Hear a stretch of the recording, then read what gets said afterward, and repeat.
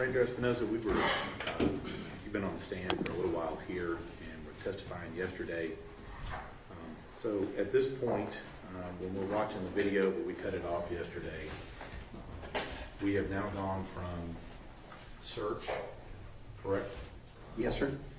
We have now detained Tanner Horner, we're not questioning him. That was the first video, correct? Yes, sir. Now we have the jail interview video we watched yesterday, correct? Yes, sir. And now we have the last portion of the recovery of Athena's body video. Is that correct? Yes, sir. Now, just to make sure, when we get done with that little portion of it, do y'all go back to the jail and have further discussions at the jail? Yes, sir. At that point, after we leave the field, we come back to the Watts County Sheriff's Office and we conduct another short interview at the Sheriff's Office interview room. All right. And so that we're clear, and I wanted to ask you something on this video.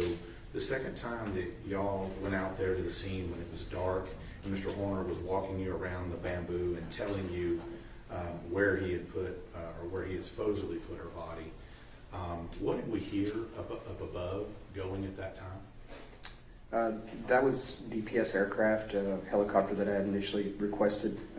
My instructions to them were to fly until fuel was low, refill, and keep flying until we found Athena. And so, going back to the end of this video before we started up again, by this point, how long have you been playing along with this zero charade? Objection, Your Honor, to that characterization. Sustained, rephrase your question. How long have you been playing along with Tanner's story about being zero? Going into approximately 6 hours at that point. All right.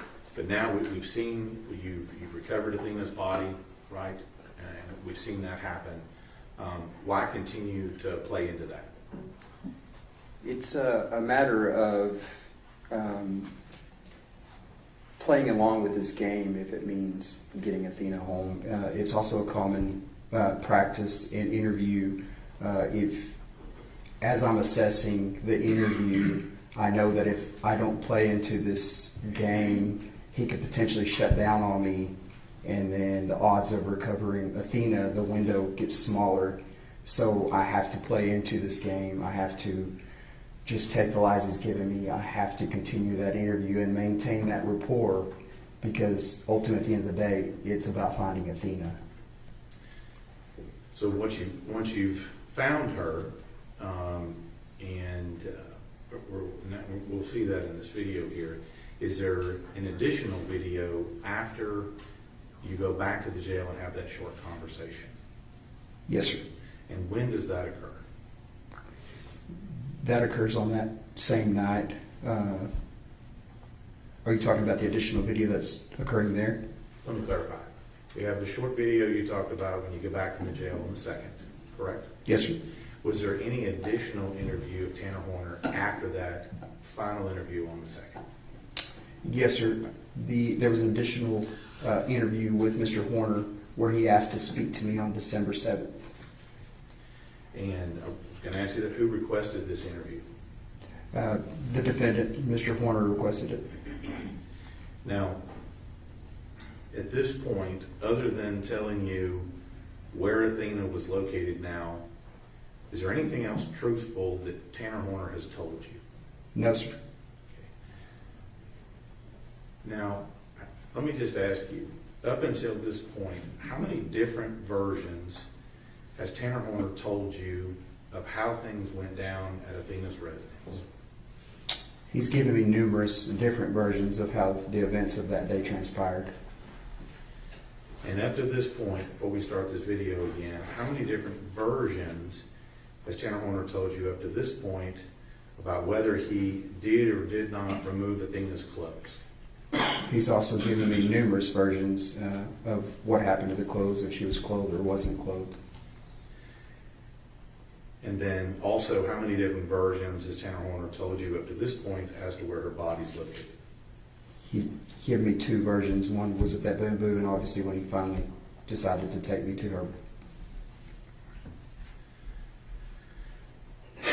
Now, when we watch watch this, this video, you're still talking to this alter ego Zero during this time, is that right? Yes, sir. At some point, do we get Tanner back? Yes, sir. Well, how does that happen? At one point during the course of that interview, after we've located Athena's body, he pretends to come out of this psychosis or whatever was going on at the time, and then I get Tanner back for a little bit. And of course, the only time I'm getting the truth is when I'm playing into his game of Zero. So I asked to speak to Zero because I feel like that's the only time I'm getting the truth. And do you do that? Yes, sir. And what happens? Zero comes back. So all you got to do is ask. Yes, sir. Now, throughout all of this, who does Tanner Horner continue to blame for what happened to Athena? Everybody but himself. And has that been a consistent theme throughout all of this? Yes, sir. Now let me ask you, when we're doing this, and I'm trying to figure this out here. So when Tanner Horner wants a cigarette, or he's telling you the story about how he wanted to leave her on the scene, who is he then? I feel like in that time he's Tanner. But when you start digging in and asking him what happened to Athena and what's going on, who is he then? That's going to be Zero. When he's telling you that he's worried about his kids and wanting to see his child and things of that nature, who's he then? Tanner. But when you guys start challenging him regarding some of his inconsistencies, who is he then? Zero. And is this a pattern that continues throughout what we're going to see today? Yes, sir. Yeah. Throughout the course of the interview, that's obviously, like I stated before, something that I acknowledged based on the interview. And it's very strategic for us because, again, we want to maintain that rapport. We don't need him shutting down because we're trying. Now that we've found Athena, we still need to get to the truth. So if getting to the truth is playing this game, I'm willing to play it. And so let me ask you just a little bit about this interview on December 7th. We're going to talk to you about it a little more in a minute, but I just want to get an idea here.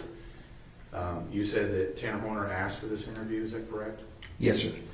And so you go to the jail on December 7th and interview him. Is that audio and video recorded as well? Yes, sir, it is. And is it in the same room that we saw before yesterday? Yes, sir, it is. And during this time, did Tanner Horner tell you what the primary purpose of this interview was with you on December 7th? The only purpose of that interview, which I quickly learned from speaking to him, was that he wanted to cut a deal.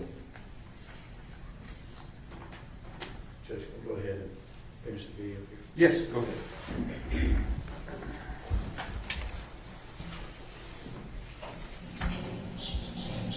Get that?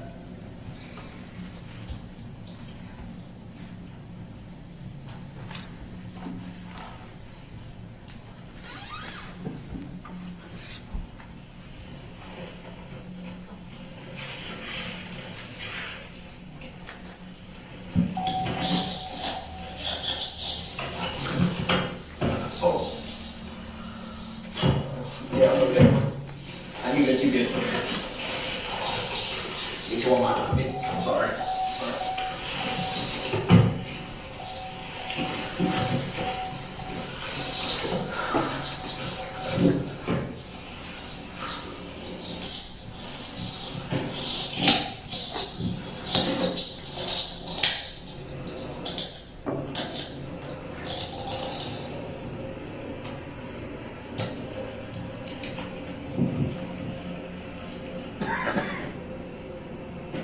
Zero. You were talking about when she was Tanner talking earlier about trying to break her neck. Did y'all really try and break her neck? It didn't work.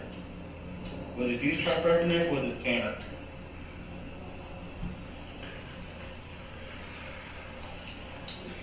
Did you? Did you choke her from behind like you said earlier? Did she defecate on herself? Did she struggle? Did she try and claw you or anything like that? How's she trying to claw you? Trying to kick you? She actually get a kick on you? She screamed at all? Wasn't able to. So about it in quick? So you talked about a sock being in the truck. Is that her sock? You don't remember where you tossed that at? You don't remember, just some random place, for sure?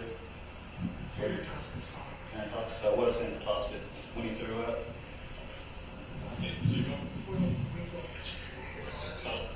Hold on. Hey, Zero. Very important.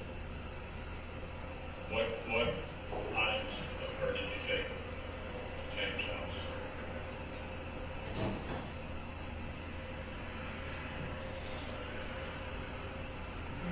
Did you take any of her clothes or anything to your house, to Tanner's house?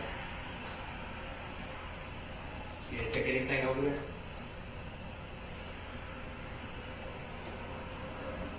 She was wearing her clothes? I was throwing clothes all over the highway. You were throwing clothes all over the highway? Do you think maybe Tanner took some home?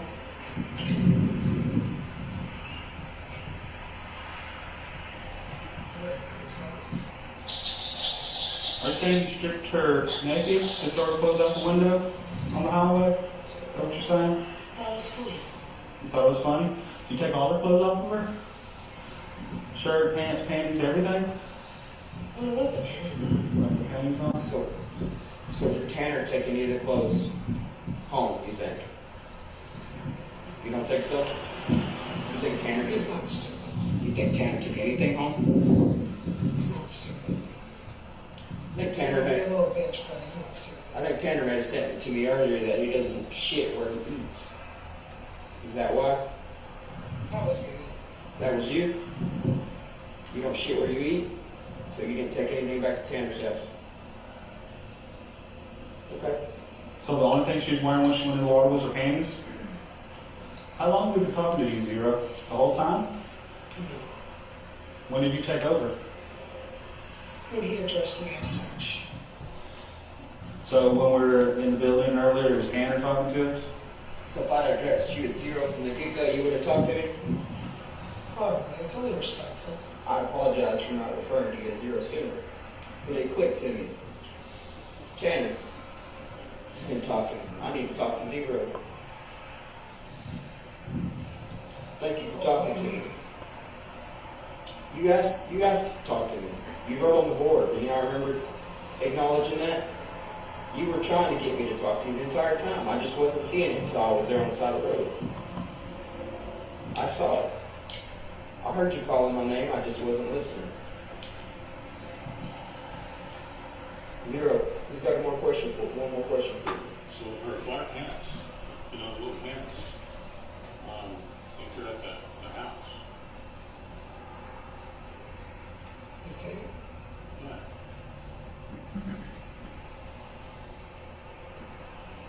Remember that now?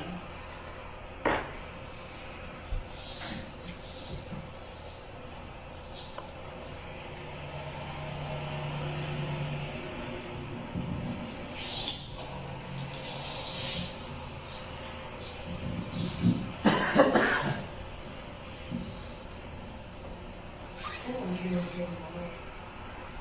And in the trash at your house? At your house, in the trash? It was just in the trash. Just in the trash? Okay. Okay, anything else there at the house? Shut me. You're being truthful? Truthful as I can. Hey, Zero. When you took her, was she wearing a jacket or anything? No jacket, no shoes? A jacket, no shoes. But she's wearing little pants and a shirt. Yes. Was it long sleeve, short sleeve? I think it was short sleeve. Maybe it was short sleeve. What color was it? I don't know. You don't know? It was dark.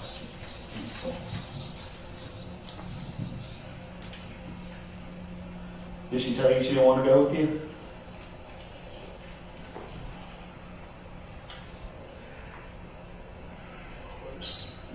What'd you tell her? We're going on a ride.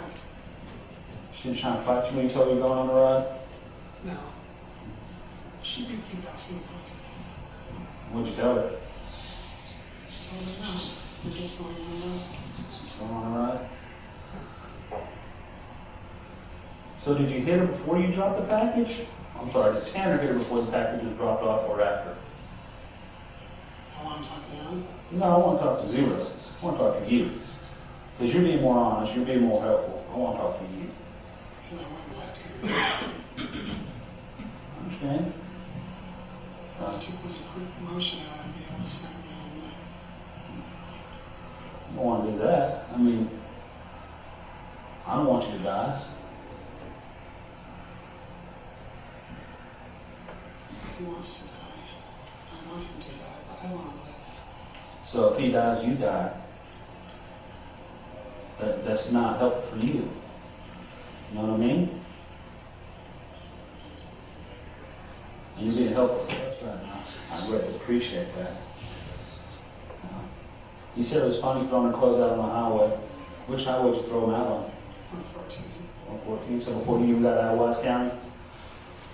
Why'd you take the clothes off, Zero? It's funny. A form of humiliation? She was going to tell. So you got to punish her? Did she tell you she was going to tell? She did? When did she tell you she was going to tell? She said she was going to tell her dad. At the house or after y'all left? At the house. At the house? I understand. I'd be a little upset too. Zero.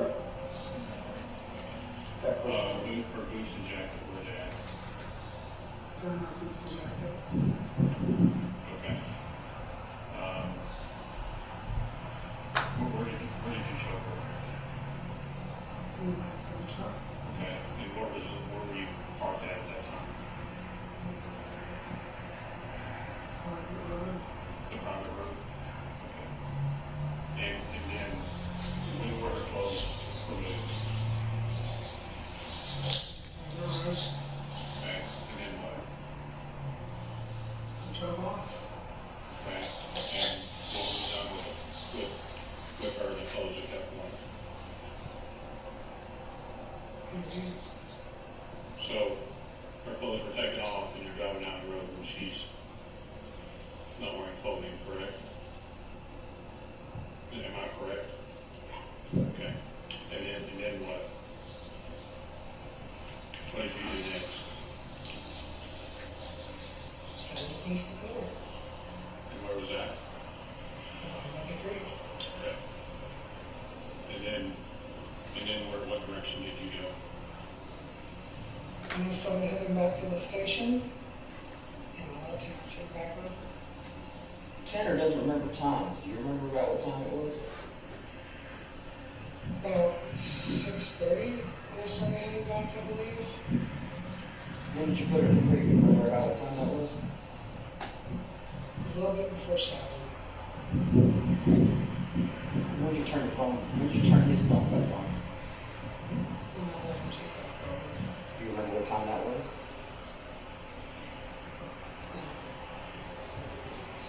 Do you remember being back at FedEx, back at his work? No, I went to sleep. You went to sleep, so you don't remember? He went.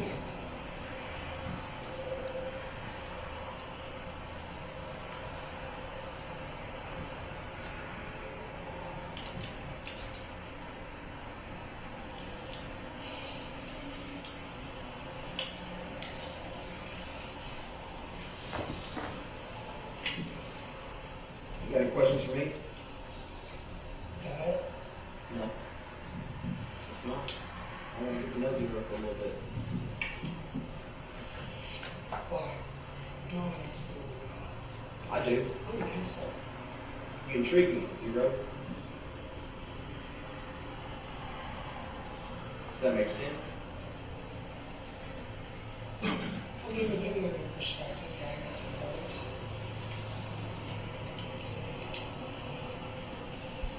Let's get you inside, get you some water.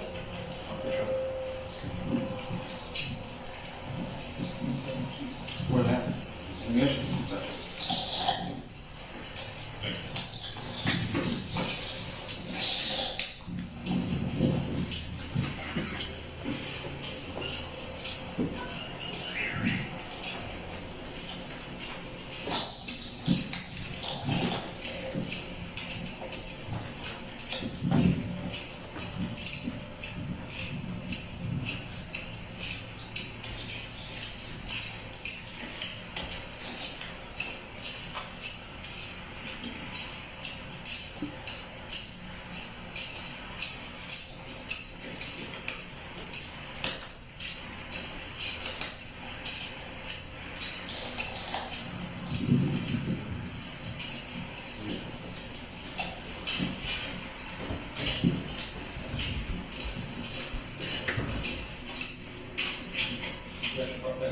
No, sir.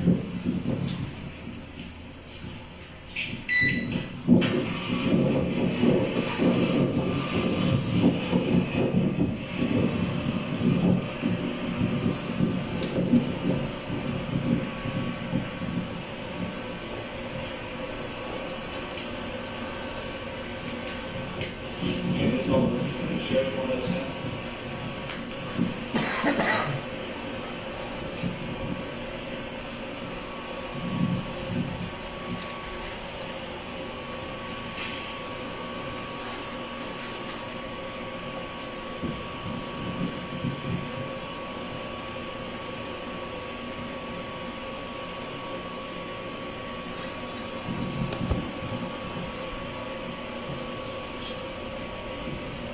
Tanner, why are those pants and sock out there in the back shed? Zero o'clock.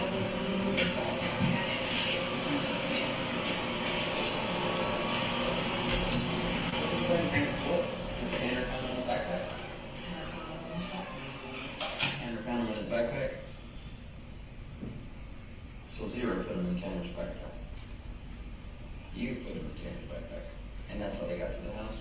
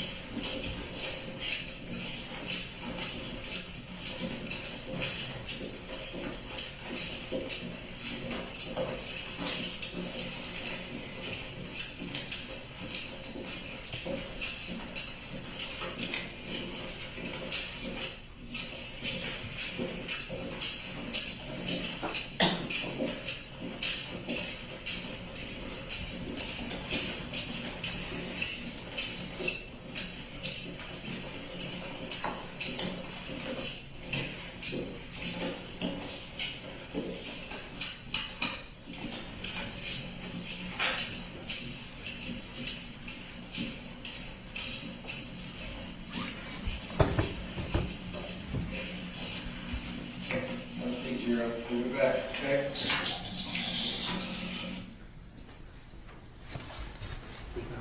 Yes, sir. Yes, but I was going to show you what Market States Exhibit 38. Do you recognize that? Yes, sir, I do. And what's that? It's going to be the interview from the Wise County Sheriff's Office interview room, which I've initialed. And that initial again means that you've reviewed it, and is that a true and correct copy of that interview? Yes, sir. And just to clarify, since we've got several videos here, this is the one that we're going to see right after where the video just ended. Is that correct? Correct. Yeah, the body camera stops, and then the interview room camera would take over. So essentially, you'll see the transition.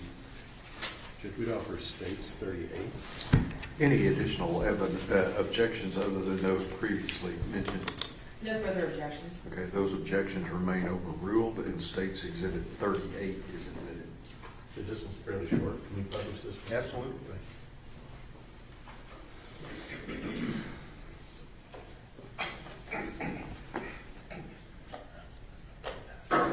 I should have a look. Okay. I should have a water bottle.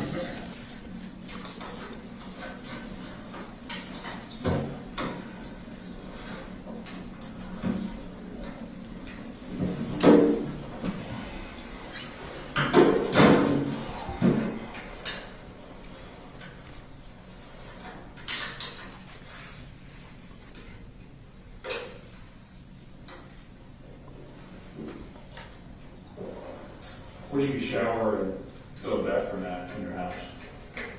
Up in the grandmother's, Okay, where's that at? on the same property. Okay.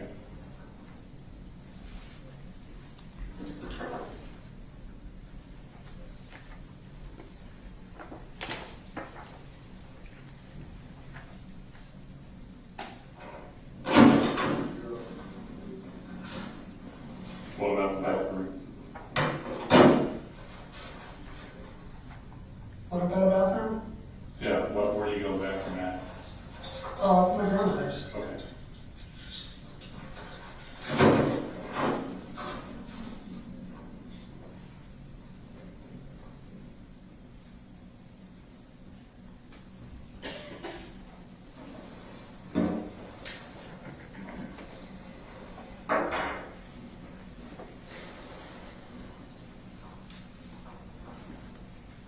So have you told us everything? What? Have you told us everything? Me? Zero. He went away. No. So who's here? It's me. Like, just me. Okay.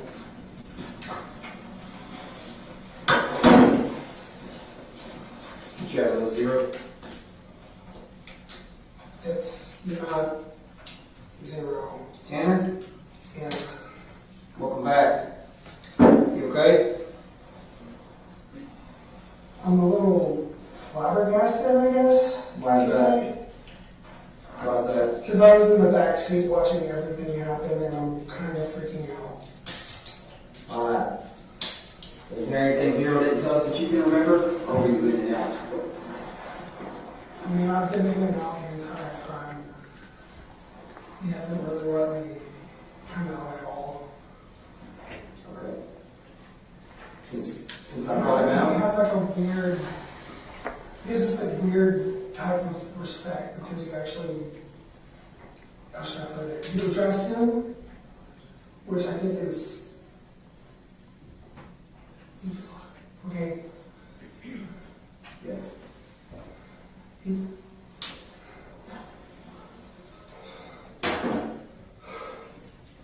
There's a lot to process, Tanner. There's a lot that happened. So, we're going to step out for just a second, okay? And give you a second to process that, okay? Give us just a minute.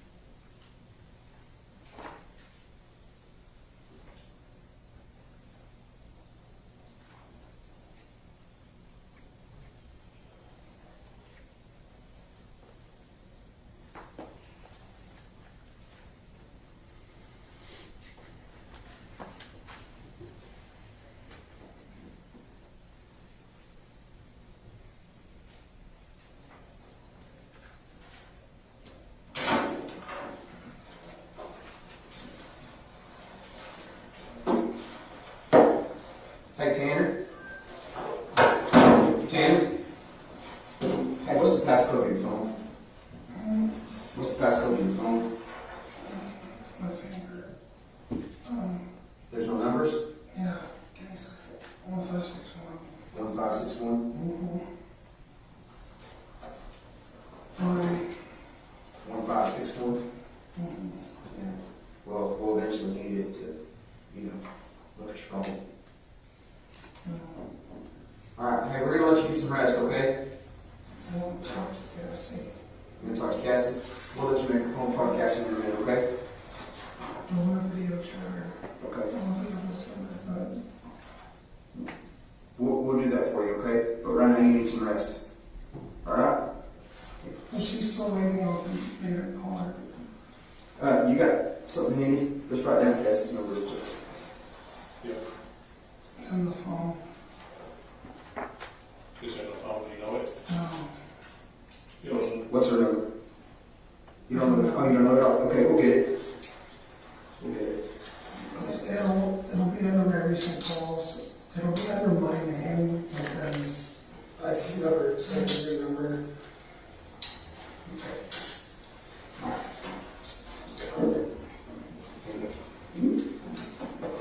Almost. I used to be able to do that.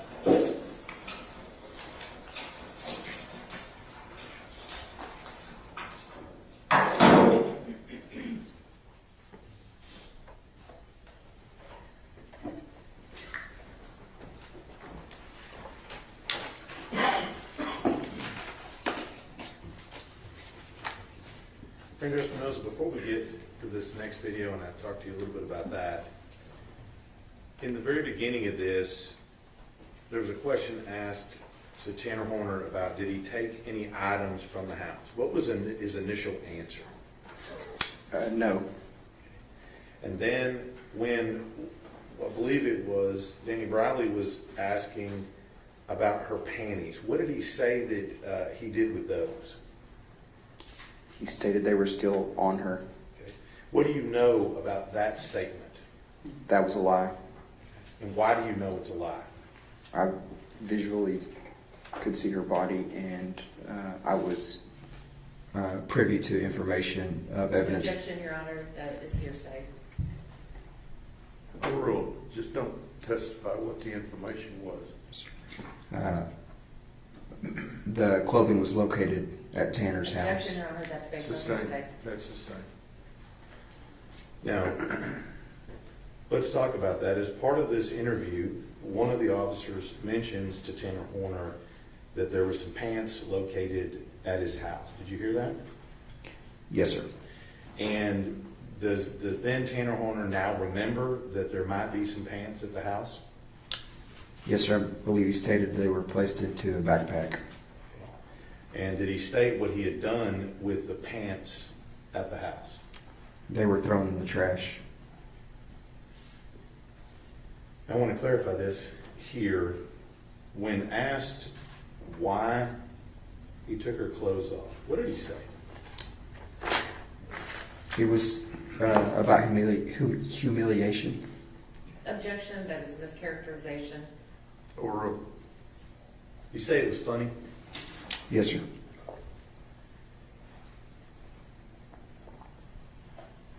Now, any of this information that we have as to what he said about throwing the clothes out the window, is that what he said? He threw some clothes out the window? Yes, sir. I believe the statement he made. So all of this information about that, if we wanted to know if that information is true or not, what would we need to know if that true information is true or not? Based on the course of this investigation, I knew that was a lie. And in this particular investigation, did you obtain any additional evidence at a later date that would allow us to determine if any of the things he is saying is true or not? Yes, sir. And what was that? Video evidence. Now, let's move on to this next interview here, because I want to make sure there's been a lot of video evidence here. This next video is about 2 hours, right? Yes, sir. I believe so. And this was the interview that Mr. Horner requested of you. Yes, sir.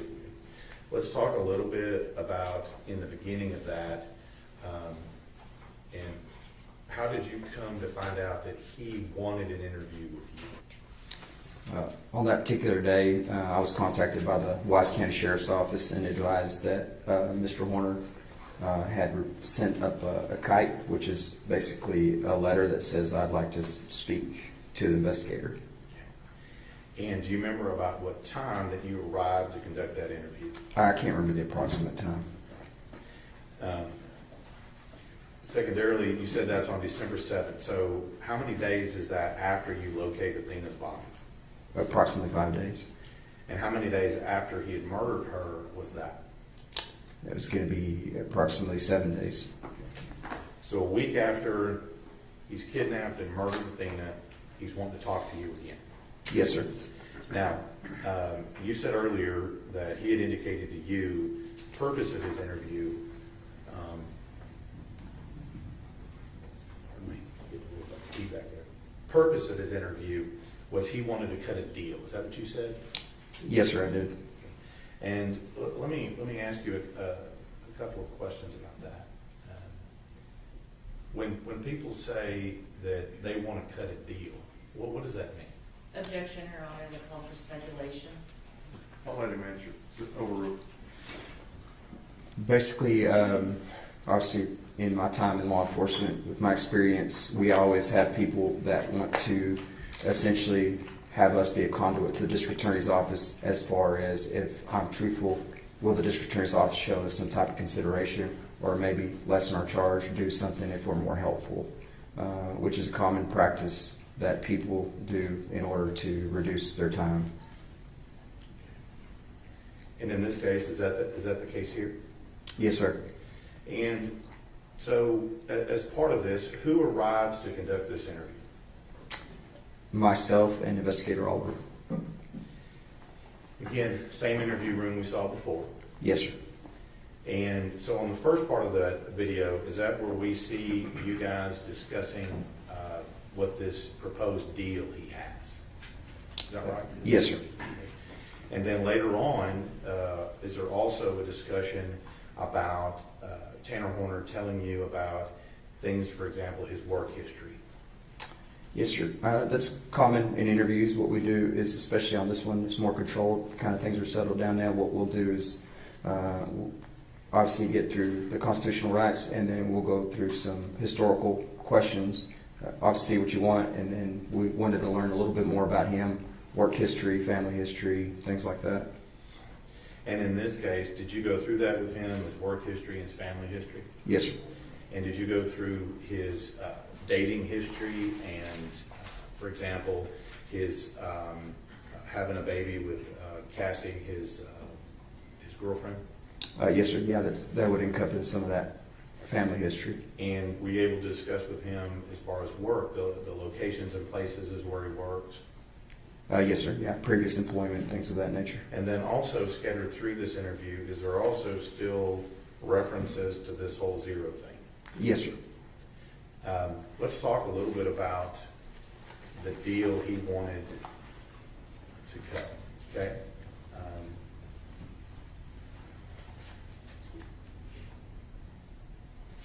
Prior to talking to him, did you advise him of his rights or have a discussion about his rights at that point? Yes, sir, we did. And he had asked for this interview, correct? Yes, sir.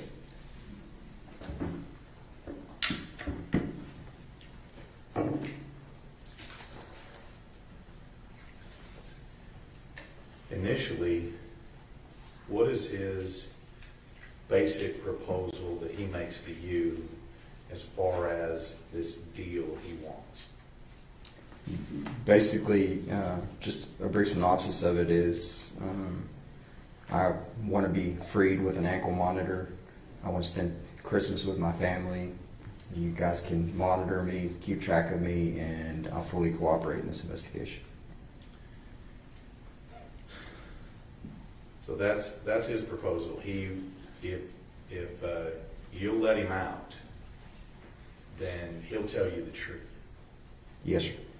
Now, during this time, did you ever agree to anything about that? No, that's another thing. We can't make any promises. We can never do any guarantees. That is not in my job responsibilities, and I am 100% forthcoming with people on that. I can't make you any promises. I actually told him that's not going to happen. And as part of this interview, you said he wants to have Christmas with his son. Yes, sir. And in fact, he says that if he can do that, he'll tell you everything. Is that right? Yes, sir. So you, essentially, he wants you to give him something for him to be truthful about what he did to Athena on November 3rd. That's correct. Now, as part of this investigation and questioning, do you ask him some questions during this process about the why and what happened to Athena? Yes, sir, I do. And at all points in this, does he volunteer any additional information about that? No, sir. Usually when we start talking, he diverts back to this deal, refers back to it, and then it's more me essentially trying to pry information out of him. It's just, hey, be honest with me, talk to me, tell me about this. And so does this process of you trying to question him and then him wanting you to give him something to tell the truth, does that repeat several times? Yes, sir. Yeah, throughout the course of the interview, you could kind of see how that plays out. And that's in the first part of the interview, correct? Yes, sir. The middle part of the interview is what you're talking about when we discuss all of the history. Is that right? His family history and things of that nature? Yes, sir. And then at the end of this, do you also have another detailed discussion about this whole zero thing? Yes, sir. We speak about it. And let me ask you a couple of questions about that. At any point during all of this, does Tanner Horner ever take responsibility for what he does, what he did? No, sir. And during all of this, do you ask him questions about whether he feels remorseful or not? I do. And at any point, does he directly express remorse for what he's done? No, sir.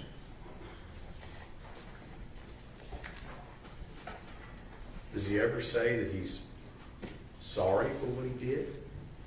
Not that I can recall. Did he ever ask to apologize to Athena's family? I believe I asked him if he wanted to say anything to the family. And what was his answer? He just said he wanted to give him a hug, I believe was the response I got. Judge Brown? Yes, sir. And Judge Connors, I'm a little out of order on the numbers here. I'm going to show you State's Exhibit 275. Same questions as before. Do you know what that is, and how do you know what that is? It's going to be the reinitiated interview, and it's going to have my initials on it with a date stamp of December 7th. Indicating you've reviewed this? Yes, sir. Okay. And is this a true and correct copy of the interview that you did on December 7th with Tanner Horner? Yes, sir. I believe this one may have a redaction that was requested by the defense Okay. based on my review. All right. That's included here. Yes, sir. Judge, we would offer State's Exhibit 275. Any further objections other than those previously given? No additional objections, Your Honor. Okay, those objections remain overruled, and State's Exhibit 275 is admitted. Judge, this video is about 2 hours. I anticipate what we'll do is we'll start, and about halfway through or so, we'll take a break, and then we'll come back in and finish it, okay? Yes, ma'am. You need a break? All right, let's take 10 minutes and we'll get started, all right? 5 after 10, we'll start, everybody.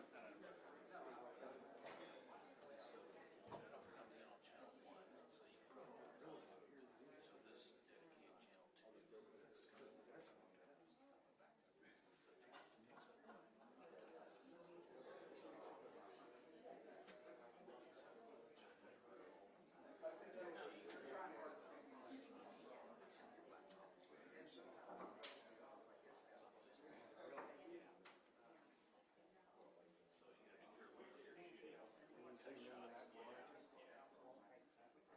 they have stuff that's different. All right. I was curious. This is all like some high stuff, some high stuff, some heat stuff. Oh, everybody. Yeah, most of our stuff's in the. We did a slate.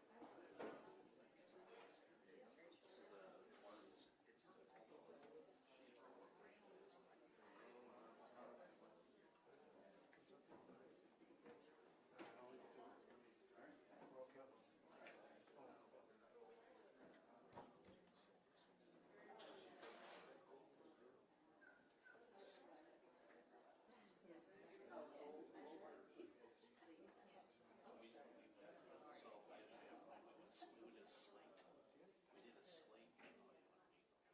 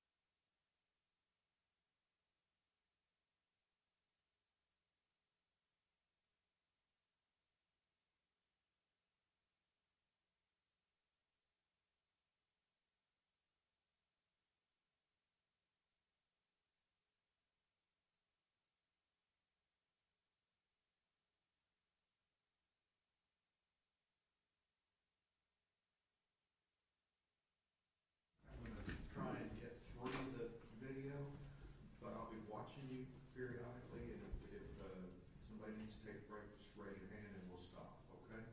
Mr. Staten, you may proceed. Thank you, Your Honor. Code list states 275. 275A. Go ahead, 27. Okay.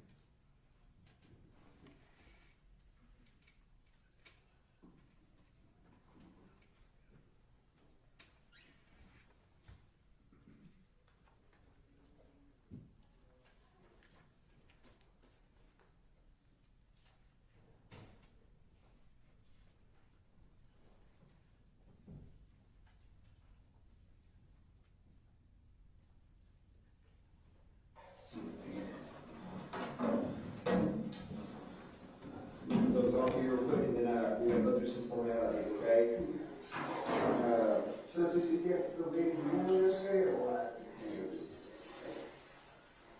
Okay, it's, before we get kicked off into anything, I have to, obviously you have constitutional rights, and you have been appointed attorney, so we're going to go through some of that thing.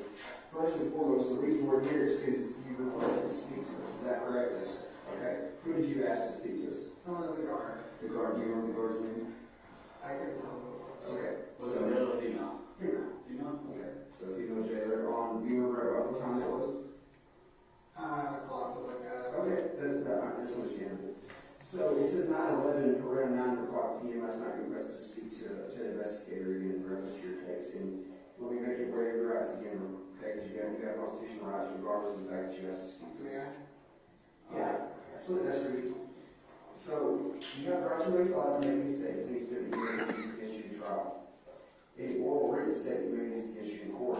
You have the right to have a lawyer present to advise you prior to hearing the question to any police officer. If you can't afford an attorney, you want to be appointed to advise you prior to hearing the question. You have the right to terminate this hearing at any time. You understand your rights? Yes, sir. Do you know who your attorney is? I can't remember her name. Okay, but you do have an attorney and you have consulted with him and now you're asking to speak to us, correct? Yes. Okay. All right, and you do understand your rights and you waive those rights, correct? I mean, I understand my rights. Okay. Okay. You understand your rights and you know you have a right to counsel, that you have a right to understand at any time, right? Okay. Sir, I'm so sorry. It's okay. I'm here for you. Sorry, I've had a lot of female jailers. Okay, so name your date first. Tanner Lynn Horner, obviously. Okay. Perfect. All right, Tanner. So obviously you have some questions for us, right? What's going on today? Yeah, I've been thinking about this for literally hours and I don't know. Yeah. Give me a second. Yeah. I tell you what, you didn't have a cigarette for 2 days.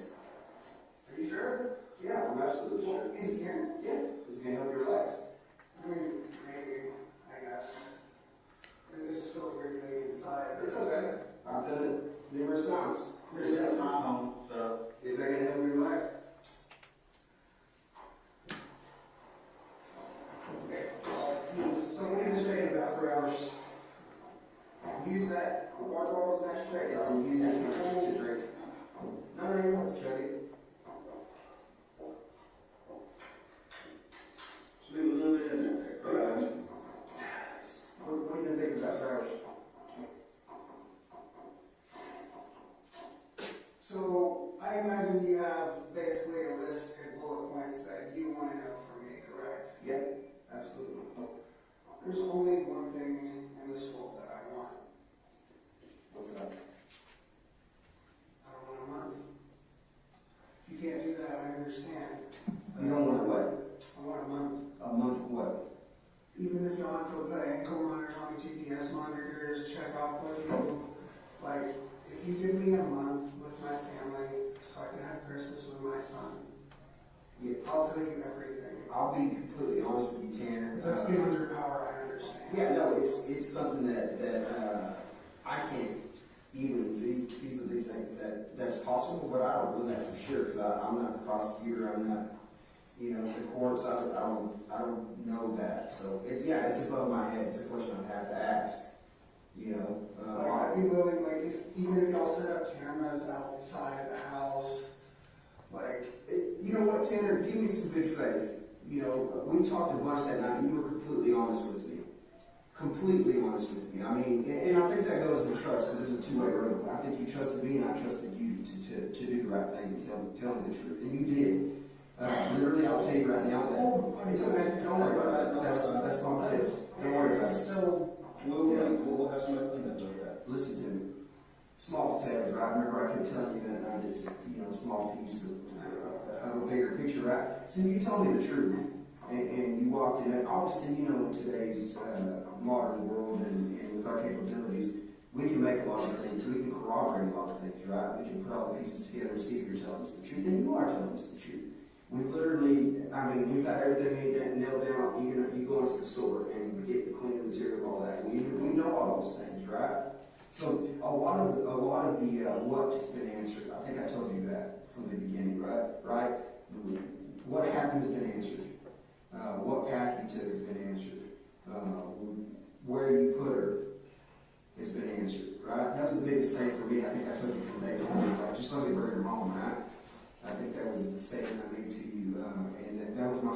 just want to declare your home. And we got our home now. But a lot of the why this happened hasn't been answered. And I know that you want some good faith and some things that are beyond my power to do. But I think you got to give me some more good faith on why this happened. Why did this happen? Well, the thing is, I'm willing to tell everything, even if you have to make a list. I'll make video entries of every detail of everything. If you can somehow give me a month just to be with my family, that one last month, if you can talk to somebody, anything, that's all I want. I just want to be able to have one Christmas. I can't promise you anything. I know you can't promise that. I can't tell you that that's even possible, nor am I going to begin to give you any false illusions. Because I think from day one you asked, how many questions did you ask me there on the side of the road, and I answered you truthfully? I didn't count. But how many times? You asked me several questions. Did I avoid your questions? No, sir. I answered you directly, correct? No, I appreciate you. Yeah, and I was truthful with you. About this. What was a two-way road, Tanner? It's that two-way road means that what I expect of you, you should expect of me also. So I'm not going to. That's why I'm not like upset that you're telling me that it might not be possible. Yeah. If there's like a sliver. Yeah, I'll tell you where we're at right now is you got to give me some good faith and answer that question for me. You got to answer me the why, right? Because that's what's weighing on me, is why this happened. We don't have to get back into detail if you don't want to right now, but that's a big question I have. Why did this happen?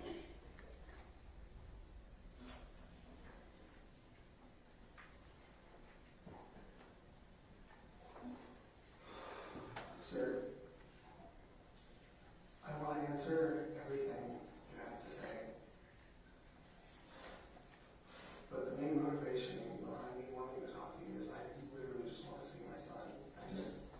I understand I want to be there for him on Christmas. Yeah. I want to give him that good Christmas feeling. I want to be able to leave Tanner, it's videos that he can look back on. Absolutely. 100%. If I was in your shoes, I would want to do the same thing. But you got to answer me something, Tanner. You got to give me some good faith, right? Are you willing to do that for me? No, hang on. Listen to what I'm fixing to ask. 'Cause I didn't even ask you what I'm fixing to ask. I'm just asking you, are you willing to do that for me? It's the only thing I want. And that'll give me anything you want. Did you know what you did was wrong? Of course. Now, I haven't been on my medicine in 5 days. It's starting to wear off. I've actually been crying. Do you know what that's like? Not being able to cry for months and months and months. Tanner, are you remorseful for what you did? Obviously, you're telling me you're crying, but I mean... I'm a father. I took a fucking...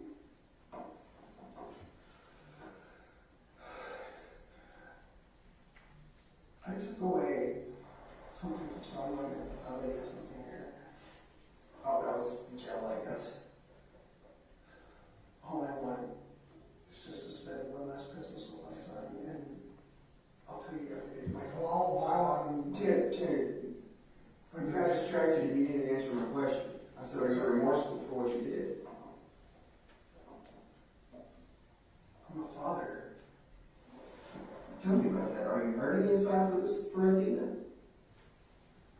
Hurting for her, I'm hurting for her family. But even if this was some random person, I'd still be hurting for this child. Well, what would you want to say? If her mom and dad were here right now, what would you want to say to them?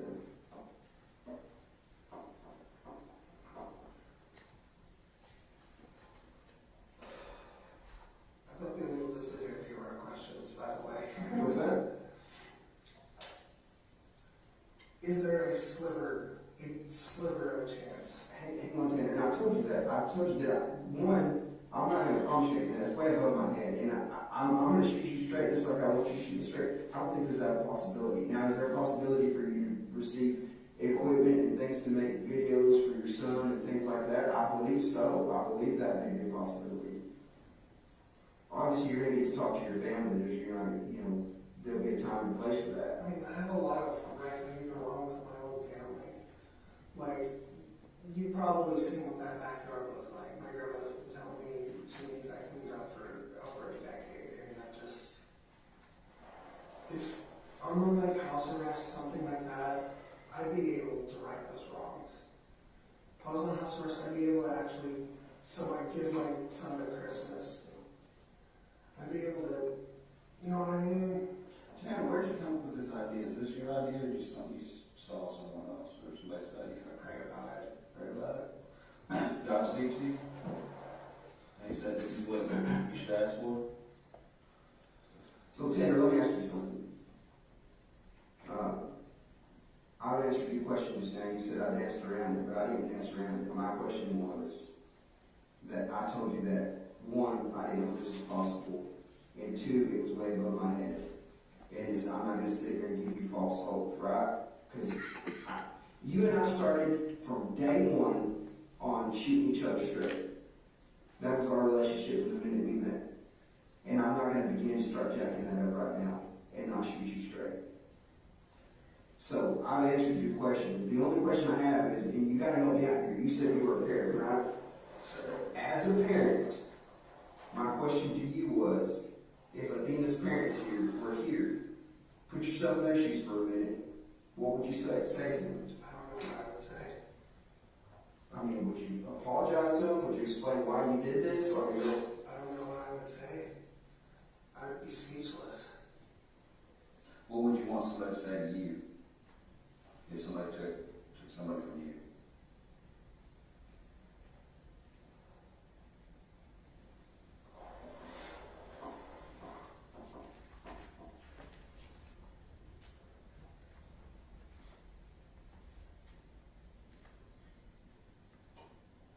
If you can make this happen for me somehow.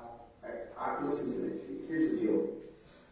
Again, I'll go right back to what I said before. I don't get it.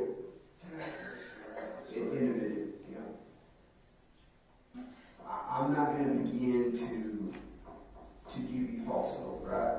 I'm not going to begin to tell you that this is possible. The current offenses, the charges that you've been charged with, I don't believe that's something where they let folks, obviously if you can postpone, you have your constitutional rights for that, and you can be with your family if you can make bond. There's that side of it. But other than that, I'm not going to start with giving you false hope or telling you things. This is above my pay grade. That's a question that will be for prosecutors, judges, and different things that I don't have the answer to, because I don't think that's possible. So, that being said, if I wanted to sit here and bullshit you, which I'm not, and I haven't done from day one, I would give you false hope, and I'm not going to do that. Okay? Because, again, I think our relationship goes into telling each other the truth and shooting each other straight. Now, I think you can save a lot of grace and save some face here, which you've already done. First of all, hang on, let me tell you something, Tanner. From the bottom of my heart, I want to personally thank you for letting me bring her home. Thank you for that. Because guess what? That wasn't for me. That wasn't for you. That wasn't for anybody in this community. That was for her parents. You let me bring her home. You let me bring her home so she could rest and so that family could get closure. So thank you for that. From the bottom of my heart, thank you for letting me bring her home.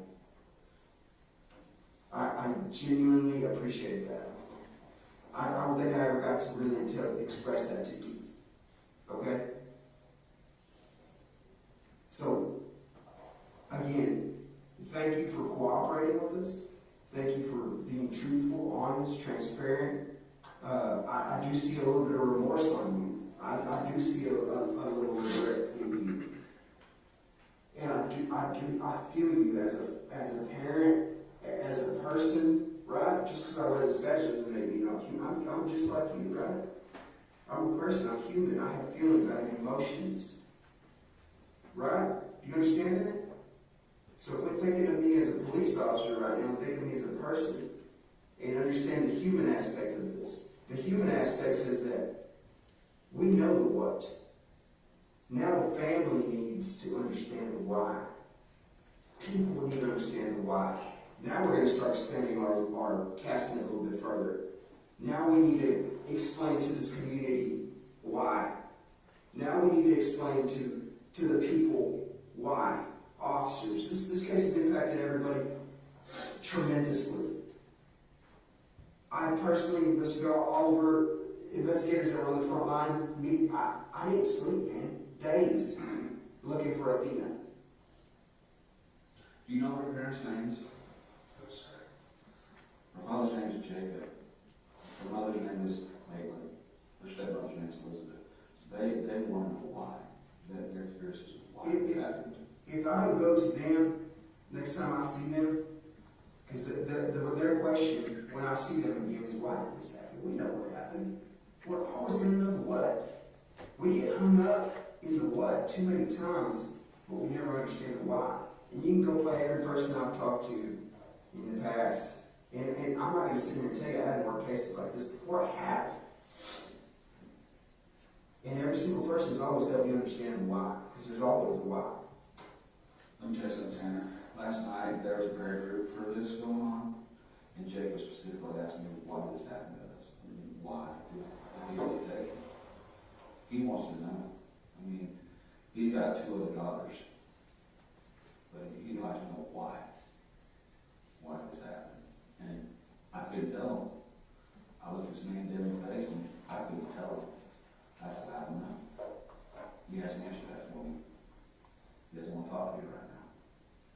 Tanner, I know what you want, and I'll listen to it.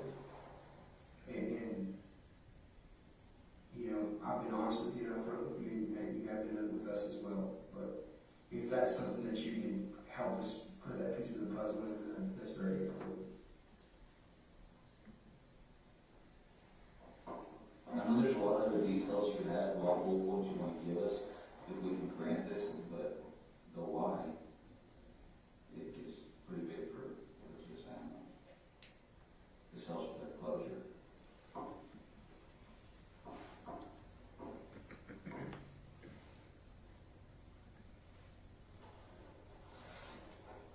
Would you be able to talk to a judge? Yeah, you know what I'll do? I'll do is I'll convey what you've told me here today. I'll convey what you told me here today. I'll convey to the judge and to the prosecutors, and I'll convey to the department heads what your request is, right? And I'll also convey to them that I've told you this isn't something that I believe is feasible. Because again, I'm not going to sit here and bullshit you. I'm not going to sit here and give you false hope. But if you want me to relay something, I will. But I think as good faith, I think answering the why is crucial. The answer would come after I got, Yeah, and it's fine. Tanner, I want you to understand something. It's not crucial about the case. That's not what he's talking about. It's crucial to the family. This is not about prosecution. It's not about putting you on trial. The why is crucial to the family. We need to, let me help you understand this again and walk you through. The what happened is done. We know what happened. You were held for what happened. You literally walked me step through step on when you took Athena, when you killed Athena, and where you put Athena, and what you did after you killed Athena. That's the what happened. What you did after, up until the day you came here. We know what happened because of you. Because of your cooperation and your assistance and your willingness to let me bring her home. That is what happened. And those answers have been answered. So that's what I want to help you understand.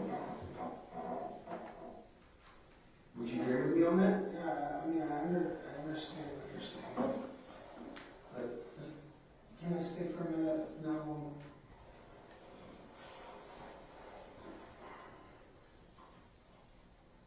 The reason I'm wanting to do this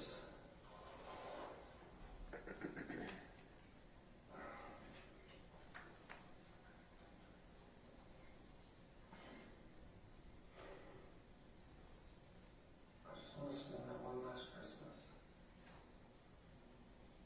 I have videos of Christmas morning and waking up, going to go see, like, I go under the tree, see his parents. videotape the entire thing and have him be able to look back on that. This isn't even really about me at this point. It's about that little boy. I want this because I want to be able to, for him to have something to look back on.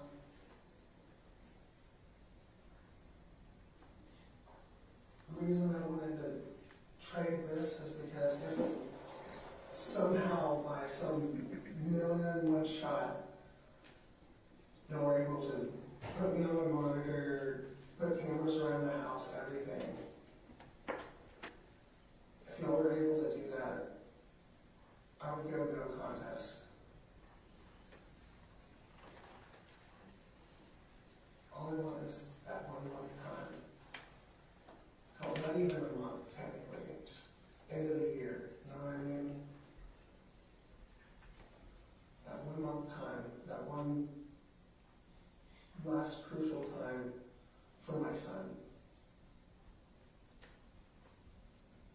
I would give up everything. I would say, just throw me in a jail cell forever, I don't care. I would give up everything. I'd give up all my defenses, I'd give up everything. Plead no contest. Give you the information that you want, everything. That's what I want you to convey to the judge. I'll convey that to the prosecutor to just return Evanston County. I'll convey that to him for you. But again, I tell you this, that is not like what you're requesting is more than likely not possible. But I'm not going to sit here, and again, you know we can't make we can't make any promises. We can't give you false hope. We can't give you any illusions of what's going to happen. You know what I mean? It's like I'll convey it, but for you. But I can tell you what the answer's going to be. Does that make sense?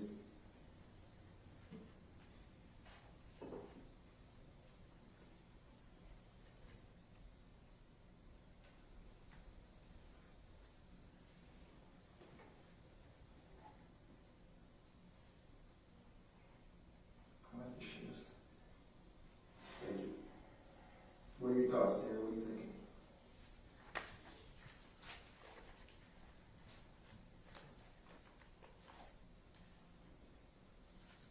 I guess I'll just wait on a response at this point.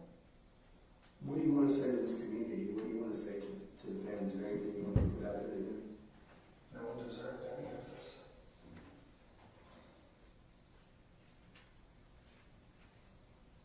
Have you spoken to your family? My mom and my grandmother are currently coming today. To see? You know what time they'll be here? Pretty soon, from what I'm guessing. Okay. Is this y'all's one? No, that's yours. Everything we got is for you.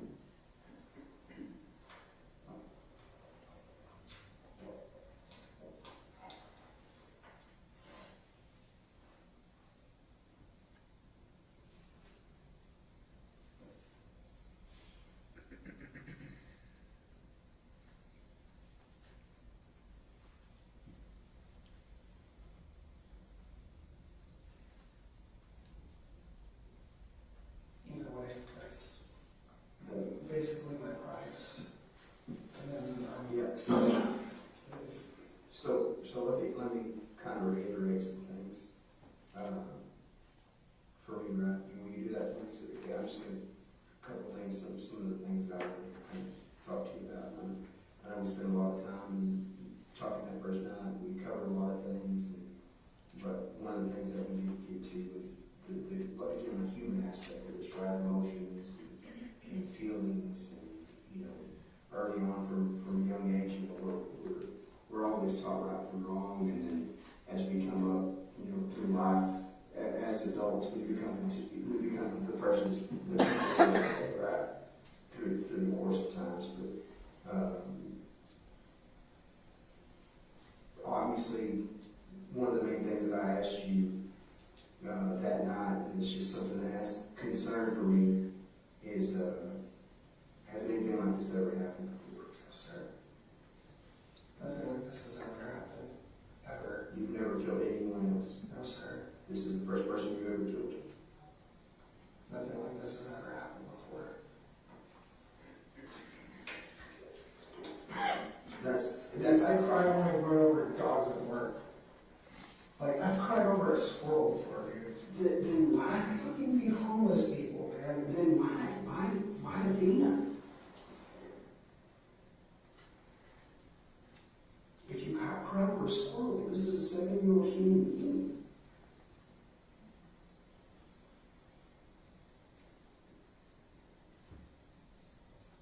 It wasn't me. Now that I haven't been on that medication, I haven't heard from Zero in like 2 days.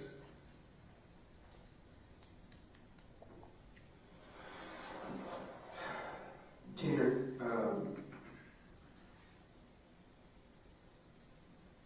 I know you're being a little evasive right now to me about some of the things, rightfully so, right? This is your meeting. You call this meeting. You want to speak to me. You know, I know that you want to put it on your terms, right? But I do ask that you show me the respect that I'm showing you, because this is a two-way street. You know, honestly, by all accounts, if you hadn't reached out to me today or last night, we probably would have spoken again for a long time. You know, I wouldn't have had the opportunity to sit before you for a long time. It would have been a while. So what I'm trying to do here is not only primarily fill those voids for the family, first and foremost. Feel that void, feel that emptiness, feel that why for them. Because it's not about me, it's not about you, it's about them. It's not, again, I'll reiterate that. It's about that family, it's about that closure, it's about what you would want as a parent. Right? Closure. That's why I'm asking you those questions. That's why I asked that why. Again, I'm not going to sit here and pretend. I told you the why the first night, though. Which is what? Come back and watch the videos. Y'all have access. I told you why it happened. So the whole reason we took her is because you bumped her with the truck. And knocked her down with the truck. And then you just spiraled out of control from there. Just out of my hands at that point. So if you had never bumped her with that truck, this would have never happened. Nothing would have happened. I'd be at work right now. I'd be at work, saving up for Chester's Christmas, getting everything ready, just trying to get us into an apartment. I was this close. I finally got a new car. And I was having to drive the freaking work trucks home for like a month because I didn't have a car. Because my car broke down several months ago, and then Cassie's broke down. Like, life was getting really bad. The stress was getting too much. I'm not a violent person. I'm not a bad person. I've never been a bad person. Would you say for the majority of your life you've done the right thing? I've always done the right thing.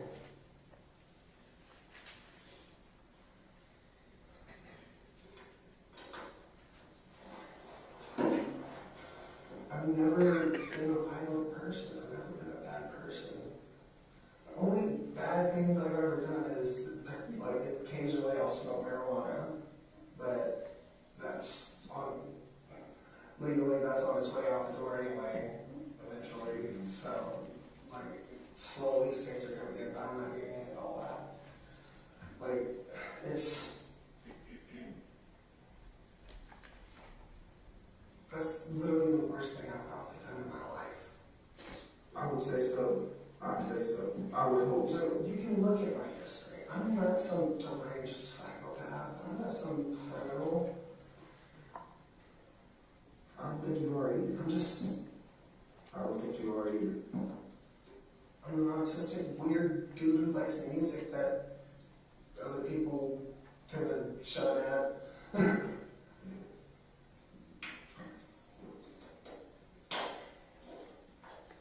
Well, Musician, dude, I was in a Christian punk band at one point. A Christian punk band. You know, not gonna lie, the vocals weren't the best, but you know. lead vocals? Oh no. Oh yeah, if I were to jump on a kit, your jaw would probably drop. Yeah, it sounds like it just before you put your hands on your knee just now. That's pretty impressive. Yeah, I worked years mastering my craft, and at this point I write my own music, you know, I've written my own music, but I haven't really, like, I had lyrics and everything, but I never really got to, you know what I mean? Yeah. Put it out. Yeah. I mean, smart, freaking talented musician. You work for a living, being a productive member of society. Yeah. So you can see where that why, and you've answered the why. If you're telling me, you know, if you'd never bumped Athena with that truck, she would have never died. That's the why, right? That's some of the why. You paid, by all accounts, on your statement, the first night was that if you were scared, you know, that you were going to get put away for vehicular assault and go to jail, so you panicked and took her in the truck. And then at that These point, are all things that have been covered. I know, I'm just saying, that's the why, right? She died because she's in the wrong place at the wrong time. Essentially. Please have another cigarette. In a minute, we'll slow the smoke down. I'm not a, just let it settle for a little bit. Okay? I'm not a cigarette smoker, tobacco smoker, so honestly, you know, I know You're probably chucking out a little bit. Yeah. So if you're just giving, you know, let's let the smoke essentially clear for a little bit, and we'll get you looking okay. Again, I know that you're. I bet that little girl's dead breaks my fucking heart, dude. I'm personally, I'm glad to hear that, because if you do show some type of emotion, right? If you do have some type of remorse, that goes a long way, right? As opposed to just a cold-blooded killer monster. If I was a cold-blooded killer, I would have been killing people for years. You know what I mean? Like, I have a conscience. I have feelings. I'm just a person. It was a decision that was made at the, you know, you panicked. It wasn't my decision. I wanted to let her go. There's other jobs out there. He didn't want to let her go. Now I haven't even heard from him in 2 days.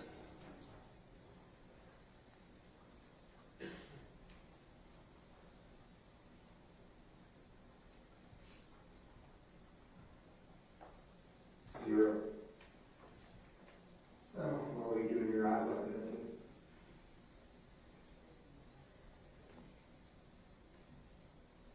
Can you do some research on something for me? Sure. Can you look up some of the potential negative psychoactive effects of potentially Prozac? Let's talk about that real quick. What medications are you on? I know you told me that first night.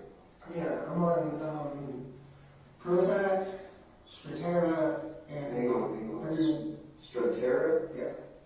Spell that. It's alright. Prozac, Strattera, what else? And Remeron for times when I can't sleep. I literally only take that one. And Remeron? Remeron, yeah. Remeron? Also known as Rezapine. Who's your doctor?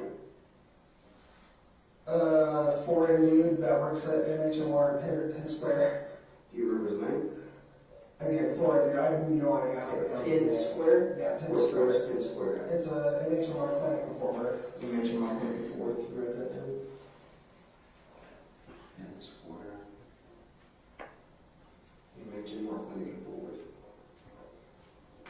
did the same thing. What's that? The same thing? Yeah. That's an habit of mine. I got caught this week. Broke the same one time, so Oof. it's to hurt sometimes. I do that because as a drummer, like, you can see scars from years and years of playing drums where I just like busted my fingers on freaking snare drum. Do you see any of the doctors, Tanner? For him, it's weird because when I started getting back on my medication about 7-8 months ago, I'm guessing, like what ended up happening was I was going through like a suicidal episode, right? And you know, instead of leaving my son here without his father, what I wanted to do was get right. Get some help. So initially I went to Millwood to, you know, because that's where I originally got medication and all that stuff. And they said they had this outpatient thing called eye care. So I went through them, and you know they helped me get back on my meds and all that stuff. So let me go back a little bit. Do you care if I get to know you a little bit better? Just real quick. Yeah, that's fine. Okay, let's just literally start about. And I'm not going to interrupt you. I'm going to let you do your thing. I just want to know, Tanner, where did you grow up? Where were you born? What did you do? Where did you go to high school? All that stuff. Tell me a little bit about Tanner. I'm pretty much born in Fort Worth. My dad's a fucking crackhead. Like, if you type in Horner, fucking, pardon my French. If you type in Horner at like Parker County, my dad's name and my brother's names come up a lot. Okay. You know, I try to disassociate from them because. What's your dad's name? Terry Horner. Senior. Okay. My oldest brother, his name is Terry Horner as well. Okay. He's junior. So born and raised in Fort Worth. Yeah. Where'd you go to school? Multiple Elementary places. Okay. Multiple places for elementary. What elementary around Fort Worth or around Parker County? Or? Yeah, like Fort Worth. Okay. So multiple places in Fort Worth. You don't really remember the names. Where's the last elementary you landed at? Last elementary was Eagle Heights. Okay. In Fort Worth. No, that's technically, I think, Eagle School That's District. a school district. Okay. Yeah. And then where'd you go to high school? High school, that was Hazel. The years before that, I was just kind of moving around a lot. You know what I mean? Because my mom is a heroin addict, so most of my life I was actually raised by my grandparents. Well, my grandmother and my step-grandfather, which I consider him more my grandfather than anybody, because he's the man who raised me. Okay, what's his name? Bill Harbison. Harbison. Harbison? Yes, sir. Where does he live? Veterans Memorial Cemetery. Okay, so he's since passed on, sorry to be lost. He passed a few years ago. Okay. So he pretty much raised you. What was your childhood like? Was it good? Was it bad? Was it rocky? Like, I didn't realize how bad it was when I was younger, okay. because, you know, like, I didn't realize, hey, why is my mom always gone? You know what I mean? Why is my dad never around? Like, for a big portion of my childhood, my dad was in prison. And my mom, in and out of jail constantly. Like, when my mom and my grandmother see me, I actually worked on this clever line. As soon as I answer that phone, and my mom's on, she's going to be like, oh, how the tables have turned. Mm-hmm. You know, a little nod to seeing her in jail most of my life. Yeah. So my grandparents raised me, and you know, I'm glad they did, because I wouldn't be the kind of person that literally buys fucking homeless people food. You know what I mean? Like, there's been several points. They taught you right from wrong. They made you the person you were growing up. Probably instilled some work ethic. The work ethic, that came later. Okay. Yeah, the work ethic I didn't really get until I was a father. Mm-hmm. Like, because I was always in and out of jobs. You know what I mean? Like, my 20s were interesting. I got to live my 20s to the fullest. Yeah. Tell me about that. What do you mean by that? Bands. Play show after show after show. It was great. Yeah. Good times. Yeah, especially Sacred Sound, the Christian punk band I was in. It was that time when I met this girl, Nicole. Oh my God. Bunch of crazy. Yeah. Bunch of crazy. That one stressed me out so bad. What's your girl's last name? Baka. Baka? Baka, which Means cow? No. Baka? Funny story. So I ended up watching anime, right? You know, like One Piece, Dragon Ball Z, Naruto, all that bullshit. And, you know, sometimes if I have caught up with the English dub, I'll watch the subs, right? And that's when I learned that baka in Japanese means stupid. So, okay. I know. So, I definitely never told her that, but, you know, I thought it was funny because she's dumb as a brick. You know, she actually, with Sacred Sound, they pretty much gave me a choice, like, hey, it's her, the band, right? Mm-hmm. And I chose her like an idiot. She ended up, I'm not racist, I swear to God, but she did end up cheating on me with 2 different black guys. So, which eventually ended up telling me later on what was really going on. And actually, y'all can send this in the forward. So, she, one of the guys that she cheated on me with, right? She put rape charges against him, right? I ended up meeting up with the guy while doing Uber one time. He ended up showing me the messages. She had been cheating on me with him for like 2 months. What he's saying has happened was one time when they were messing around on me, right? He came in her, and there's no way she'd be able to pull that off as my kid, because clearly about as white as glue. Yeah. That's, you know, that's when I went through my first, like, suicidal depression and all that stuff. What year was that? You remember? It was like 4 or 5 years ago, something like that. Okay, pretty recent. Yeah, that was the first time we went to middle. So that's really the first time you had any type of issue over a girl. Essentially, you were heartbroken, right? Was that a proper conclusion? I don't know what words in your mouth. I mean, 3.5 years, like, down the drain like that. So, yeah, that's... You loved her? Yeah. Okay. You know, ironically now, supposedly she's a lesbian. Yeah. So that's kind of your first, obviously, rough upbringing a little bit with your parents, but for the most part, your grandparents kind of filled in that void. I mean, I was like 20s when that happened. You know what I mean? And then, so we'll go out there. So after that, what are you doing there? You're Uber driving, where are you working? Yeah, I'm doing Uber at that point until I lose my Tahoe, which, you know, she ended up telling the finance company that I was only on liability. So, yeah, that got my car taken away. So I was jobless there for a bit, but I was doing pretty good. Like, where were you at? Where were you living at then? My grandparents. Okay. Yeah, it's not until I got on Cassie that I moved out. Okay. With that, I was like 300 pounds when Nicole broke up with me, right? Just because you started eating, kind of depressed, kind of doing that thing, or what? I got stagnant, I got careless. So I got up to like 300 fucking pounds, right?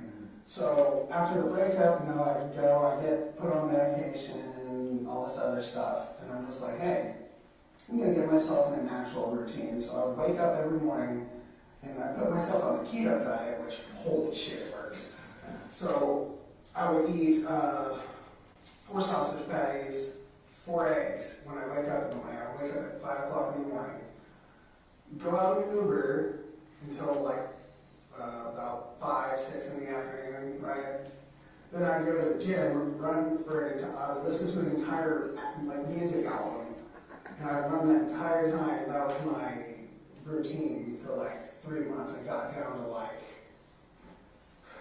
215. Keto literally sheds off your fucking body fat. It's insane. Yeah. So I was doing good, you know, ended up actually going out and socializing a lot more because, you know, I've always been an introvert, you know, all that stuff. I'd rather sit at home, like, watching anime, play my guitar, do all that crap, right? But something told me, you know what, I actually need to go out and be social. So on Friday nights and Saturday nights, what I would do is I would go out to the bar, and that's where I met, you know, some friends, you know. Karen and Stacy. Stacy's actually a dude. I think his actual name was Randy or some shit, but, you know, he likes to go by Stacy for some reason. So, I remember his last name. No. Yeah. Funny thing is, he's like one of my best friends. Yeah, like the last name things never come up because it's like, it's Stacy. So you met him at where? Electric Cowboy, which is sadly shut down now. Shut down. I remember Electric Cowboy. I remember hearing about it. Yeah, it was a fun place, you know. Man. So you met them all there. Is that kind of like a routine? You don't have a routine? Yeah, we had a routine there for a long time. And tell me about that. What would y'all do? we just go and hang out at the bar. Like we pretty much ran that shit. You know what I mean? Like we were the regulars. You know what I mean? So we'd all just hang out, do our thing. You know, and that's when, you know, I lost my car and all that shit. So ended up needing work. So I started working with my cousin Bert and my dad. Okay. Yeah, that's Bert. What's his last name? Rodriguez. Rodriguez. I know, it sounds strange, right? Because I'm white as shit, but yeah, his name's Bert Rodriguez. But I worked for him, and, you know, me and my dad worked for him. We do AC work. Okay. Which, you know, it's fun, but, you know, it's hot work in the fucking summer. Like, we were installers, you know what I mean? We take out units from the attic. Oh yeah, no, that's hard work. I've seen it. I've got some buddies that own a company that do that, and man, they're constantly just sweating their butts off. Yeah, this one time the fucking unit fell out of the ceiling, right? I caught it.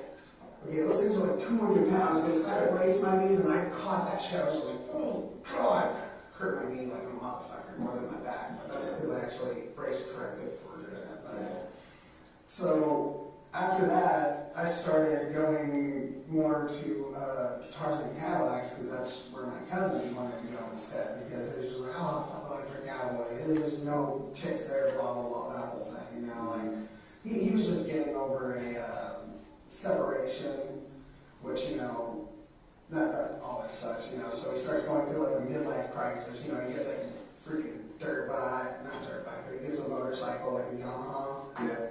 You know, like he's in his early 40s at this point. You know, and he's sitting there acting like he's 20-something. Kind of a little midlife deal, kind of going Yeah, on. So definitely midlife crisis. But, you know, I helped him through that because, you know, he's my cousin. I love the shit out of him. But, so where's Bert live? Is he living near Hazel too, or what? he did live in Hazel. It's actually a funny story on that. So with that separation he went through, he wanted a percentage of the house, and his girl wanted a flat amount of, like, I don't remember what the amount was, you know, but it was a flat amount. And then fast forward through time, and housing goes up. That means his percentage, his money went up, but hers stayed the same because she wanted a flat amount. So, yeah, he came out on top on that one. Like, when they finally were just like, hey, let's go ahead and finish this out, because, you know, like, COVID put everything back a lot. So he ended up getting this huge payout because they had to sell the house, you know what I mean? Like, there was no way around it. So I don't know where he is now. Obviously, you haven't seen him since he essentially got some money and forgot about his family and friends kind of deal, or what? No, I think he's having a house built. I just don't know where. Probably like Joshua or something. Okay, Johnson County area. Is that back home? Yeah, that's Claiborne, Johnson County. Yeah. But, so I don't know where he's at. And as for my dad, last time I heard him, he was telling me, hey, I'm homeless, can I have a place to stay? I'm sitting here living with my mom and my grandmother, like, I can't help you out. But, yeah, during that time, I'm going up to Guitars and Cadillacs. That's when I meet Cassie, and we just hit it off really well. Okay. Like really well. Tell me about that. How'd y'all meet? What do y'all have in common? Well, we're both dorky as shit. Like, personality-wise, we're super dorks. But Cassie, I met her and it just kind of clicked, which is really weird because her mom was trying to hit on me and her mom's like, So she was with her mom at the bar? Or what? Yeah. Okay. she knew her mom at the bar and her mom was interested in me. I clearly was not. Yeah. She's like, hey, your daughter's a lot cuter, man. Like, you're like 50. Yes, I get it. Yep. So, Y'all exchange numbers? How's that going? actually, I didn't talk to her for 2 weeks. Yeah. She legit thought I was gay because I ghosted her like that. Oh, really? Yeah, that. I had a bad problem with like ghosting girls because like I always use it up like we're flirting, like all this other shit, you know, like sometimes we'd sleep together, all that shit, but then like afterwards I'm just like shit, I don't know where to go from here. So, you know. Yeah. So tell me a little bit about that. How long y'all, what year did y'all start dating?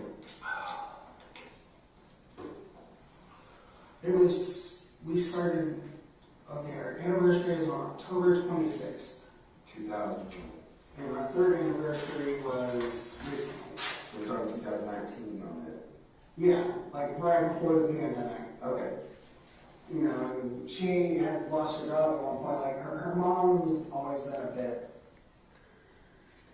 kind of abusive towards her ever since, you know, her parents split up. Yeah. So you meet Casey. What's her last name? Cassie. Cassie, what's her last name? Wade. Wade, yeah. I couldn't remember. So y'all meet around 2019, and is it immediate y'all are dating, or exclusive, or? Well, our friend Jackie helped us with that. Yeah. Yeah. But, which Jackie always had a thing for Cassie's brother, but. Who's Jackie? Jackie, what's her last name? I have no fucking clue. Just kind of an acquaintance or whatever, friend. Acquaintance. Actually, the first night I met her. Yeah, that was the thing. You hook up with Jackie or what? Yeah, okay. No, I actually, before I met Cassie, as I said, like, I would ghost girls, but I definitely made a habit of being a little bit of a, you know, man or this. Yeah, I was gonna say, you sound like a little bit of a player out there, I man. used to be. Yeah. But, you know, I've started realizing getting older, I need to kind of settle down. Yeah, settle down, essentially. Okay, so tell me about you and Cassie's relationship. It's great. Yeah. It's really great, man. Like, she ended up, after a couple months, moving in with me at my grandmother's house because, like I said, her mom's slightly abusive.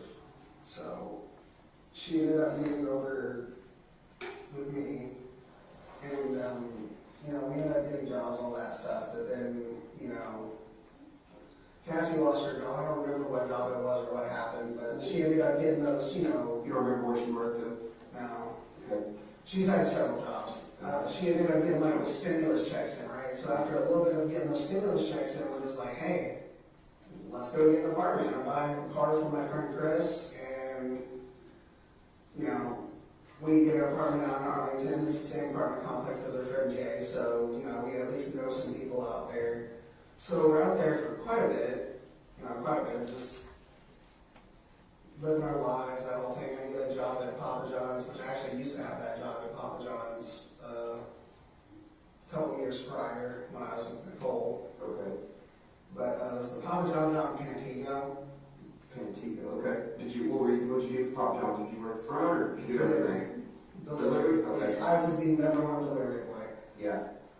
Though, I will say this, UTA was in our delivery zone, right?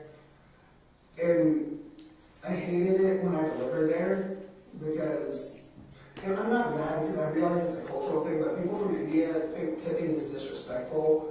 But when you're a pizza delivery driver, you're basically living off tips. Yeah. And they don't tip at all. Yeah. So there was probably a lot of Indian folks in that area, I guess is what you're saying? Yeah.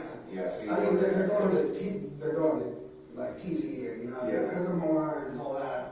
So we ended up getting out of that apartment. We ended up moving into where her mom and her were staying.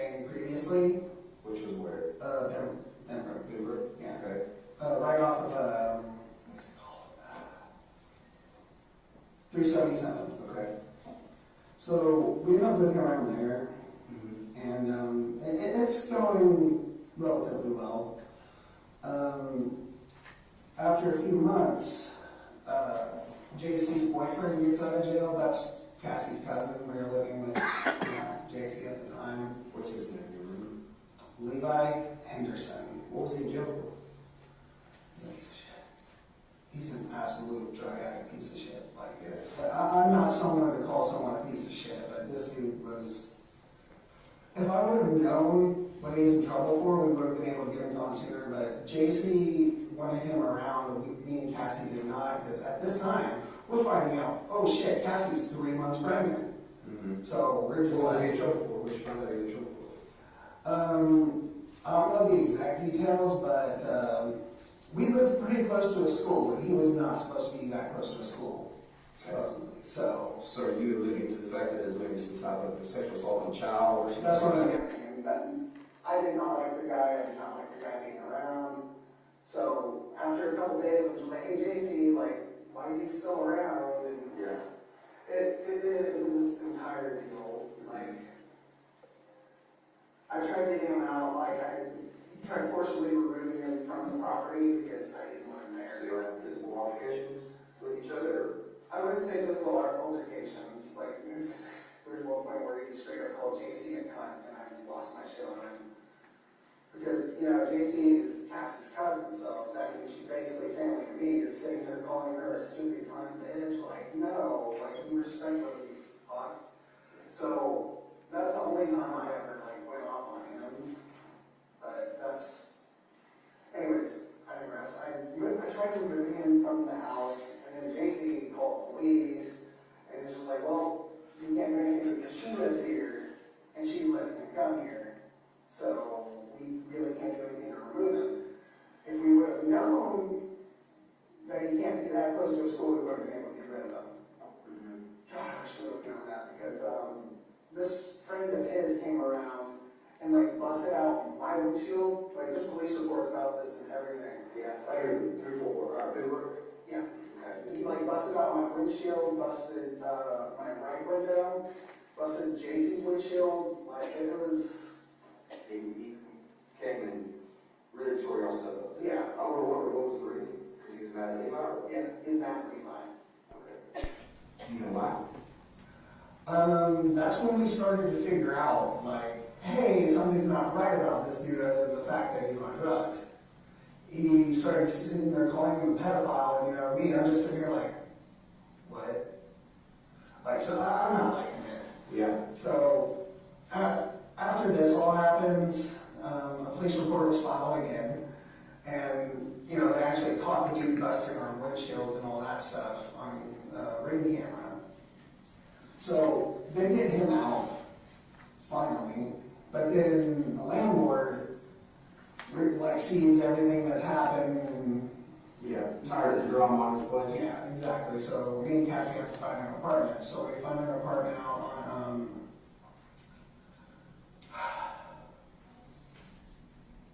Brian Irvin? Yeah, Brian Irvin over by trying to remember. It's over by the Sam's Club on the border, all that stuff. You remember the name of the complex?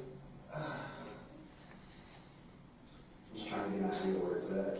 Well, they changed the name of it. Yeah. They got bought out by another company. We were doing the Texas Rent Relief thing, and by the time the Texas Rent Relief check came in, they changed companies. They got bought out and all that stuff, so they had to send another check, but it all happened too late, so we got evicted. Yeah.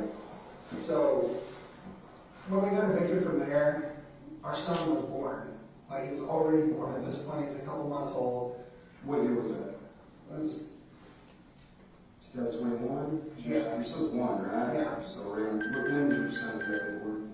February 2nd at 6:14. Okay. Yeah. What year though? I didn't mean February, I meant July. July? Yes, sir. July 2nd, 2021? Yeah, he was born at 6:14 at 6 pounds, 14 ounces. I will never forget that. What would you name him? What's his full name?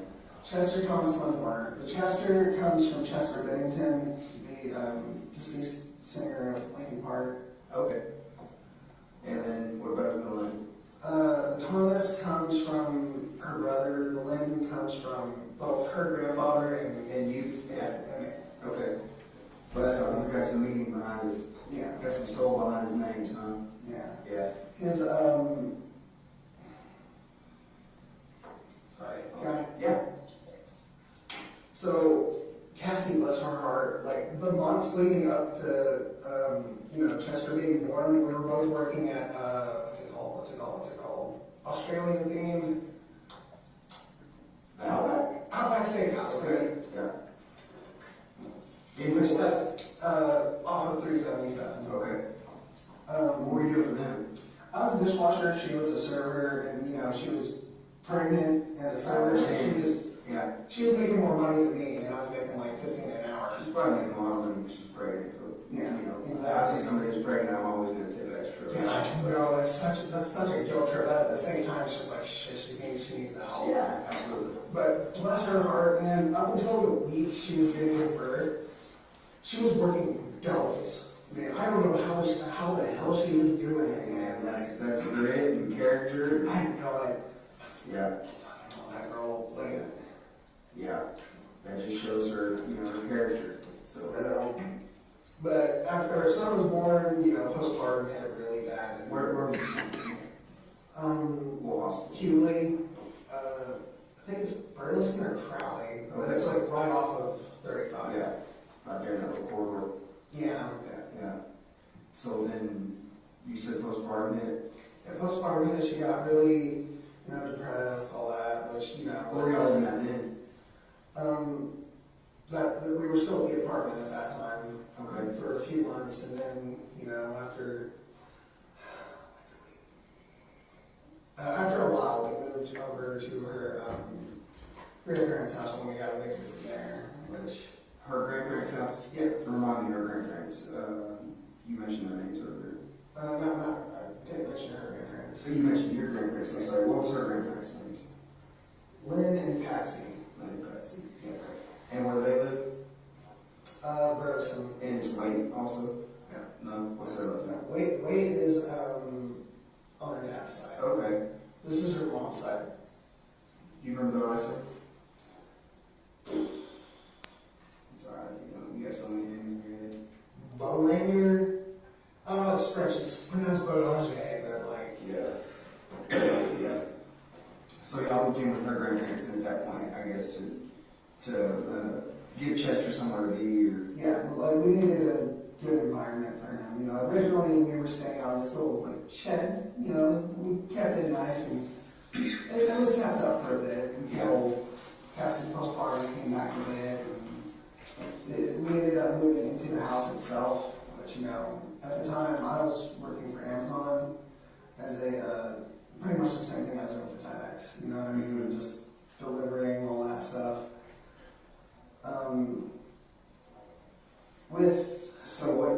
That's around 2021 that you started working for Amazon delivering to FedEx? Yeah. Like a contract company or whatever, same thing? Yeah. Contract company is Southern Star Express. Oh man, they let themselves go. Actually, fun fact, I brought on drivers from there to go work with us at FedEx. Just got you from the... Well, technically I brought on one person, that was my friend Savannah, and then she brought on her boyfriend, and then ironically, like a month ago, someone that worked at Southern Star started working for the company that we work for, and I was like, oh, hey, did Savannah bring you on? She was like, no, I just applied. Yeah. So it was like I brought everybody over. pretty much.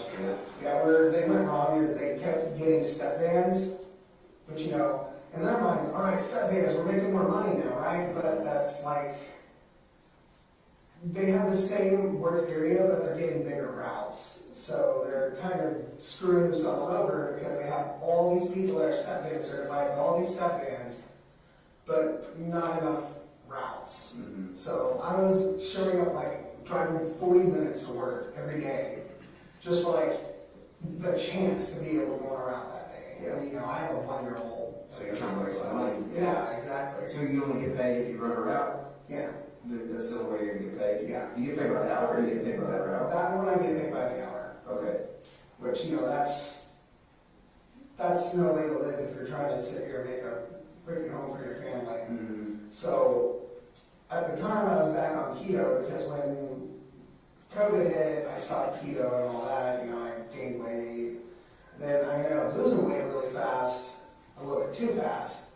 So one morning I woke up, I stood up too fast, and I just lost consciousness because you're not supposed to lose 60 pounds in 3 months. Oh yeah, it's not healthy. Yeah. Yeah, no, that's not good. So I hit the ground really hard, hit the back of my head, and I ended up like going into a seizure. And I ended up calling in that day, and you know, told them why. And just like, okay, well, you're going to be on a 3-month leave. She's like, wow, this isn't really changing much because I'm already showing up 40 minutes to work and not being able to work. Yeah. So I ended up looking for jobs elsewhere. And since I got my step-ahead certification while I was there, you know, DOT certified. So I ended up going to FedEx from there. Okay. Where'd you apply for FedEx at? I think it was Indeed. Okay. So essentially a third party internet. Yeah, third party internet. Ended up working for these people. When did you start with them? February. February? Okay, so February this year? Yeah. Okay. And what routes did you have when you started with them? What routes? Yeah, or what area did you work predominantly? Hazel. Okay. Hazel, which, you know, was welcome for me because I know Hazel like the back of my hand, dude. Like, I went to Hazel High School. Mm-hmm. So, I would work from like Reno Road. Wait, hold up. I'd go down 730 a little bit, Reno Road, and then I'd work my way out till I got to the center of Springtown. And that was my route for a few months, and then I had kind of a mental breakdown, and that's when I kind of got put on my meds again. What was the cause of the mental breakdown? What was the cause of you being depressed, upset, or whatever? Inadequacy. I wasn't able to provide for my family. Like, I couldn't get Cassie to do anything because she was in this really bad state of depression. Like, it was just all kind of building up over a few months while I was working at FedEx. And one day I only got like 5 deliveries done in an hour. You know, I couldn't find anything on the truck. I couldn't find where anything was. Like, I was stressing out over it. So I started getting really, really, really suicidal. And it just, from that point, it was getting really bad. I ended up having to leave work early and have Cassie go take me to Millwood, and that's when they told me about their, what's it called, their outpatient program. Yeah. So essentially, observing you, medicating you, kind of deal, helping you kind of cope with some of the stress that you got going on. Is that my understanding? On the outpatient treatment? Yeah, and that's about the time. Hold up.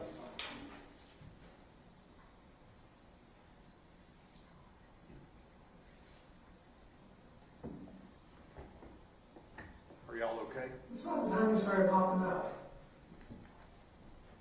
Right around that time. You remember what that was? So you're talking February, March, April, May, June, July. You started at, you know, FedEx in February. So that's 6 months in.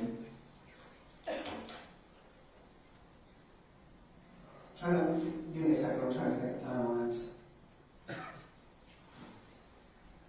Do you remember when you went to Millwood? It's after about 3 months, I think. So that puts you, if you started FedEx in February, that puts you around April.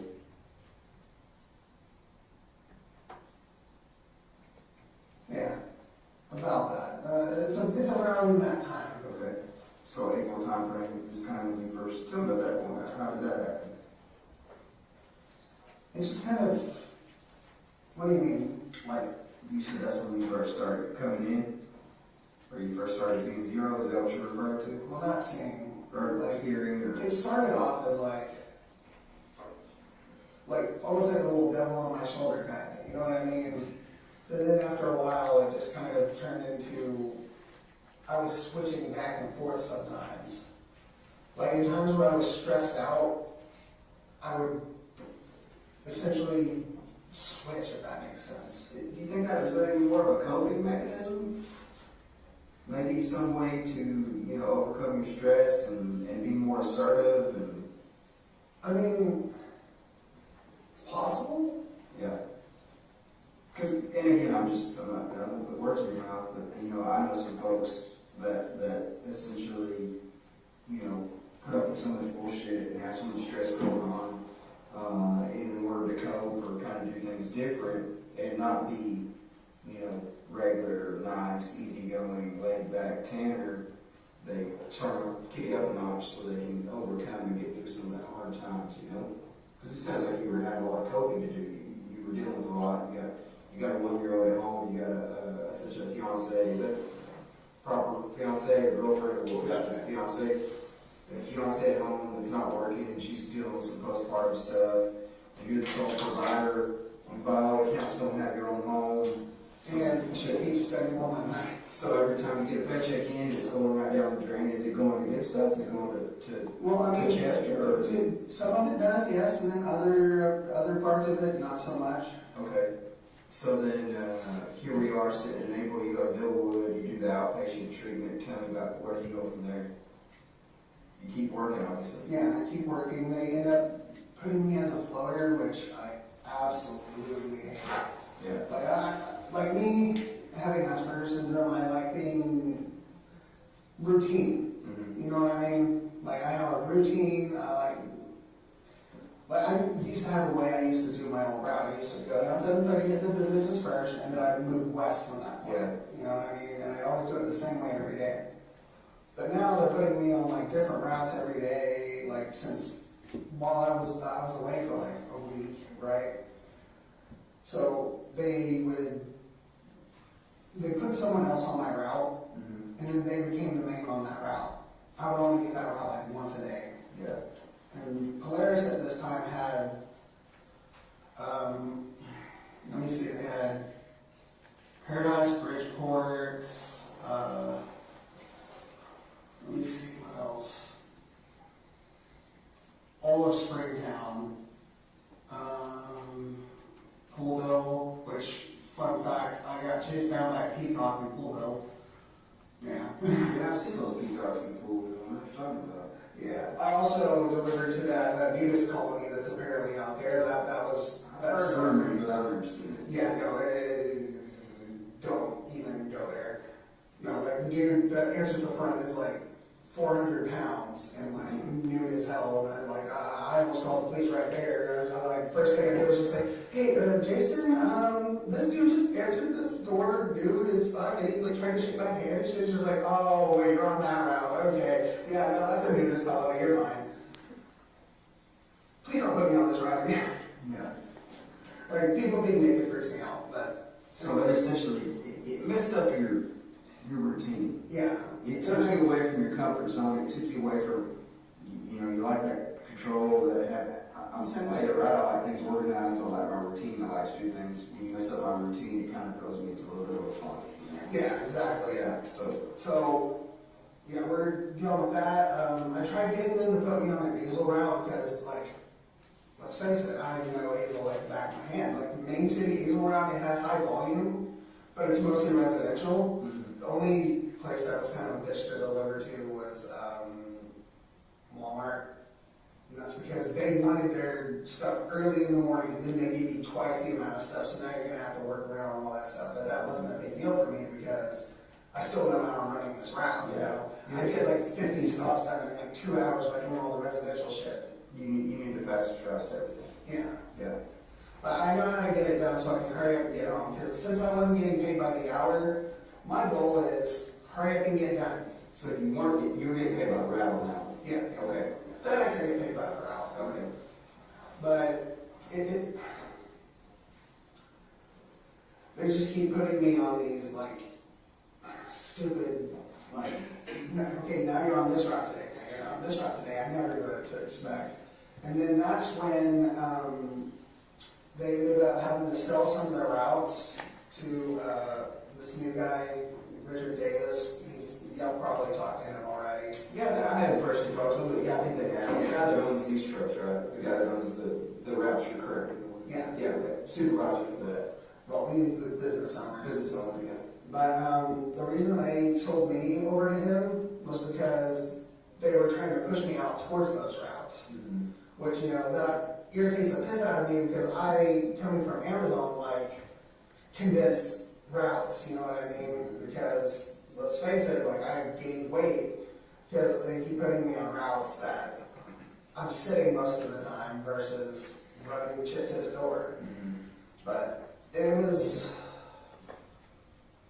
disheartening, but you know, in my mind I'm just like, hey, I have a kid, I have to keep providing, I have to keep doing what I have to do. So it was just kind of frustrating, I guess. Okay, so how long does that go on? When did they sell over? When did you catch these new routes on this side? I don't remember when that was. I don't know. I actually don't know. A few months. Not too terribly long. Yeah. So now you got these new routes, you got this new business. How are you doing at that time? What's your...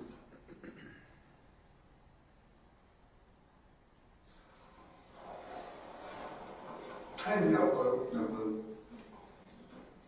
Everything just kind of Yeah. blends in. So did that add to your stress a little bit on you and Cassie, obviously? Yeah, of course, because like we're having to change our locations again. Like it's bad. Yeah. But you're still not over her out, you're still working. Is she working anywhere at this point? No. No. She's I mean, she's using my Grubhub account to go get money every once in a while, but it's gone by the next day. Mm-hmm. So at least from this point, she's at least providing money for her own dumb shit. Mm-hmm. Like, dude, she'll go and do Grubhub to order Grubhub later. Yeah. Kind of love that girl, but that's so dumb. But, sorry. And Grubhub is just like delivering food. Yeah. Yeah. Yeah. I always have a backup plan work-wise. Mm-hmm. So, we're at my grandmother's for like a month, and then, you know, my grandmother's house in general is just not a clean place. Mm-hmm. Like, they have like several little bitty dogs running around all over the place, and it's just, there's shit everywhere. Like, it's not a good place for a boy that's about to start walking. Yeah. You know what I mean? Mm-hmm. So we moved to the shed, and you know, that shed is where I was during all my high school years because, you know, I'm a teenager, I like privacy, you know, and I have a little brother, that whole thing. So we moved back to the shed, and I cleaned the shit out of it. But then I started noticing spiders. And I'm not just talking about like, oh, it's a little house spider. No, like I saw like 3 brown recluses within a 10-minute period. Mm-hmm. And, you know, having a baby, that's... It's a no-no. Yeah, that's a big no-no. Yeah. So, we really didn't have a choice in the matter, but we had to let Chester go with her family. Okay. And did they want him? Did they want Chester? Yeah, Yeah. given the circumstance, like wolf spiders, like brown recluses in general, like I was bit by a brown recluse in the 4th grade. It was not fun. But from that, we were just, it was bad. Mm-hmm. Like, because now, like, I'm separated from my son. Like, Cassie's not doing anything to help. So this is into, now we're talking about current events. Yeah, like last 3-4 months. Okay, so then Chester goes to Cassie's family, and you're still living with your grandmother's. She's Grubhubbing it, you're FedExing it, you're kind of just living life, right? Yeah, and at this point, we're both just kind of developing a relationship with Zero at this point. Because Cassie knows him pretty well at this point. What do you mean by that? To her, she's basically dating 2 people. And Cassie herself, she has multiple. But she gets that from her grandmother, her Bacha. So you're saying she has multiple personal Yes, sir. Okay. But I only have the one. She says I have 3, but I don't. I haven't seen evidence of the 3rd. So at this point, we're just kind of, it's getting bad. Mm-hmm. You know what I mean? Because like, I miss my son. So you are, by bad, you mean you are like I miss my son. a lot of altercations with each other, maybe arguments? I wouldn't say that, but it's definitely a bit irritating. You know what I mean? Yeah. Like when we were under grandparents, we tried moving out twice. Right? There's this RV park out in Springtown, which the first time we tried moving out, we didn't realize that the people we were dealing with were psychotic. So that only lasted for like a week, and they were just like, yeah, let's get out of this RV and go back to your grandparents. Like 2 weeks later, the RV park manager, because this RV park was on my old route. So she was just like, hey, there's this guy who has an extra RV, and he's trying to rent it out to people, right? Mm-hmm. So we get there, and we have about as much space in this room, and the air conditioner's not working, and then my car breaks down. So the only car we had at this point was Cassie's car. So fast forward a little bit, since we're only running on Cassie's car, I'm the one who's always going to work and then coming back home, so she's not doing Grubhub anymore because she doesn't like waking up in the morning.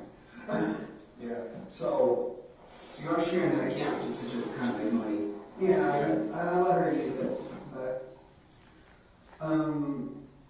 which I really need to talk to her about that, because that you have to file as a 1099 for that.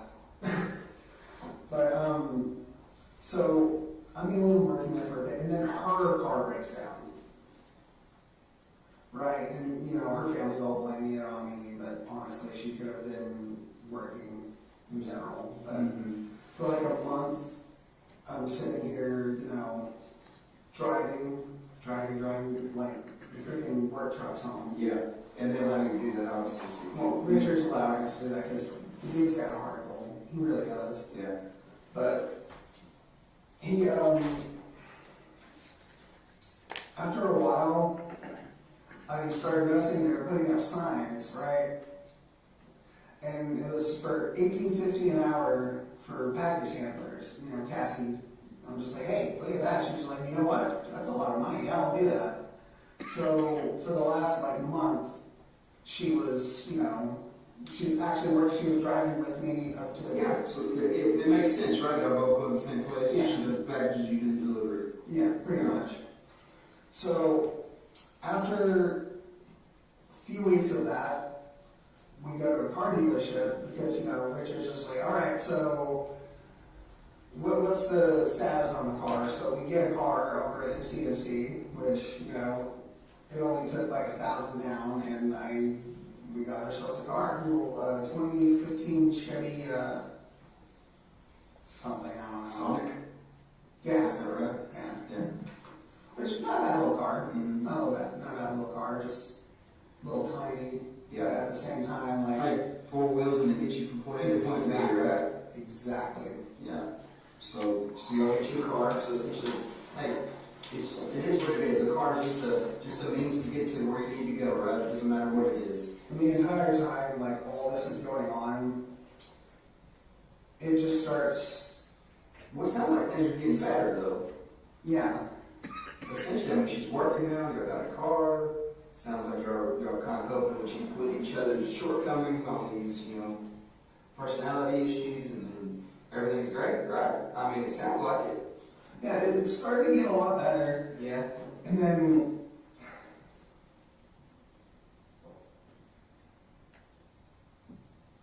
the last 4 months, though, Zero becomes a little bit more prominent. He starts, ever since, I want to say about 2 months before we moved out of our grandparents' house, becomes a lot more prevalent. He's. Describe that to me. What do you mean by that? He's coming out more. He's taking over a lot more, which at the time I really didn't mind because a lot of the times I'm just sitting here bored as hell, driving these long ass routes for like, sometimes it's like 15 minutes in between one stop and another, you know what I mean? It gets tedious. So I didn't mind him coming out a little bit more. Plus, like, dude could train. Like, I listen to a lot of metal, all that stuff, like, his technique's different. I don't know how to describe it. But, so I'm starting to do a lot better. We're doing a lot better. I'm starting to understand a little bit more about this other me, essentially. Cassie's starting to understand a And I lot guess more. you describe that as like you're there, you're present, but you're not present. You're since you're not So controlling, you're present. there's different states, I could say. Like, say it's a car. So if I'm the one driving, it's just normal. You know what I mean?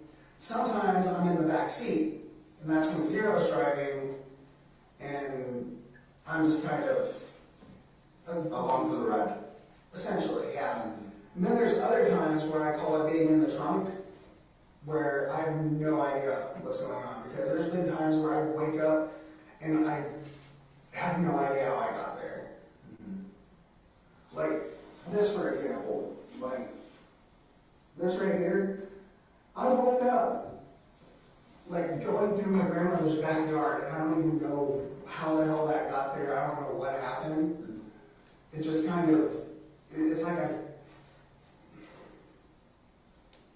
I want to say black out, but like sometimes I can You can recall. sometimes I can recall like later on, like when I'm like dreaming, stuff like that. Yeah, because with Athena, you could recall the majority of it. I mean, so that makes sense. That night I kind of had a nightmare, and I thought it was a nightmare until I found the pants in my backpack. Okay. I thought the entire thing was a nightmare. Okay. So you saw it, you remember it, but then when you found the pants, you knew it didn't happen. Is that correct? Essentially, I thought it was just a bad dream.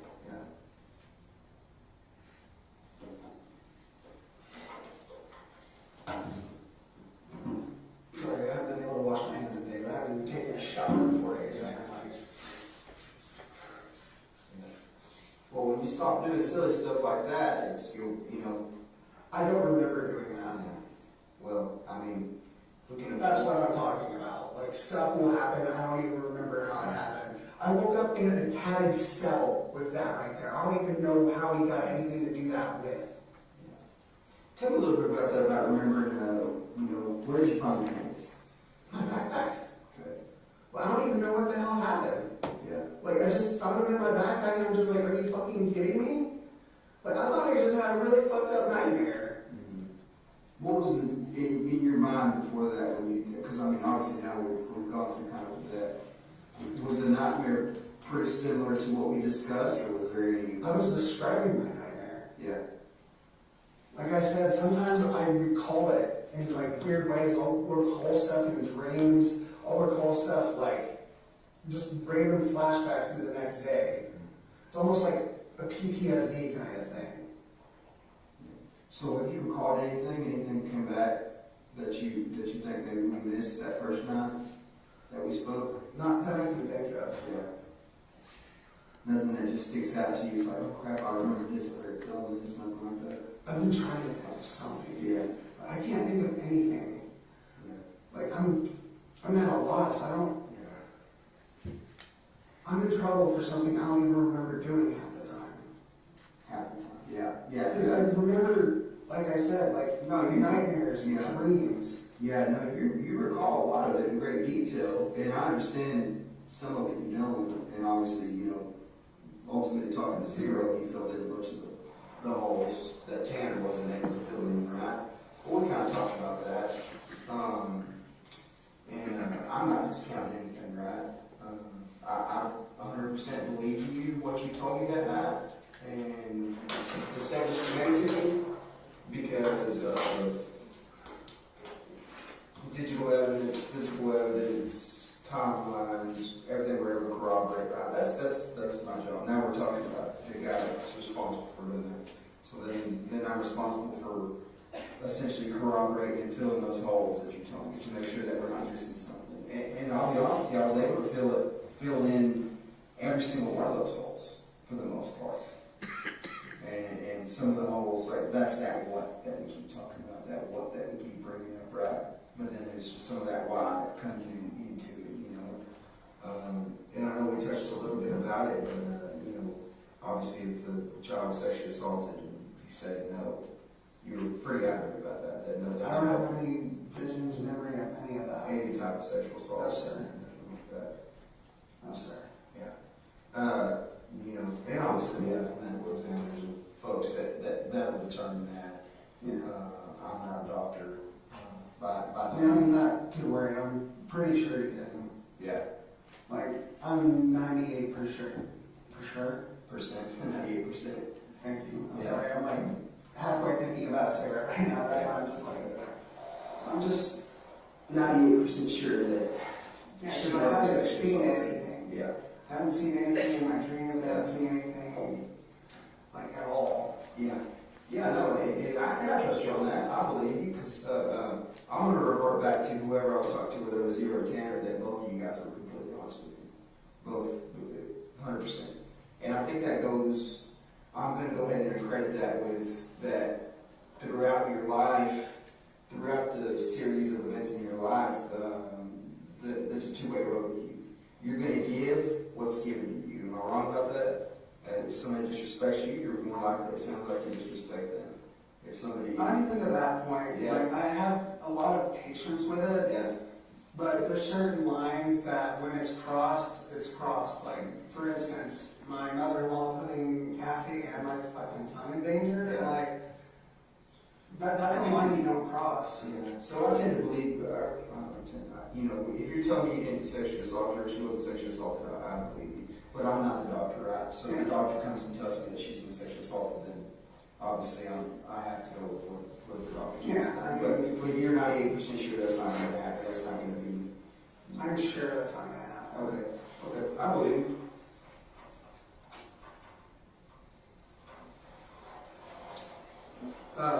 So that being said, as bits and pieces are coming back, that's one thing that you're sure on, you know, so whether it's sexually assaulted, and obviously we went into some of the details of the way Athena was killed. You know, that was Tanner telling me that, because you remember that pretty good.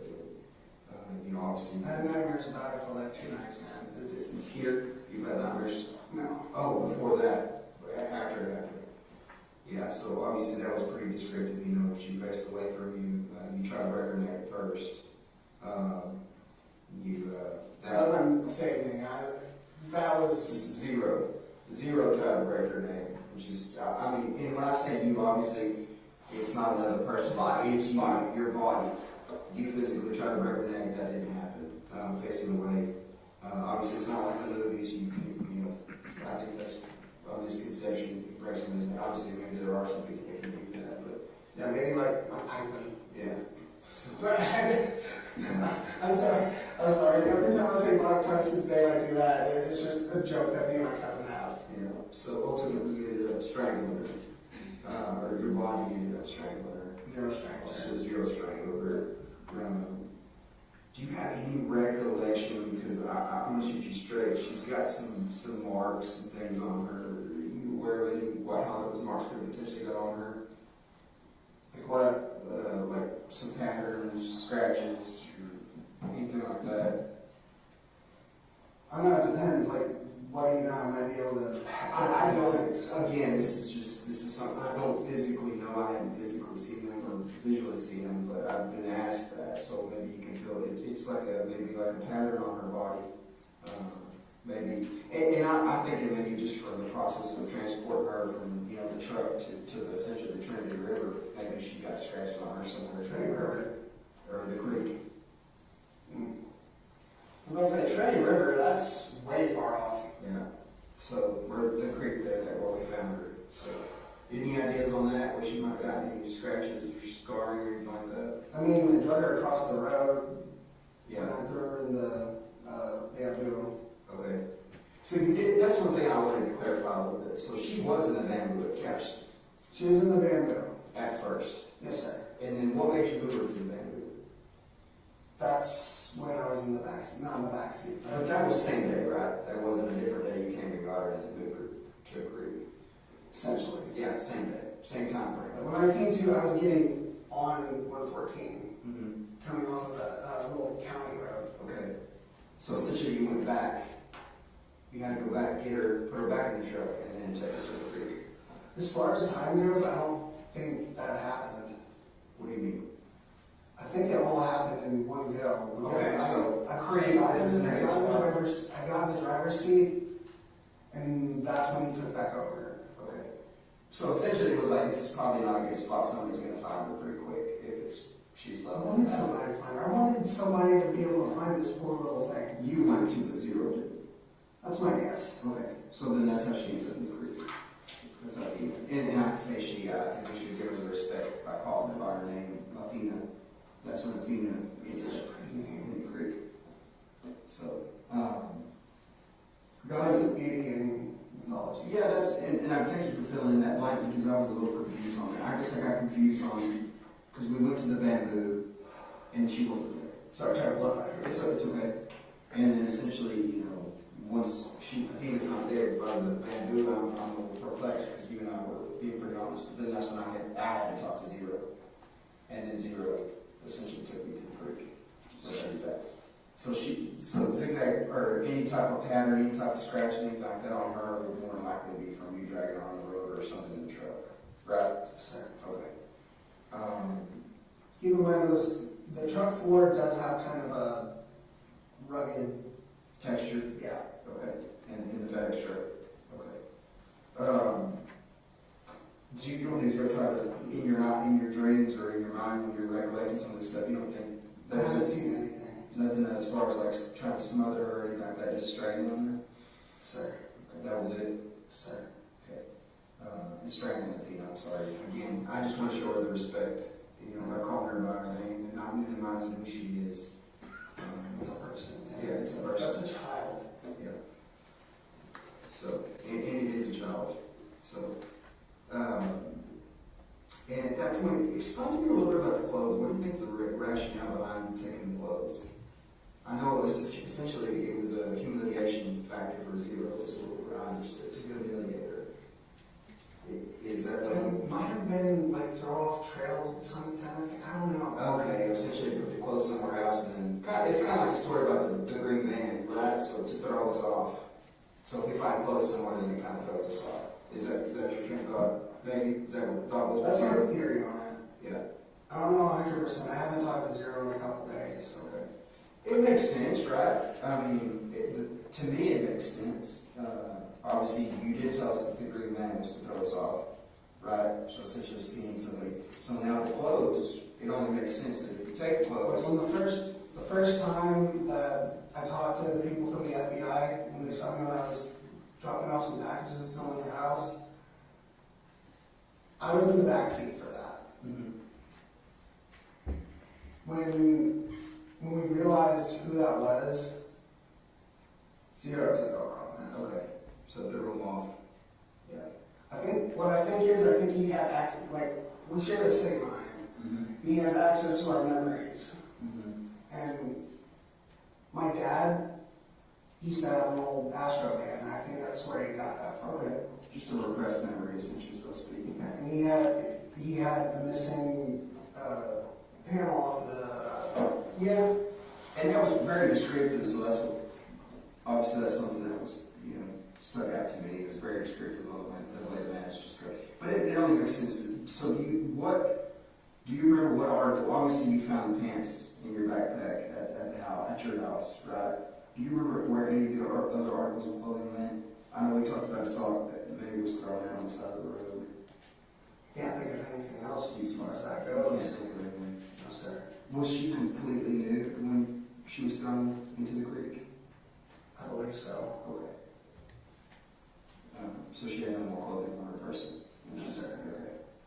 But you don't remember particularly any other signs of injuries, anything that you can remember or recall in your mind, in your memories of any other injuries that she had on her? Not that I can think of. Yeah. So, we recall a little bit, and I want to talk a little bit about that because I don't want to minimize the actual act. It's like, Obviously, get her in the truck and find that dead end road, which we drew up here, right? Let's get to the dead end road and kind of instruct her to face away from you. And then try to snap her neck, strangle her, and then she did defecate and urinate on herself, right? Is it? Yeah, you recall that. Is that maybe the reason some of the clothes came off? She had defecated, or is it just straight to humiliator? You think? Is that zero rules?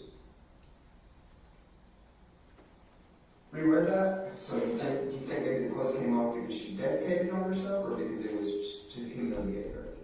I don't remember there being any defecation on the clothes. Okay, I think Zero stated, or a memory that you recalled, was that she had potentially got a bowel movement. I remember part of what I threw up. Part of what I cleaned up was throw up. Okay. The other part was poop. Poop? Poop. So that's defecated. Essentially, she was it her poop? Yeah. Okay. And then the throw was yours? Yes, sir. Okay. So essentially, once, you think maybe she was, obviously the clothes was taken off in the truck, and then some of it was put in your backpack, but you don't remember all the other stuff, right? Sure, I said that. Okay. But just looking at it, it only makes sense. I think you're on the right track there. Maybe to throw us off, throw law enforcement off. I mean, that's my theory on it. Yeah. So obviously early on, your grandmother was it already on your radar? Obviously, it's all over the news. You kind of seen it. My grandmother sent me a message about it, like, dude, this is not where you're working. Like, you know anything? I was just like, I don't really know anything. Like, yeah. And you didn't talk to anybody about it? No, sir. No. You didn't mention it to anybody? You didn't tell anybody what you did? Nothing? No, sir. No. It was just you and Zero. Nobody else had a clue about it? Yes, sir. Okay. What do you do at that point when you find out? This is kind of like an oh shit moment, right? Like, this is real. What's your train of thought? What's your direction? I think I was in denial. Mm-hmm. I think a lot of it was denial because, like, I would never have it in my heart to do that. Did you think about calling law enforcement at that point? Did you think about doing anything like that? I thought about it. I didn't know what to do. Yeah. When you thought about it, what did you think about doing? What was your thoughts? You had events and things going through your head, right? Because we're human, right? We're human. We're natural. You're going to have that human emotion as a parent, as a son. You're going to have some type of emotion or some type of thought of, well, what do I do next? I didn't know what to do next. I just tried living my life. Yeah. Just pretend it didn't happen, right? And that's human. I didn't like the emotion you just made, but yeah, I'm sorry. I apologize if I offended you. Yeah. So essentially, human nature, right? Human nature to me is like sometimes I'll screw up on something. It's like, crap, I'm going to forget that it happened because I'm upset with myself. Right? essentially. Yeah. Is that the human? That's the human in us, right? Saying, hey, I did something wrong. If I can move past it, then, it didn't happen. Not even that. I didn't do it, but he did, and that's what fucks with me. Yeah. I'm wondering who the hell's been in my head this whole time, because for a long time we've been cool, we've been tight, like, me, him, and Cassie have all had conversations together. Did you think about telling Cassie any of this? No. It would break her heart. It would terrify her.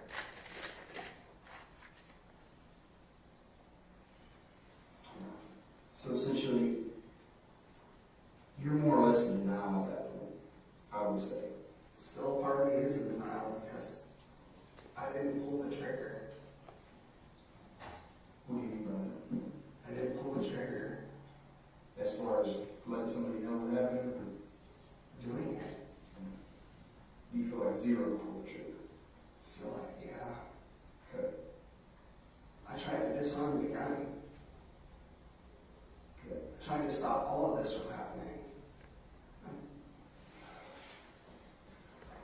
I guess the whole motivating factor, again, going back to that why, is, hey, we bumped this little girl with the truck, and I'm going to lose my job, potentially potentially. I wasn't worried about the losing freedom part, because honestly, that's an honest accident. You know what I mean? Like, all it would take is going up there and just talking to the parent. And you're like, hey, I accidentally bumped your daughter. Like, there's more jobs out there, you know what I mean? Like, it's not hard to find a job. I mean, shit, like. But that was Tanner that bumped Athena. That was Tanner that put Athena in the van. No. I set her on the back of the van, trying to calm her down. Mm-hmm. But she wasn't calming down. Zero kind of took over. Yeah. So when Zero took over, do you remember that, or can you see that? Or did he put his hand over her mouth? Did he physically restrain her and put her in the van? How did that go down? He told her, just get in the back of the van. We're going to go to the hospital. Mm-hmm. Okay, so then she goes into the back door, right? Okay. And then of course we walked through this map. You kind of remember drawing that, don't you? Yeah, just kind of where we went on that day, leaving the house and then coming back out, going around and finding that dead end road. And that's obviously where she was killed on that dead end road. And then private road, I'm sorry. So after that private road, after she's killed on that private road, we go back out, we go up that main road to the bamboo. Where the bamboo was at, what was it? Number 123, they cross over 46A, 4699. Cross over 51. Yeah, over 51, 4699, and back into Boyd and then back to the creek, where essentially, her body was left. And then after that, you go to the Love's convenience store, and then you ask them for cleaning material, which we obviously corroborated that. What kind of cleaning material did they give you? Do you remember what kind of spray they gave you? Just some sanitizing spray, I'm guessing. It said sanitizer on it. Okay, so just some generic spray. Paper towels, the brown paper towels, white paper towels, something like that. And then you kind of clean the poop and the vomit of the truck, right?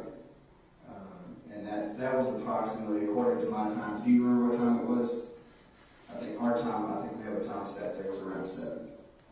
7 when you were there at that Love's. So, and obviously this is the time span, we believe, approximately from about 5:45 to 7. So it wasn't an extended amount, period of time, It wasn't a long, drawn out thing.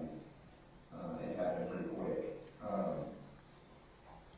Do you recall at all any times in your head, or do you remember seeing a clock or anything like that? I know there was a little bit of confliction there on the phone. Was the phone completely turned off, or did it legitimately die throughout that thing? I'm guessing that he turned it off. I don't know if it just died or if he turned it off. I only noticed when I plugged it in, it had a really low battery. Okay. So it was off at some point within that time frame, and then it was plugged back in and came back on when you had it. Is there anything else you recall that kind of sticks out to you? I think I can think of. Yeah. And obviously, Investigator Oliver has been, kind of letting us chat up, and I know he's probably sitting over here thinking of 1,000 things he wants to ask you. Is there anything particular? I know we covered a lot of things, so you may not have anything you want to ask, but. Not right now. I knew there was some stuff that you kind of cross over some of these things and cross them off my list for me.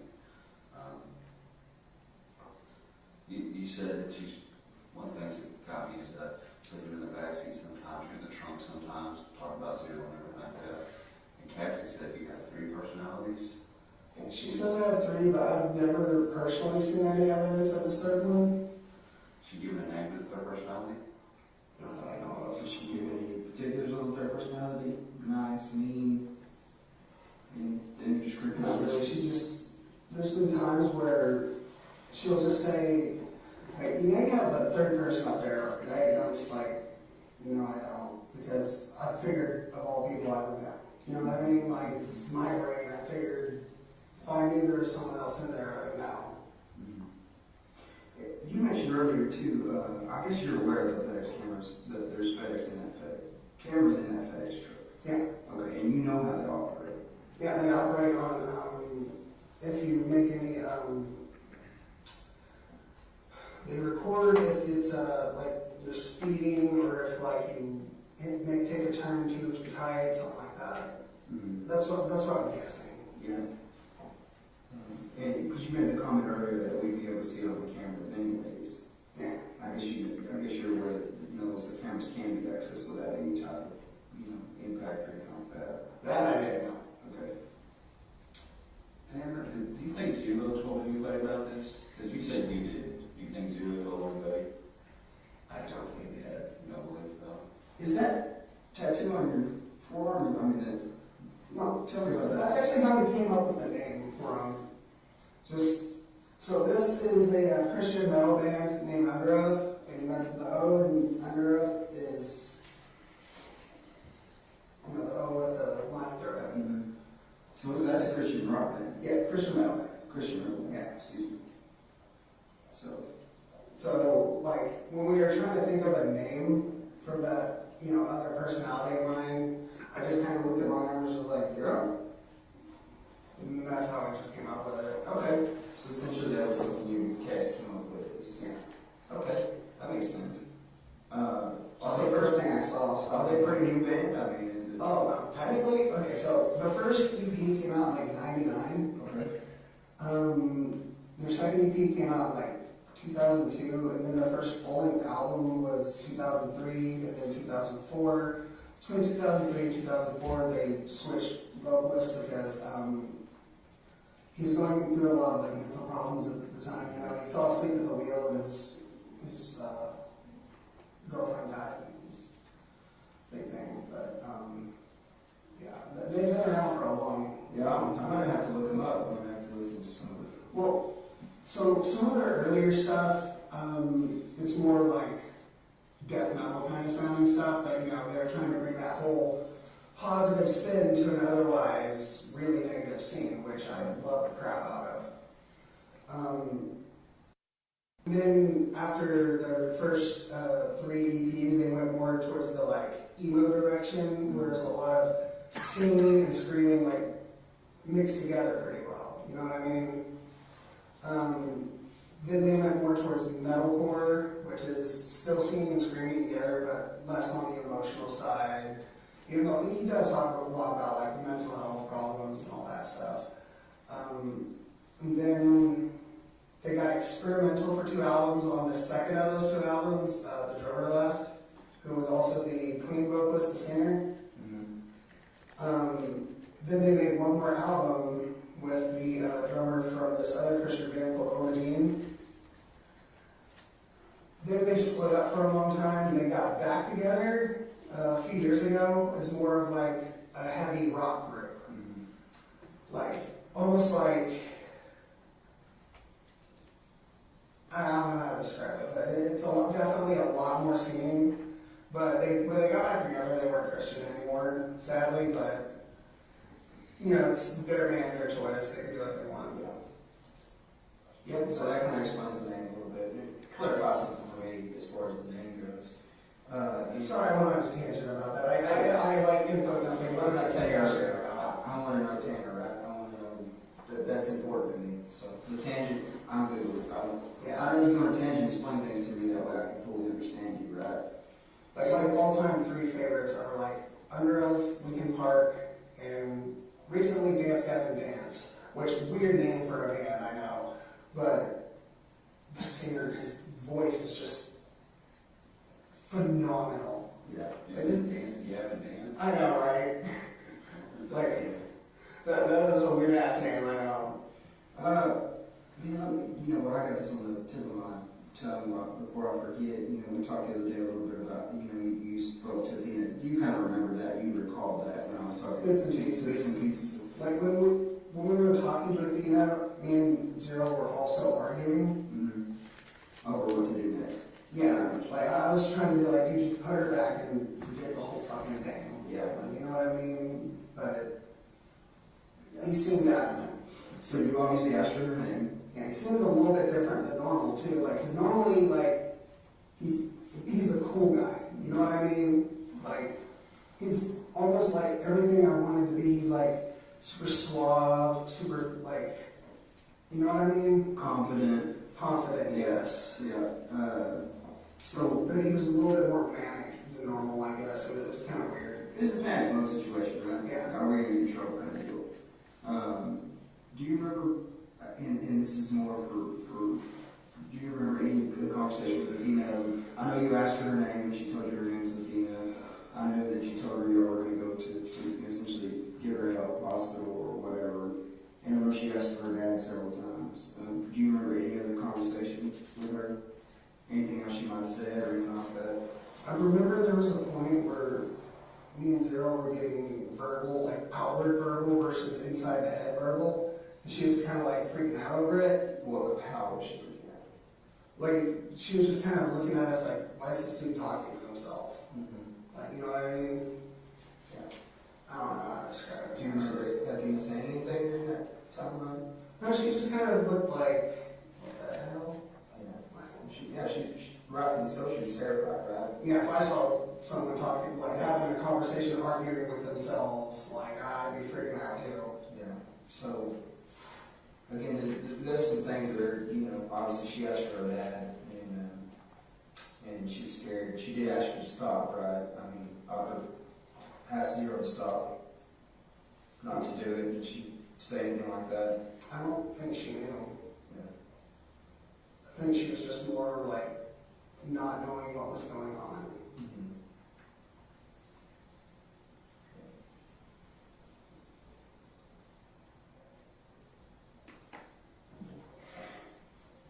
Need some more water? Yeah. Sorry.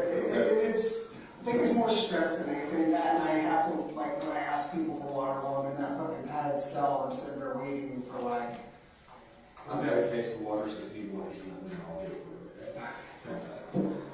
when I'm sitting there asking people for water, like, they just, everybody there looks at me like I'm a monster. Which, understandably so, given the circumstance, but I'm not a monster.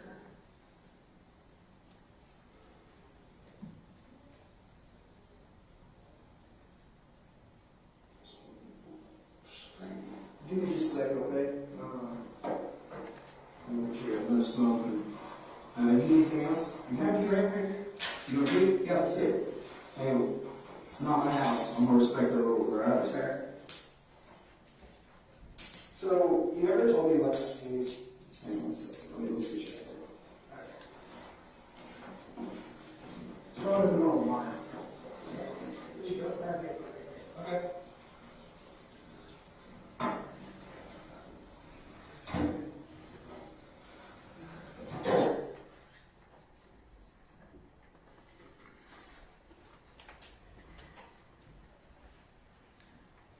Do you have further questions to ask Ranger Espinosa? I do, Your Honor. All right, let's break for lunch. Your lunch is here, and we'll start back up at 1:15, okay? So we'll enjoy your lunch. All rise.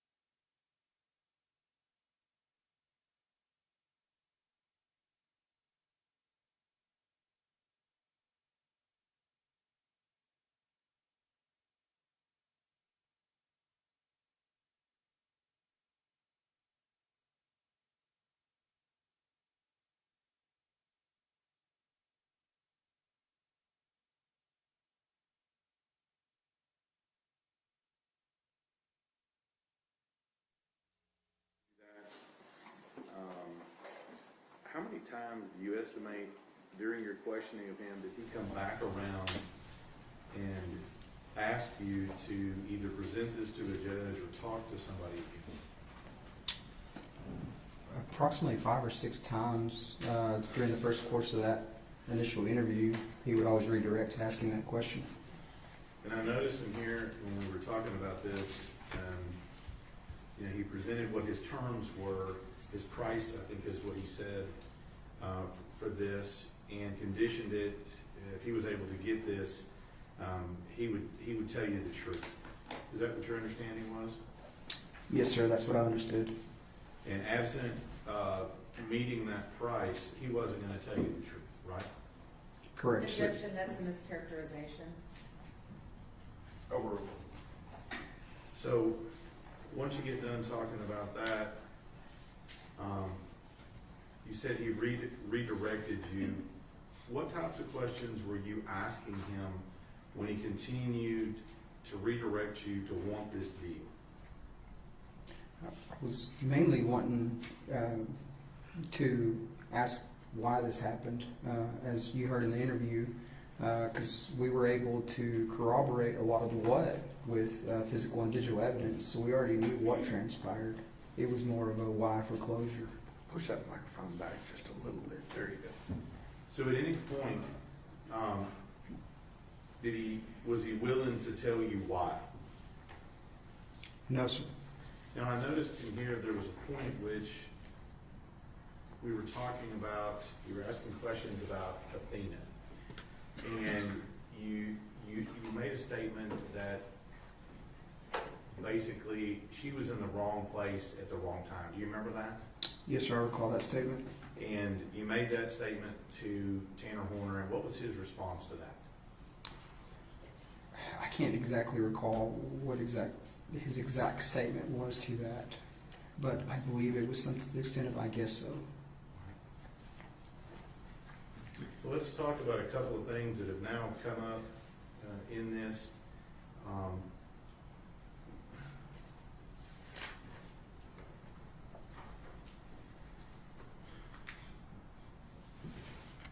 I noticed in here that Tanner Horner mentioned something to you about wanting to take her to the hospital. Do you remember that? Yes, sir. I recall that. And was this the first time that's come up? Yes, sir. That was, to my recollection, throughout the course, this is the first time during an interview where he had mentioned something about taking her to the hospital. And again, this is Tanner telling you that's what he wanted to do. Yes, sir.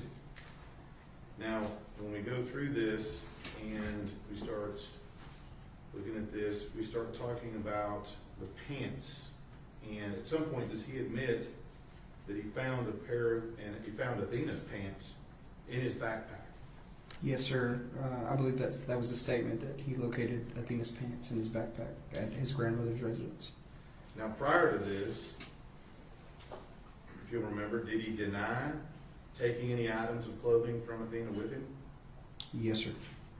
Now, let me just ask you, he talked about the pants. Did he mention whether or not he took her socks with him? No, sir, he did not. The statements made on the socks were varied from he threw them out to he found one in the truck at the Love's. And did he mention where her underwear ended up? Initially, he stated that the underwear were on her, and then after that, he stated he could not remember what happened to the underwear. And let me just ask you, with regard to this whole zero thing and how it came up, was he finally able to explain to you how that it came up and how the name came about? Yes, sir. As you heard in the interview, I got a few statements from him essentially about the name, where the name originated, which was based off a tattoo, a Christian band. Then I also got some clarity on something that he and his girlfriend discussed about her having personalities, him having personalities, and that's how they came up with the name Zero, and that's how they referred to it throughout the course of that interview. All right. Let's move a little bit, if you will, now that you've done that final interview. Is your involvement in this investigation over? No, sir. What types of things are you doing once you've now found Athena's body, you conducted this interview on the 7th? Was there anything that happened in between locating her body on the 2nd and this secondary interview on the 7th? Yes, sir. Obviously, this is a tremendous investigation as far as moving parts go. There's a lot of key elements that we now got to start focus on, which is one, preservation of evidence, getting the evidence properly stored, figuring out who's going to take what to what lab, and then we also have this digital evidence that we have, which is an SD card that obtains potentially more video. So I have to figure out a way to get the proprietary owner, which basically who owns the software to play that SD card, and figure out a way to preserve that evidence. Let's back up a little bit, talk just a little bit about evidence. We have the truck in which Athena was murdered in, is that correct? Yes, sir. We have the truck in which he was found in on the 2nd, is that correct? Yes, sir. Do both of those items, are those going to need to be processed, CSI work and things like that done to them? Yes, sir. And then you also said that there was a search done at the Horner home in Lakewood, is that right? Yes, sir, that's correct. And in Horner home in Lakewood? And you didn't conduct that search, right? No, sir, they were just conducted in my direction. All right. And then we have social media, DNA, things of that nature that are all happening, is that right? Correct, yes, sir. And then, I didn't ask you this before, was there an autopsy performed on Athena? Yes, sir, there was. And do you remember who the doctor was that did that? I believe the chief medical examiner now was Dr. DeWire. Okay. And so we talked about evidence, so all of that is, would you say, in process when we're working on that, is that right? Yes, sir. Yeah, like I said, a lot of moving parts, a lot of things moving forward, a lot of things that we need to get doing. I've literally been working on this case along with the district attorney's office for over 3 years. So let's talk a little bit about some of the items that needed to be tested. Were you involved in, once the forensic, the CSI stuff was done on the vehicles and all of that was done, were you involved in getting that evidence from Wise County to the lab? Yes, sir, I was. Okay. And why would you, being the lead ranger, be involved in getting it from Wise County to the lab? One, it's chain of custody, so everything that goes in, evidence-wise, DNA-wise for testing, it's one person handling it. I grabbed it, took it to the lab with essentially a submission that says what needs to be tested for what, which would be trace evidence, DNA evidence, and different things like that. Judge, Yes. Ranger Espinoza, I'm going to show you one more, State's Exhibit 41.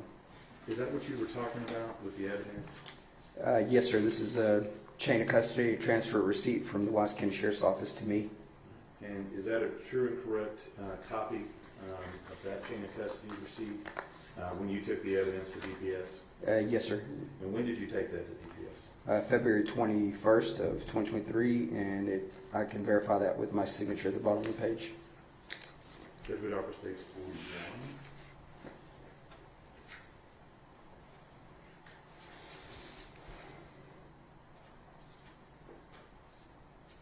Your Honor, we object as this is a police report and not admissible under the hearsay exception. Let me see 41.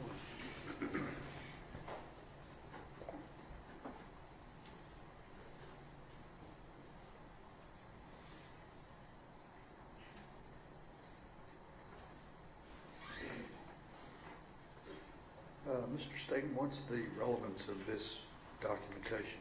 This is the evidence, that he took from the lab and then picked up from the lab. It's not a police report. Right, your objection is overruled. State's Exhibit 41 is admitted. Thank you, Your Honor. Additionally to that, you mentioned, and I think we talked about this a little bit before, mentioned an SD card and we'll talk to some other people about the SD card, but are you aware that there's an SD card in the FedEx truck where Athena was kidnapped and murdered? Are you aware of that? I am aware of that SD card. Like I said before, we knew it contained video evidence, digital evidence, because we'd already obtained it. So I was already in the process of going to North Carolina to meet with the Velociter in reference to that SD card. Now let me ask you, when we say an SD card, and I'll show you the card, the evidence here in just a second, but is this what we would consider just to be like a normal, like an SD card, like we would see in a camera or something along those lines? Yes, sir. Yeah, just your standard SD card you slide into, when you take a photo or when you're collecting in a smaller video camera, that type of SD card. And at some point, were you attempting to access that SD card to obtain the video from the FedEx truck? Yes, sir, I was. And were you able to do that? No, sir, I was not. Okay.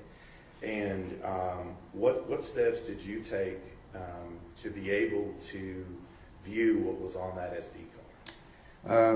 Like I stated before, we knew that we needed to get with the proprietary owner, which is Velociter, and get on their schedule. They do nationwide contracts, so it was a matter of getting them at their headquarters in North Carolina.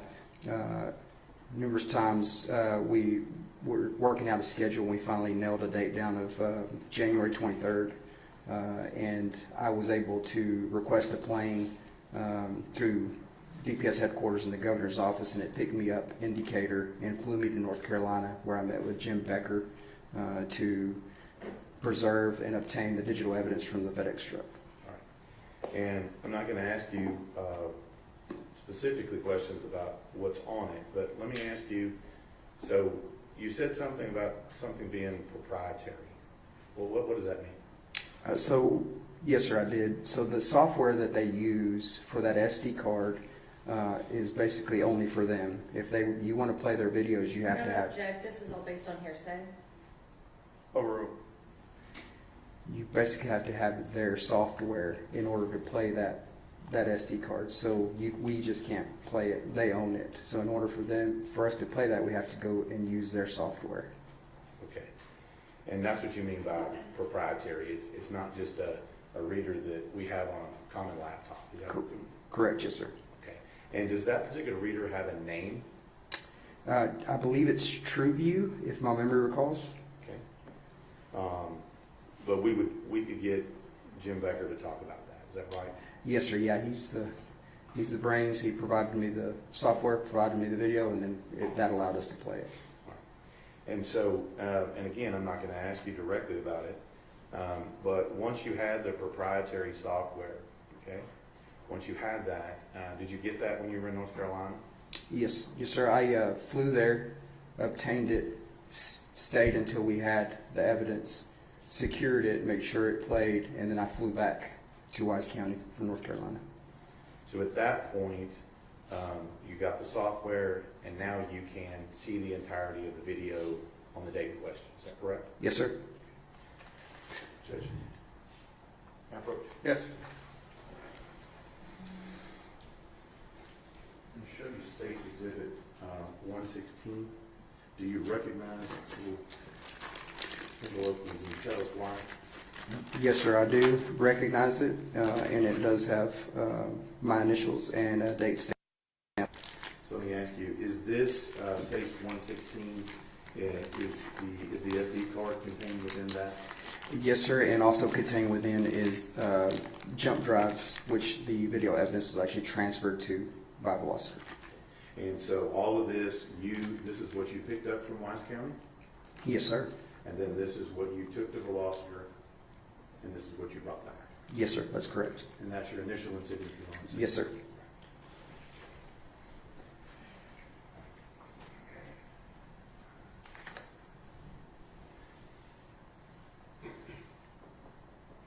So it sounds like all you needed was their player. Is that right?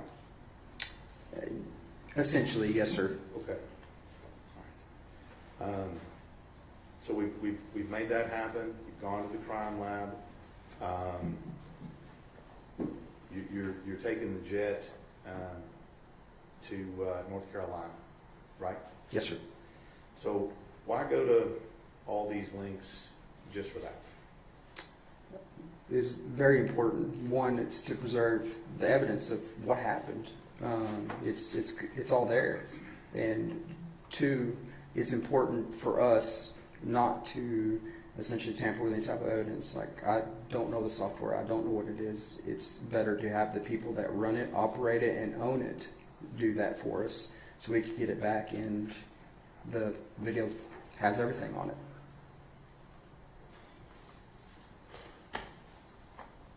Ranger Espinoza, I want to thank you for the last couple of days of your testimony, evidence in this particular case, and thank you for your work on it. How's it? Cross-examination.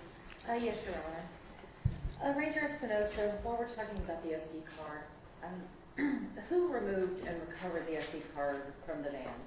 That would be the CSI group, which would be with ERT and the Wise County Sheriff's Office. And who with Wise County Sheriff's Office removed the SD card? I would have to check the chain of custody on who actually removed it and placed it into evidence.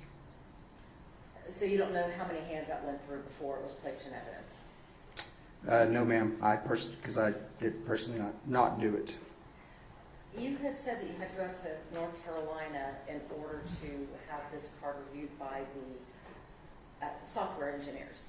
Is that right? Yes, ma'am. Okay, so who at Wise County, or I'll even make it a little broader, who attempted to play that SD card prior to you taking it to North Carolina?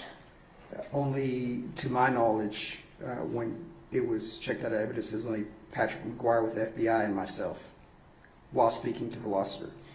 But at some point you knew that someone had tried to play that card and were unable to. I had no knowledge of that, no, ma'am. And the reason you took it to North Carolina was because it was not able to be played on a regular reader. That's correct.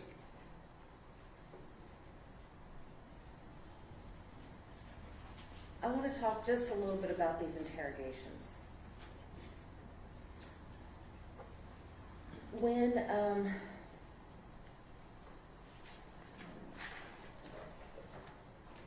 Tanner was first arrested and was first taken to the Wise County Jail, you had the moments in the car where you were talking to him. But at that point, you had not read him his rights, had you? No, ma'am, I had not. So even though he was arrested by your brother and placed in handcuffs and put in the back of the car and being questioned about an offense, you did not see fit to read him his rights. Correct. That falls under the public safety exception, which is an exception to Miranda. Objection, Your Honor, non-responsive. One at a time. Your objection is sustained. Ranger Espinoza, if you need to expound on something, then I'm sure the district attorney will ask any questions that need to be followed up on, okay? So right now, if you'll just answer only the questions that I'm asking. Yes, ma'am. So at that point, in fact, I think it wasn't until 16 minutes into that video did you read Tanner Horner's rights. Yes, ma'am, I did. Throughout these interrogations and throughout the videos that the jury has watched, Tanner asked several times about attorneys. Isn't that correct? Yes, ma'am. He asked how the attorney thing worked. You agree with me on that one? Yes, ma'am. At one point, Zero was saying we need to speak to an attorney. Would you agree with that one? Yes, ma'am. He asked about what happens if I get an attorney. Yes, ma'am, I believe so. And he also asked what happens when I get an attorney. Yes, ma'am. All right, so then, and that was just in the first two interrogations.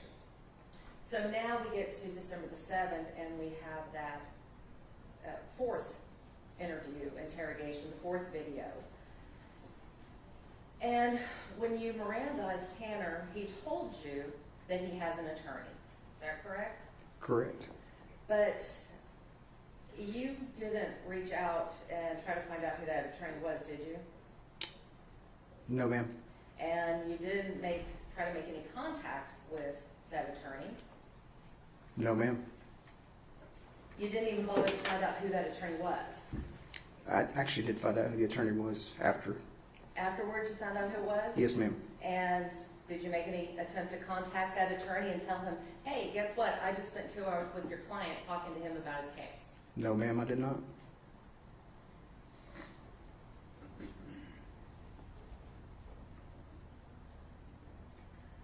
Ranger Espinosa, you had testified earlier that Tanner had reached out to you on December the 6th of 2022. And this was about 4 days after his arrest, right? I received the notification on December the 7th, but you're correct. The actual timestamp, I believe, was 9 p.m. on the 6th. Were you aware that the night that he reached out to you, he had cut himself in his jail cell? Yes, ma'am. I believe I asked him what that was on his arms. Now, during your interrogations, Tanner talked to you about his history of self-harm, didn't he? Yes, ma'am. And you had learned through these interrogations that he had several suicide attempts. Yes, ma'am. By his statements, I was able to corroborate those. And the most recent suicide attempt was while in the custody of Weiss County Jail, correct? You'll have to tell me about the day, or... So, were you aware that he attempted suicide in the Weiss County Jail in May of 2023? Yes, ma'am, I was. Throughout the interrogations, Tanner also spoke to you about his suicidal ideations. Would you agree with that? Yes, ma'am.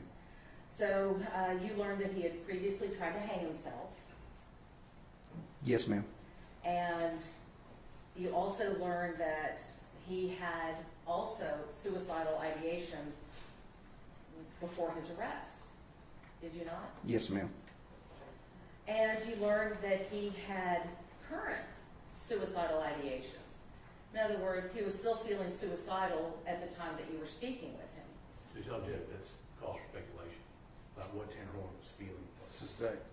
Well, isn't it true, Ranger Espinosa, that Tanner asked how you can stop him from hurting himself? Yes, ma'am, I believe that was his statement. And didn't he also ask you to just shoot him in the head? Yes, ma'am. And in fact, didn't he ask you on several times, can you just shoot me in the head? To the best of my recollection, he only asked me once to shoot him in the head.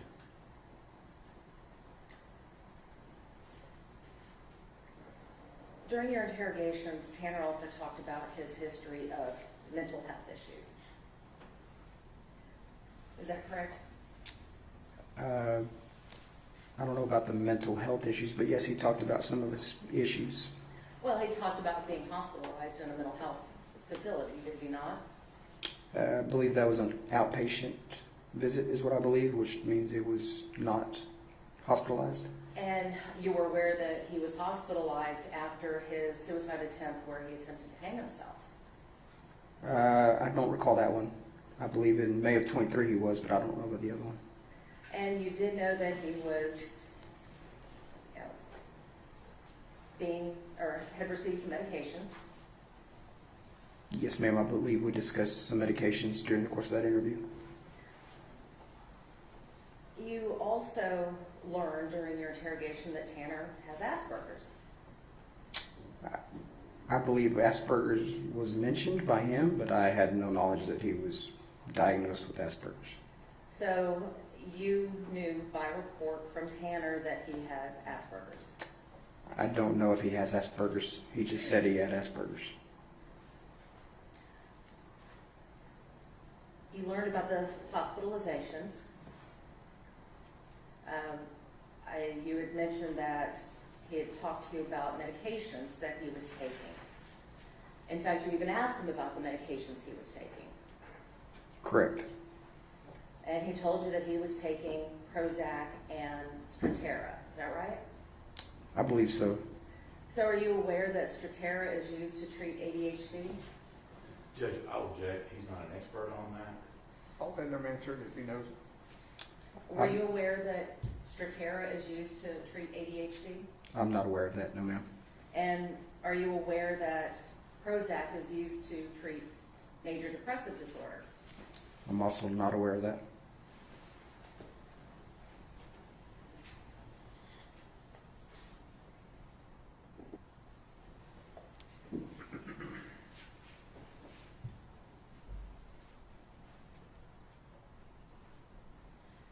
During these interrogations, well, let me back up. You testified to the jury that you did not think that Tanner expressed any remorse during all these interrogations. Do you recall that? Yes, ma'am. But you would agree with me that he told you several times that he felt bad about what had happened. And he may not have said, I feel bad, but he expressed his emotions about what had happened. Yes, ma'am. I did not believe him. Objection, Your Honor, non-responsive. Sustain. Yes, ma'am.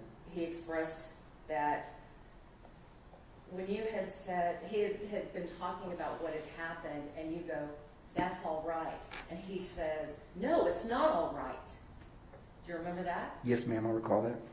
And your response to him was that, no, it's all right for you to talk to me. That's what you were referring to, right? About it being all right?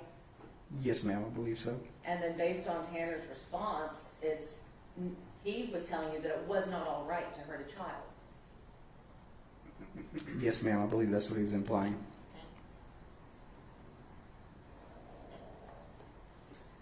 And later on, when you asked him if he was remorseful for what he did, he told you, and was very emotional when he told you, that I'm a father.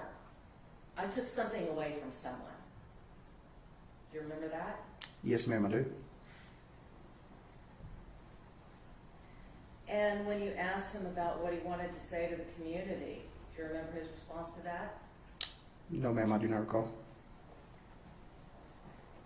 Do you recall that he said, no one deserves this? Yes, I do remember that.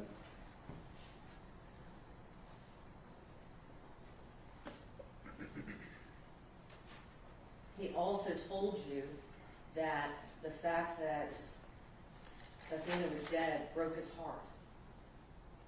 Yes, ma'am. I recall that.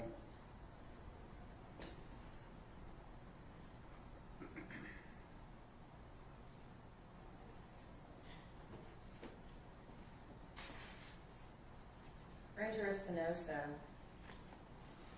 you also recognized that Tanner was being remorseful as well, didn't you? No, ma'am. You don't recall telling him, I see remorse in you, I see regret in you? That is part of an interview tack in order to maintain rapport. So you lied to him?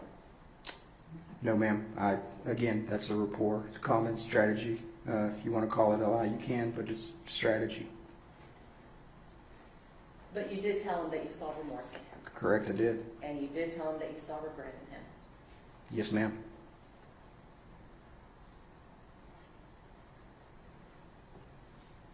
During these interrogations, Tanner was being cooperative with you. Yes, ma'am. And at times you even praised him for his cooperation. Yes, ma'am.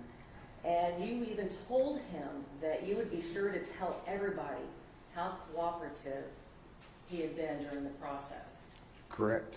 Did you tell everybody how cooperative he had been during the process? No, ma'am, I did not. In fact, you even thanked him for his willingness to help. Isn't that correct? Correct. And did you tell anybody, or did you tell everybody that he was willing to help? No, ma'am, I did not.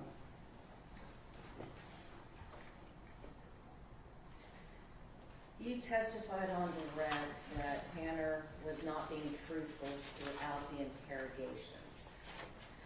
And at one point you told Tanner that what it was all about was doing the right thing. Do you remember that? Yes, ma'am. And for you, doing the right thing would mean confessing to the murder. Is that right? Yes, ma'am. Tanner confessed to the murder, didn't he? Yes, ma'am. And for you, doing the right thing meant helping law enforcement to recover the body. You Yes, agree with that? yes, ma'am.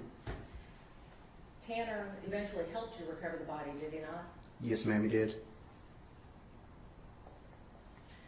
You also stated on direct that Tanner blamed everyone else but himself. But Zero told you the truth about abducting Athena. Is that correct?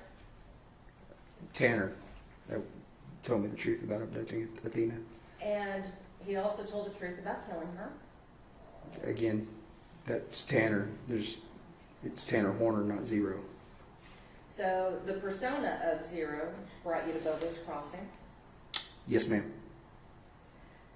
So when Tanner is being truthful about those other things, and Zero is being truthful about other things, and Zero is Tanner, doesn't that mean that Tanner was being truthful about what had happened? Yes, ma'am. Although you claim that Tanner was not being truthful during the interrogations, he wasn't the only one that was being untruthful. Would you agree with that? Could you elaborate? Well, Tanner asked to talk to Cassie, and you told him that you would allow him to do that in a minute. But you never let him call her, did you? What I meant by that is he'd be allowed to make phone calls from the jail. But you told him that he would be able to do that in a minute. But you did not allow him to do that, did you? I'm sure the Wise County Sheriff's Office provided him his phone call to Cassie if he wanted to call her. But my question is for you, Ranger Espinosa. Did you allow him to make that call? I did not. He asked to have a video chat with her. And your response was, okay. Did you allow him to have a video chat with Cassie? No, ma'am. Tanner asked about seeing his son, and you told him that you would do that for him. Did you let him see his son? I don't recall telling him I was going to let him see his son. Well, the jury heard the video, so they'll remember what you told him. Mm-hmm. When Tanner made the request, and I believe it was, your phrasing was that he wanted to cut a deal.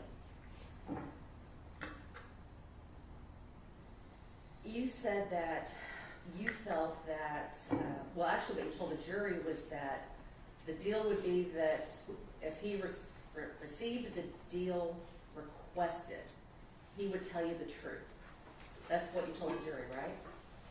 I believe it's what he said. Yes, ma'am. But that's not the complete truth, is it? Because, and again, the jury saw this video, so I'm sure they will remember that, and you would agree with me, that Tanner was willing to enter a plea in this case. Do you remember him telling you that? Yes, ma'am. Do you remember him telling you that he would be willing to give up all of his defenses? Yes, ma'am. Do you remember telling him that he would be willing to give you any information that you wanted? Yes, ma'am. Did you remember him telling you that he was willing to give up everything and go to prison forever? Yes, ma'am. And all of this, the plea, the defenses, the information, going to prison forever, was just so he would be able to have a chance to say goodbye to his family. I believe, yes, ma'am, that's what he wanted. He asked you to relay all of this to the judge and to the prosecutors. Do you remember that? Yes, ma'am. You told him that you would do this. Did you relay it to the judge? I believe I spoke to the judge and the district attorney's office in reference to that. To the deal? Yes, just that he wanted to cut a deal. You didn't give him any of the other details? No, ma'am.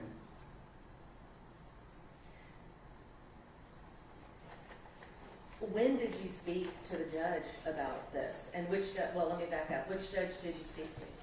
I believe during the course of that week, I informed everybody about the reinitiated interview, and I mentioned of Tanner wanting to cut a deal where he was released on an ankle monitor with video surveillance, which is not possible, and I told him that was not possible. So, Well, you're not the prosecutor in the case, are you? no ma'am, I'm not. And you told Tanner that you couldn't give him legal advice, right?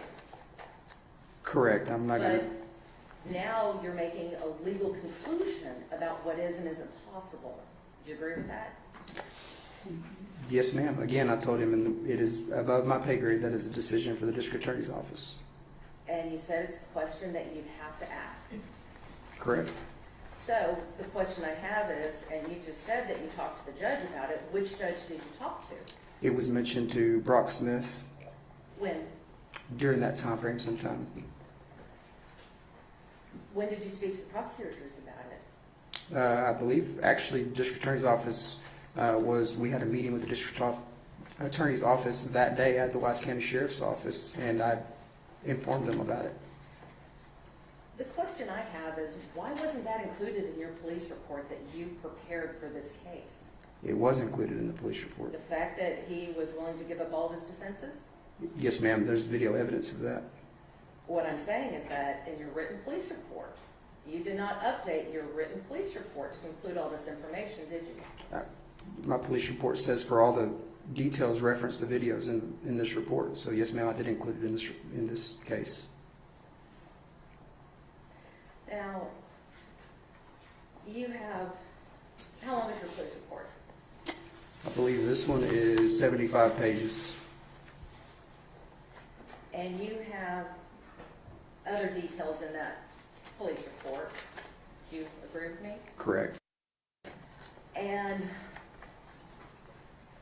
what you're telling the jury is that something as important as he is willing to make a deal, you didn't think was important enough to put into a written form? Correct. Again, I did put it in a written form as far as reference my report. My report references that all the details are contained within the video. All right, so let's talk some more about this video.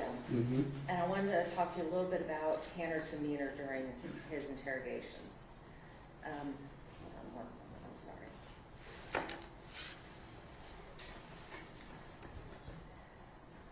You would agree with me that during all of the videos that were shown to the jury over the last couple of days, that it was obvious during some of those videos that Tanner was easily distracted. That's a matter of opinion. Well, you testified earlier that he became distracted and you would have to redirect him. Do you remember that? No, ma'am. I actually stated that he would interrupt to talk about his deal, and I would have to redirect him back to what we were talking about. So when he was distracted by the gel that was in your hair, when he was distracted by your shoes, you were able to redirect him back to the information that you were interested in, right? Yeah, I was definitely able to keep communicating with him. Yes, ma'am.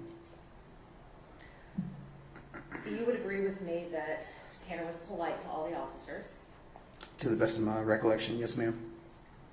And, well, I mean, you sat here and watched all the videos. Was he rude to any officer during those videos? Not in my presence, no, ma'am. He said yes, sir, and he said no, sir. when Yes, asked. yes, ma'am. Correct. He didn't curse at any of the officers. Yes, ma'am. Correct. He didn't threaten any of the officers. No, ma'am. Correct. Didn't raise his voice in anger at any of the officers. Correct.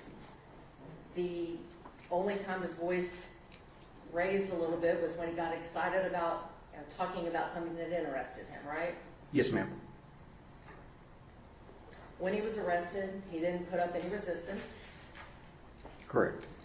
When you took him out of the jail, he didn't put up any fight or any resistance. No, ma'am. When you walked him around the bamboo forest, he didn't try to run or escape. No, ma'am. He was respectful to your authority, was he not? Yes, ma'am.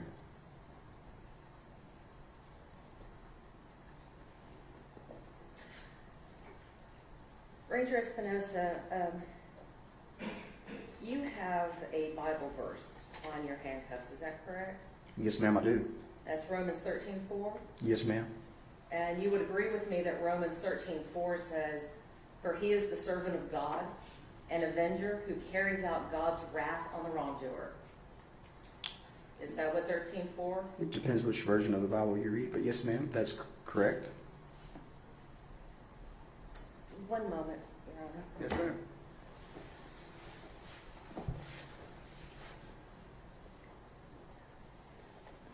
I have nothing further, Your Honor.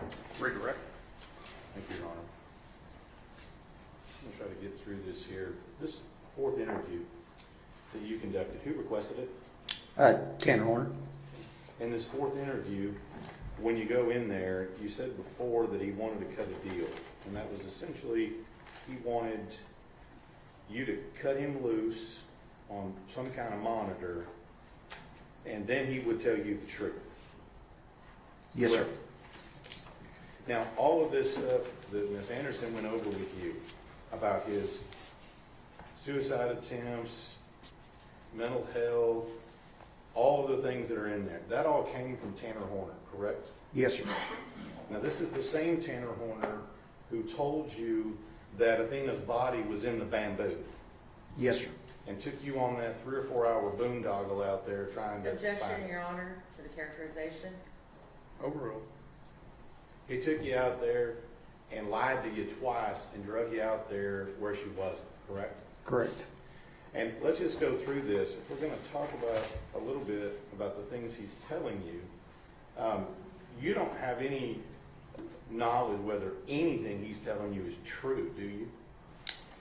I have knowledge that it's all lies based on evidence that I had. Well, let me back up. Anything that he is saying about himself, you don't have any evidence that that in and of itself is true. No, I don't have any medical records. I don't have any history of that. That's what he's telling you. Yes, sir.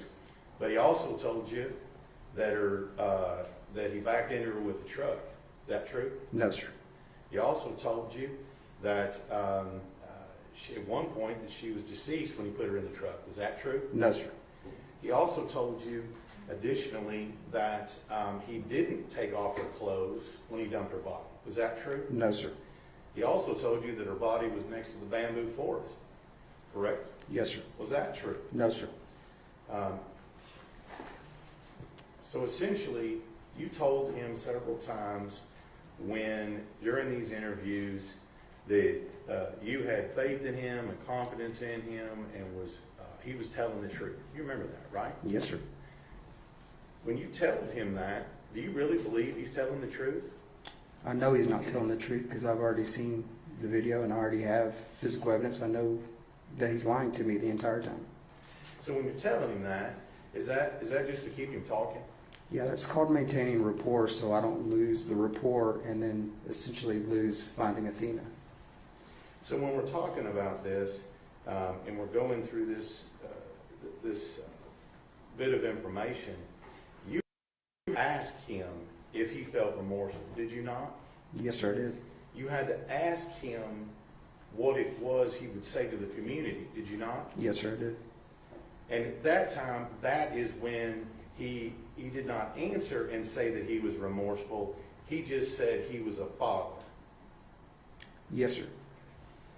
And that he said that no one deserves this. Yes, sir. But he didn't say, I kidnapped her, I killed her, I'm sorry. No, sir, he did not say that.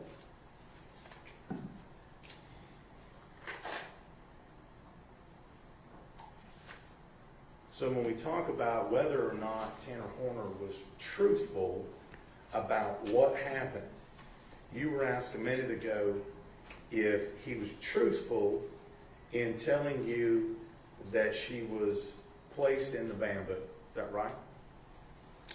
No, sir, he's not truthful about saying that. You were asked if that was truthful. Is that truthful? No, sir, it's not.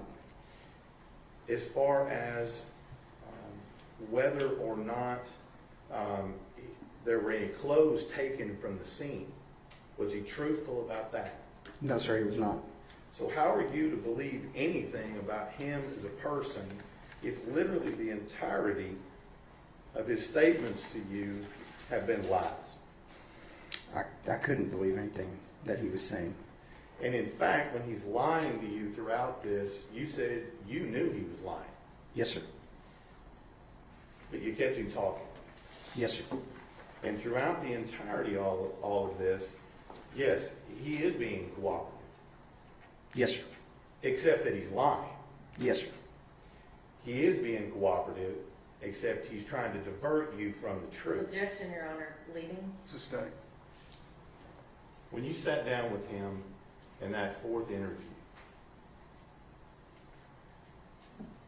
he wanted you to pay a price to buy his truth. Objection, Your Honor. Let me hear the question. Go ahead. His statement to you was that was his price to get the truth. Yes, sir, that was correct. Objection, that is a misstatement of the testimony. He Jury. never said the truth. The jury will recall the testimony.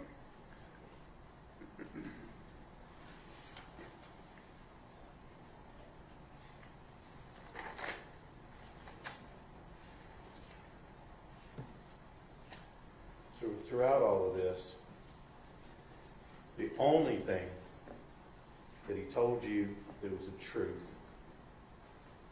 was that she was deceased. Correct? Yes, sir. Objection, leading.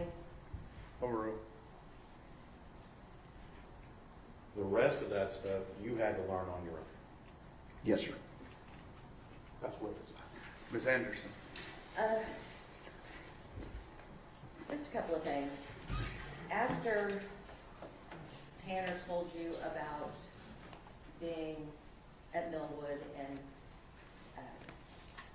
taking medications, did you attempt to confirm that information?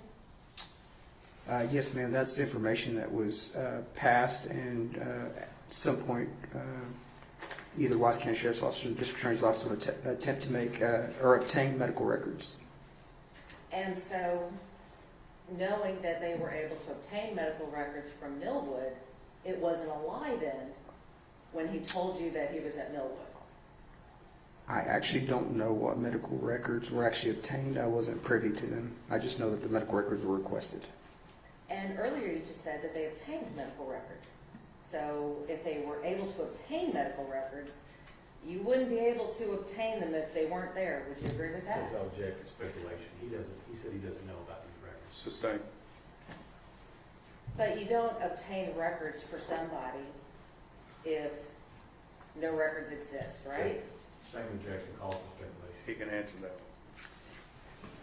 Basically, what we do is an overall. It doesn't have to be from a specific place. Usually when we have a defendant, we try to find a medical history.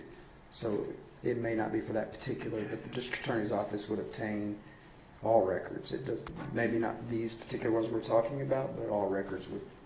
If there's some there, we're going to try to obtain them. All right, so if you were able to obtain records from Millwood, you would have obtained records from Millwood. Correct. If the District Attorney's Office would have obtained records from Millwood, they would be privy to the District Attorney's Office. And the way the District Attorney asked the question, he characterized that Tanner's price for telling you the truth was that he received the electronic monitoring. Do you recall him asking you that question? Yes, ma'am. I believe that's what he said. But that's not quite accurate, is it? Because it wasn't the price for telling the truth. Tanner's price was for entering a plea in this case. I believe the underlining purpose of the deal was to tell the story or the truth and then get the deal for the monitoring. Well, actually, that's not quite what the video showed, is it? I mean, the video said that he would be willing to enter a plea, right? Yes, ma'am. And then he'd be willing to give up his defenses, right? Yes, ma'am. That he would be willing to go to prison for life, right? Yes, ma'am. And that he would be willing to tell you everything you know, or everything that you would like to know, right? Yes, ma'am. Okay, so it's just not telling the truth. There was a whole list of things that he wanted. And that was what he was willing to do if you were to speak to the judge, speak to the prosecutors about the possibility of electronic monitoring. Yes, ma'am. Nothing further. Mr. Singh? Just a couple questions, Your Honor. Thank you. I didn't hit on this before, and I apologize. Ranger Espinosa, when you initially detained Tanner Horner on scene there at the corner of Faith and Hope, you had testified before about your basis for doing so. Correct. What was that basis? Objection, Your Honor. Ms. Ranger Espinosa did not detain him. That was his brother. Sustained. Once you got to the scene and Tanner Horner was there in cuffs, what was the purpose of your question? So the purpose of the questioning fell under the public safety exception, which has an exception to Miranda, which is exception to rights, which is basically preserving life, which means I don't have to Mirandize him. If I'm looking for a kidnapped child that could potentially be alive, Miranda does not apply. And your questions to him at any point prior to the time that you Mirandized him, did you ask him what happened? Yes, sir. Prior to Miranda or after Miranda? After Miranda. Pre-Miranda, there was no questions about any details of the case other than where's Athena? Take me to her. And in fact, he attempted at some point to tell you what had happened, and you stopped him from talking. Objection, Your Honor, this leading. Sustained. Rephrase your question. When you got in the truck, what did Tanner attempt to tell you about what had happened? At that point, when I asked him, as y'all saw the video, he attempts to say something or tell me something. I said, stop. We'll worry about that later. We just need to find Athena, which falls within the parameters of the public safety exception and the exception of Miranda.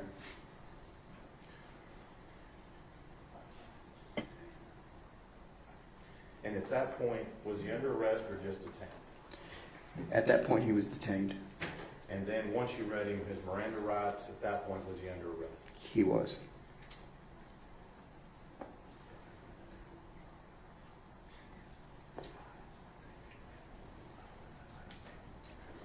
House of Witness. Ms. Anderson. No, Your Honor, I'm done. May Ranger Espinosa be excused subject to any potential recall? Final statement. No objection. Thank you, sir.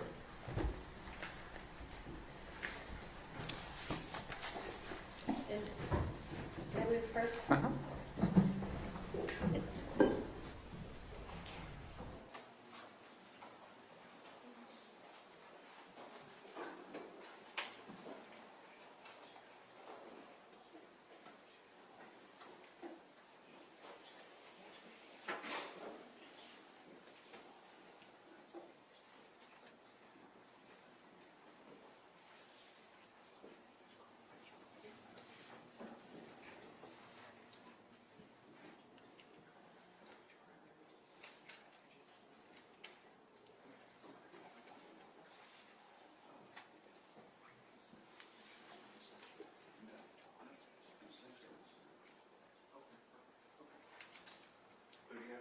Taylor Page.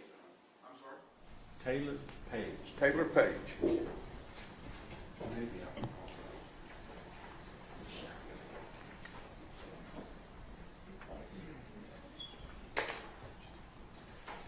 Your Honor, I do need to put a couple of objections on the record. I'm sorry? I need to put objections to the testimony on the record. Do you want the approach to do that? Do you do it in the presence of the jury or outside? I don't think it'll hurt. It's whatever you want to do. If you want me to approach, I can do it. Go ahead. No, you can go ahead. Your Honor, I think I would like to renew the objections we made at the 702, 705 hearing. In addition, I would like to object. There are 48 potential FBI agents involved in this case. The FBI, per their policy, we requested those personnel records, which could be potentially exculpatory. They denied access to all of those. I believe that's a violation of the Michael Morton Act. I would ask that the court refuse to allow any of the FBI agents to testify in this case based on that. They require a 2E letter for you to get their personnel records. We went through the process of doing that, and they denied us any of those records. Obviously, with any Texas law enforcement officer, we would get those records directly from the district attorney, but the federal government just doesn't do what the states ask them to do. They don't have to, and we can't make it. All right. Your objection is overruled. You may have a running objection. Your Honor, and I think there'll only be one other agent testify, but I would ask for the same. So the same objection would apply to the second agent? Yes. Okay. Just remind me when that agent comes in. Thank you, Your Honor. The other issue is when he testified at the 702, 705, I believe his testimony was that he did only perform. Your Honor, I'm going to object this to having this discussion in front of the jury about things that happen in hearing outside the presence of the jury. Go to your room.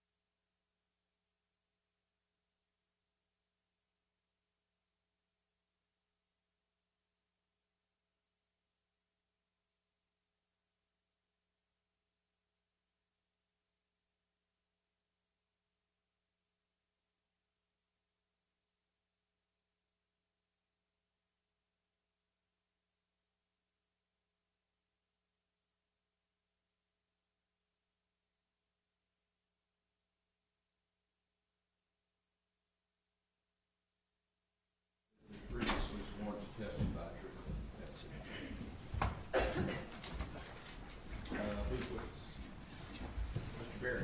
Yes, sir. Mr. Page, would you please state your name and spell your first and last name for the court, please? Yes, sir. My name is Taylor Page, spelled Taylorpage. And what do you do for a living, Mr. Page? I'm a special agent with the FBI in Dallas. So Special Agent Page, can you tell me a little bit about your background as far as how it was that you became a special agent with the FBI? I've got a bachelor's degree from the University of Wisconsin-Milwaukee. Worked in private sector for about 10 years before coming over to the Bureau. Nothing law enforcement related, but the Bureau has a history of hiring folks from a lot of different fields. So I went through the application process, and then everything that I've learned through the academy, and then since I've been an agent, obviously brought me to this point of being an investigator with the FBI then. You talked about the academy. Where's the academy located? Quantico, Virginia. And what does that entail? What kind of process? It's about 5 months from start to finish at the academy. There's legal training, tactics, self-defense, firearms, everything that you would expect kind of in a police academy. Same type of things for FBI academy as well. And were you a field agent before you do what you do now? So I'm still a field agent. I'm assigned to the Dallas Violent Crimes Task Force. So it's going to be agents and task force officers from surrounding agencies that investigate primarily violent crimes, so carjackings, bank robberies, kidnappings. There's about 20 or so of us on that task force that specialize in those types of offenses. And then in addition to that, I have a certification within the FBI for the cellular analysis team. And so part of my role is to serve in that capacity as well. Okay, and the cellular analysis team, does that have some type of a special acronym that goes with it? Yeah, so Cellular Analysis Survey Team, or CAST, you'll hear it often referred to. Okay, and tell me what do you do? You said that you work with these different types of violent offenses, including kidnappings. What does the Cellular Analysis Survey Team do? So the CAST unit is different than the Violent Crimes Task Force. So I happen to be a CAST asset that just sits on that Violent Crimes Task Force. But this CAST unit within the FBI, again, there's about 100 or so of us spaced throughout the country.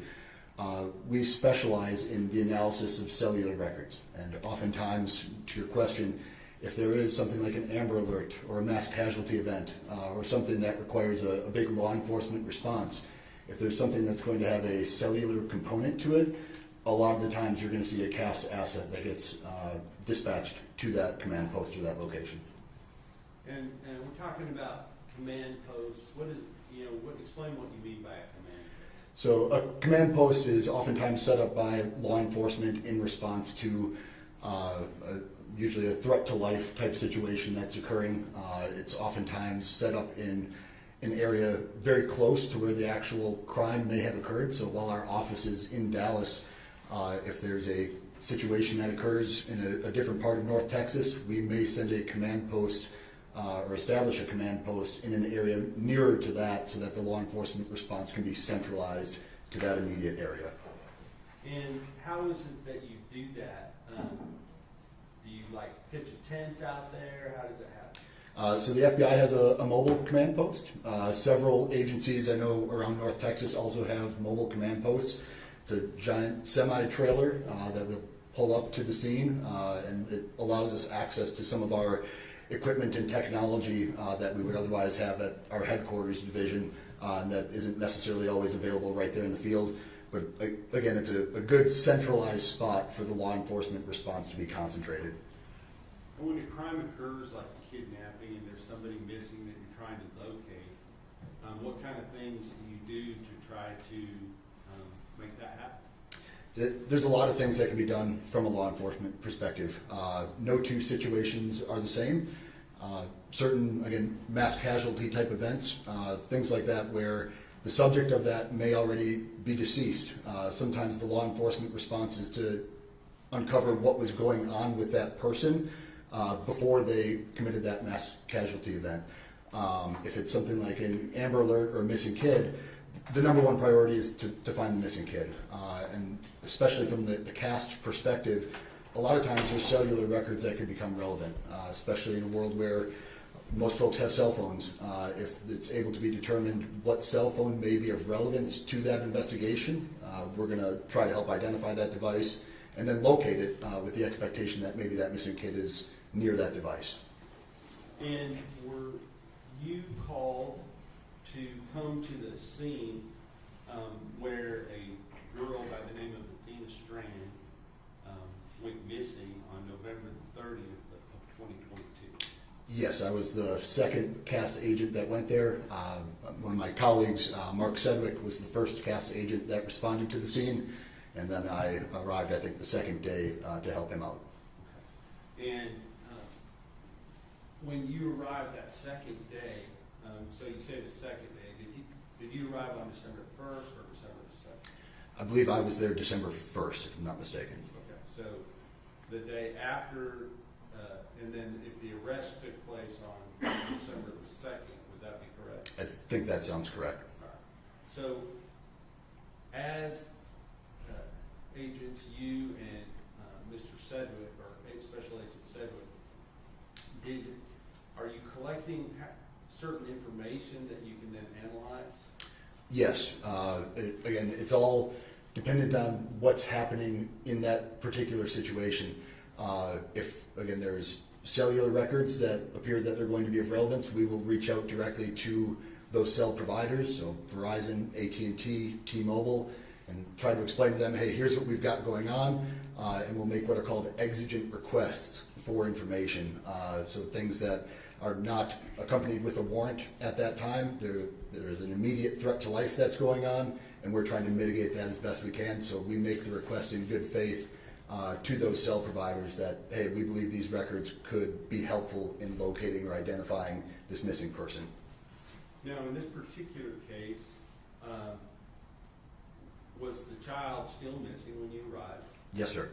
And was there any knowledge one way or the other as to whether the child was still alive or not? We had no indication of her status at that time. So did that qualify then for these exigent requests that you're making to different phone companies and different social media carriers, things like that? Yes, sir. And I mean, there's a commonly known or a common term that's out there called geofencing. Can you kind of explain what that means? Yeah, so geofencing, just the general concept of a geofence is that there's a particular area where something happened.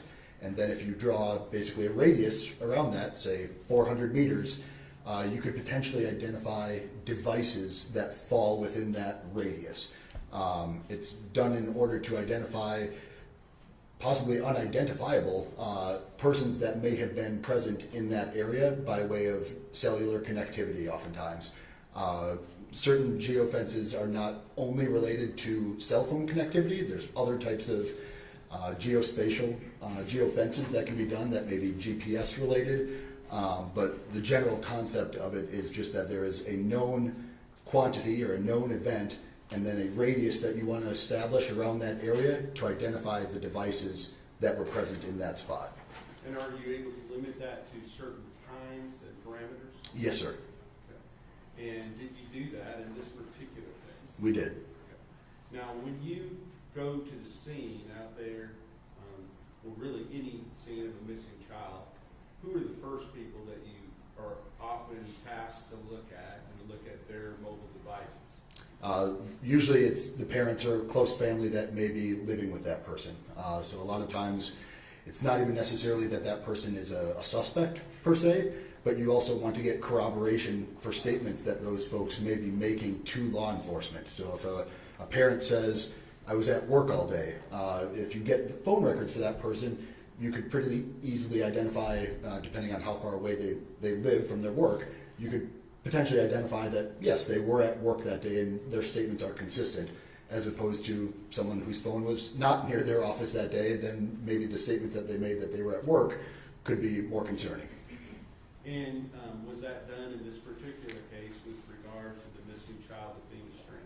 Yes, sir. I believe Special Agent Sedgwick started that process. Okay. Now, when you got there, and was there another phone number that was identified as being a potential point of interest that y'all wanted to obtain some records related to?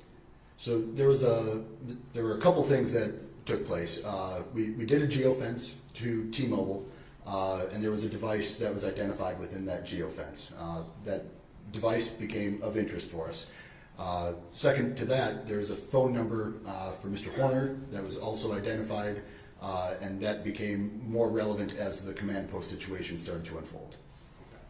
Okay. And with regard to that, did you obtain these exigent records related to that phone number for Mr. Horner? Yes, sir. Okay. And based upon reviewing those records, are you able to determine whether the device that is generating those records is moving or not moving based upon your analysis of that device? We can usually get to a pretty quick conclusion about whether a device is movement or stationary based on those records. Yes, sir.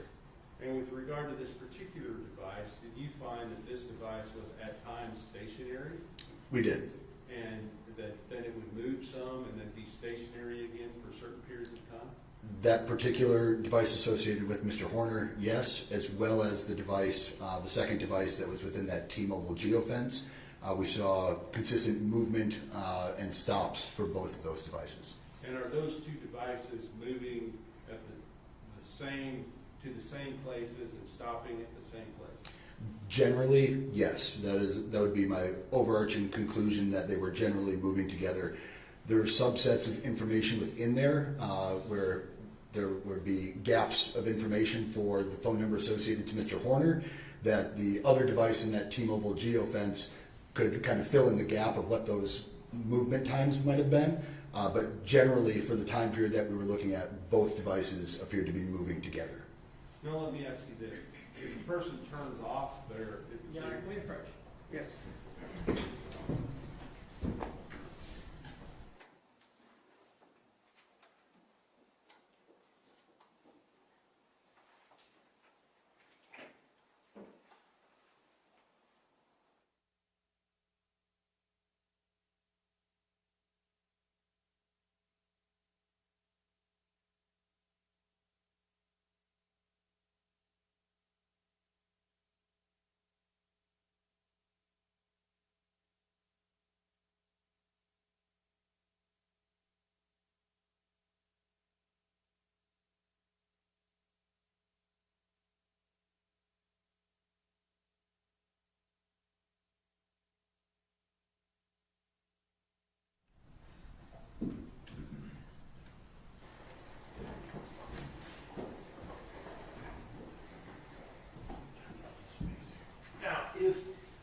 If one of the types of devices that you may be looking at cell phones? Yes, sir. Okay. There are also sometimes GPS or cell phones even that are embedded within vehicles. Modems, more to that point, yes, sir. Okay. So explain to the jury what a modem is. So a modem could be something that's got, in this particular case, cellular connectivity. So it's a mobile modem to provide internet access, but that internet access is provided via the cellular network. So it's not a hardwire internet connection like you might have at your house on your home router. It's transportable. It's usually a battery-powered thing, but it connects to the cellular network in the same way your phone does in order to provide internet service to a particular device. So it's not a phone, but it provides internet to another mobile device. So if my car that I'm driving down the road has one of these modems in it, and I also have a cell phone while I'm driving down the road, are both of those essentially going to be moving at the same time? Your phone would very likely have its own SIM card, but yes, you would see movement on both devices. And if then I turned off my phone, or I took the SIM card out, or whatever it was that I did, would then that keep that particular device from communicating with the cellular network? Yes, correct. If a cell phone were powered down, you would see a gap in communications with the network during that time period. Okay. But my car, unless there's some way I disable it, would continue to connect? I would expect that it would, yes, sir. Right. And is that the type of thing that you're talking about? In this particular case, it's a modem, and yes, that device maintained connectivity. Even though the phone stopped communicating? That's correct. All right.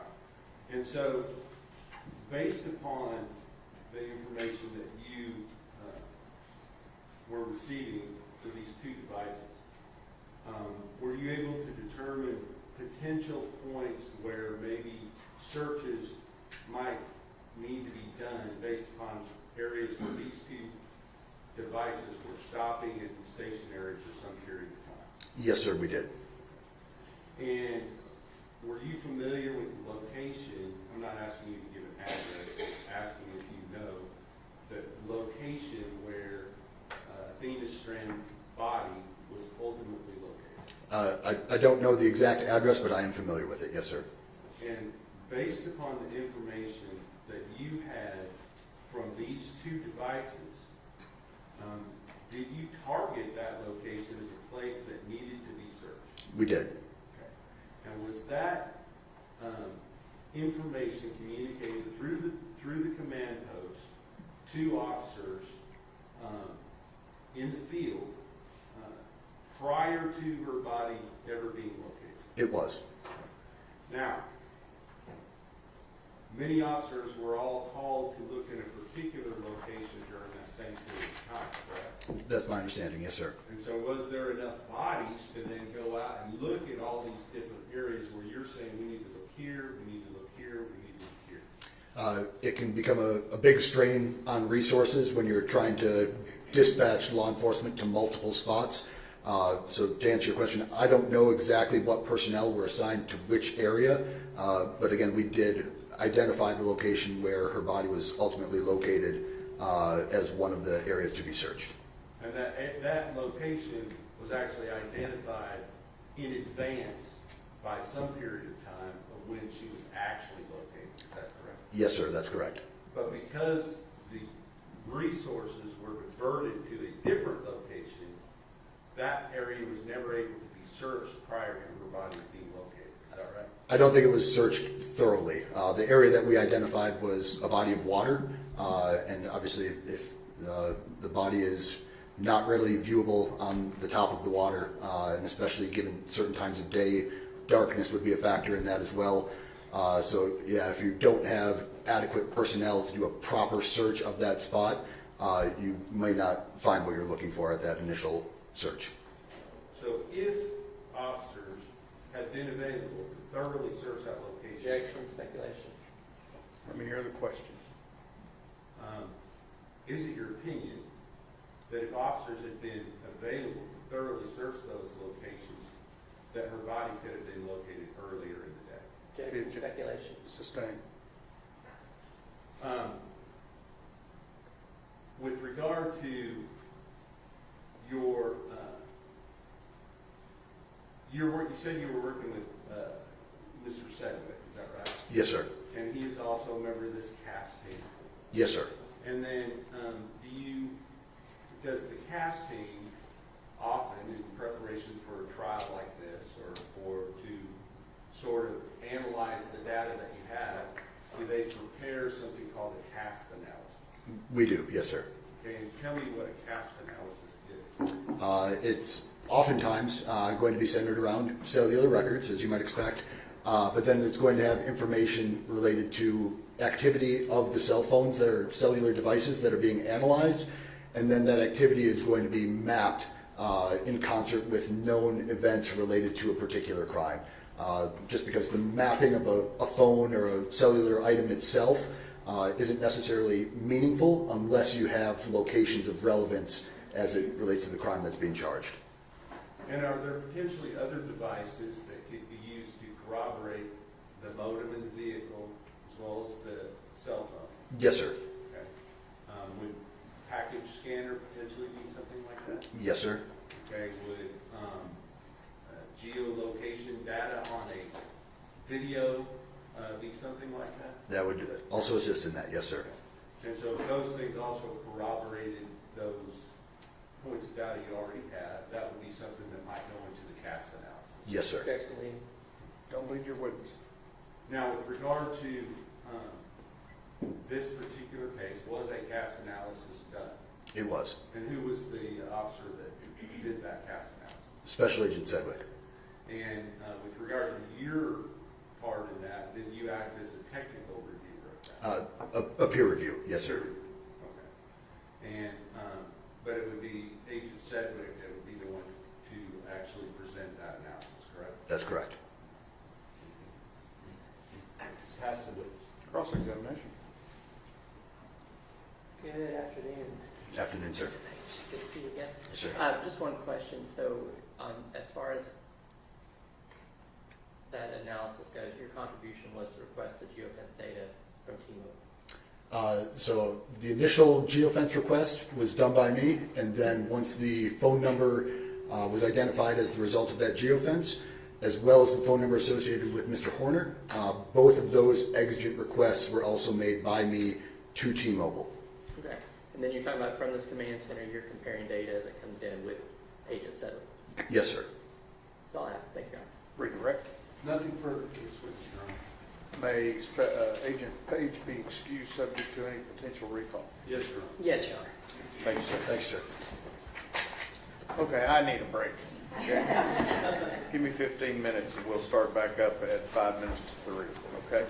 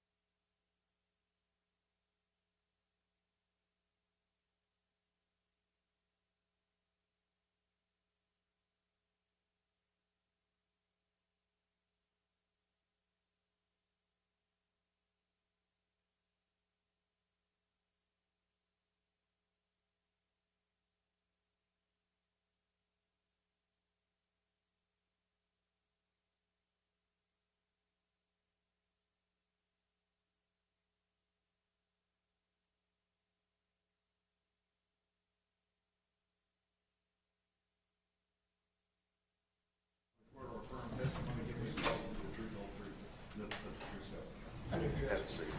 Rule of evidence in effect says you cannot be in court unless you testify, and once you have testified, don't discuss your testimony with anybody else except the lawyers, okay? Yes, sir. First and last name for the court reporter and spell it for her, please. Bruce Sherman, BruceSherman. Ms. Dewell. Thank you, Judge. Good afternoon. How are you, ma'am?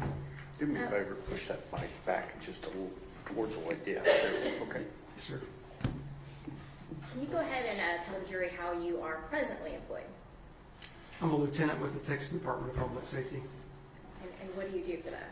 I'm in our Internal Affairs Division. We call it the Office of Inspector General. Okay. Now, back in December of 2022, how were you employed? I was a Texas Ranger for the Department of Public Safety.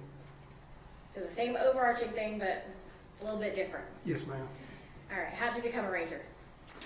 I started with the Department of Public Safety in 2007, and as a highway patrolman out of the academy, and I was a trooper around several places in Texas. I started out down in the Beaumont area, and then I've been in North Texas since 2008.